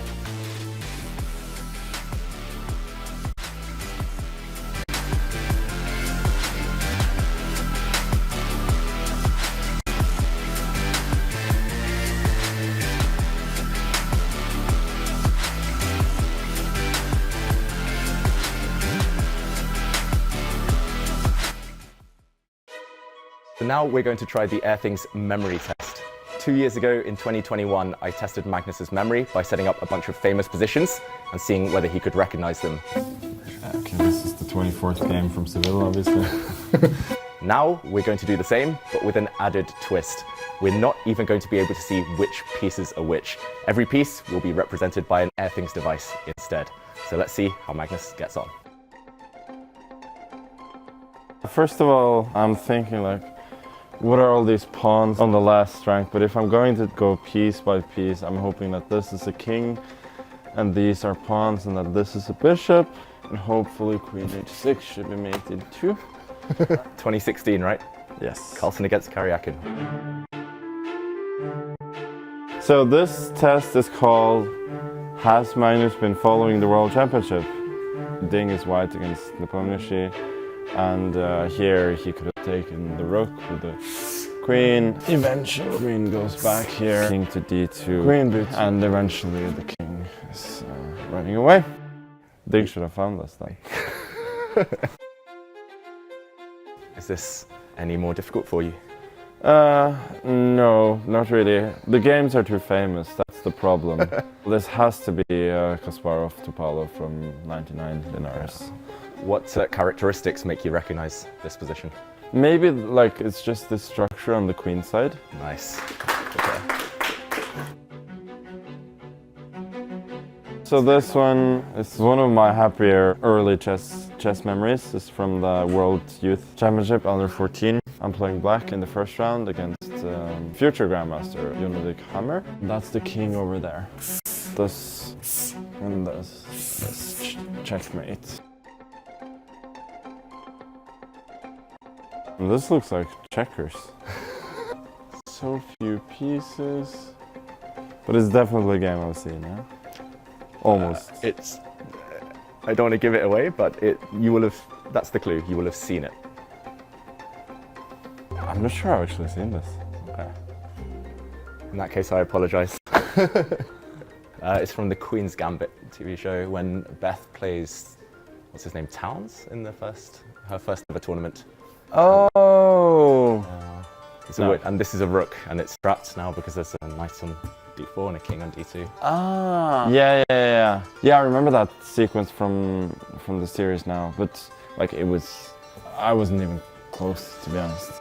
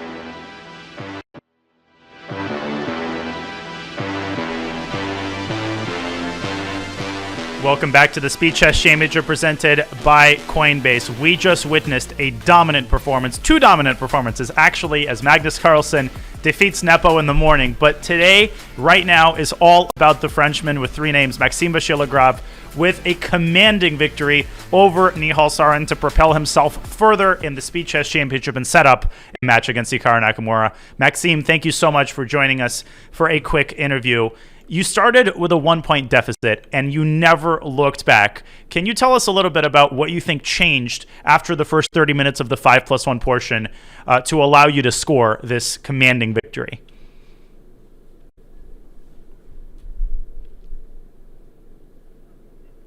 Somehow I was simply winning every game with white, which really didn't make so much sense, but it was just one of those days where white was completely dominant, and somehow I scored a couple of crucial victories with black, and then I got some lead, but of course it could have been a much closer matter. I think a few of those games I won in the early stages, I had either an equal position or even worse position. So, and then if Nihal had taken a lead after the first 4 games, of course it's not the same story. All right, and MVL, you've played in quite a lot of SECs already. How did you use your experience that you've gathered over the years, and how will you use that in your upcoming semifinal match against Hikaru? I mean, I just play, so I don't really care. I'm just fighting. It's good fights, good fun in general to play 3 hours of chess. I even remember the old days where it was 3 hours of chess without a single break. So, it feels much easier, of course, with the breaks. And it's just a duel. You just want to get pressure on your opponent, and somehow I managed that today. Of course, against Hikaru will be a very, very difficult story. I've never won with Hikaru. I think I played him at least 3 times in this format. Is obviously one of the 2 dominant players there with Magnus, and he won 4 or 5, maybe more of them overall. So it will be a very, very challenging task. But I'll need to be much more solid with black, I feel like, because I don't think I can rack up that many points with white against Hikaru. Maxime, let me follow up on that before we ask you a few chat questions. Do you think there is a high likelihood that Hikaru repeats his opening shenanigans against you, or are you expecting more conventional opening choices? I'll let him do whatever he thinks is correct.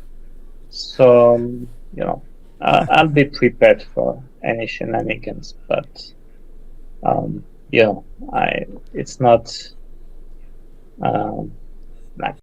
easy to even predict, because I didn't think he would do it at all, either against Yu Yangi or against Fabi. So maybe he'll do it, maybe he won't, but I won't lose sleep over that thought. Yeah, we'll see what he's going to cook up in his match against you. And Maxime, I was wondering, what did you do in terms of preparation for this match against Nihal? I mean, I just looked briefly with black, at how I could play in these Grenfelds and so on, but actually, I didn't really predict that he would go for this C3 line. I thought he would go for something E3 knight to B3. So that's why I had trouble in the first few games before I realized somehow maybe a way to play, although it was a bit shaky anyhow. And with white, I realized it would be too difficult to predict. I expected some Lopez, but then Petrofit, then one Caracal, and so on. So like, I wasn't too concerned about what would happen with White. Like, I didn't think it would be a huge theoretical duel, although it was kind of the Petro. Maxime, one more question for me. Bruce Mac asks, what is your favorite time control between 5+1, 3+1, and 1+1? Which one do you consider to be your strongest? It's difficult to say. No. I guess 3+1 is not the one we're most used to. But I don't know. I used to play. I still play fast, but I feel like I was playing faster. I used to play faster. So I would say 3+1 is a good, is a good intermediate time control for me. And of course, against Hikaru, I cannot expect to dominate in 1+1. That's definitely one of the time format where he can hurt absolutely anyone and hurt quite badly. So, I'll be looking to try to make a difference in the first two time controls. But that's not going to be easy, of course. For sure. And Maxime, another Czech question by Bruce Mac. He was wondering, do you play Puzzle Rush to prepare for events like this?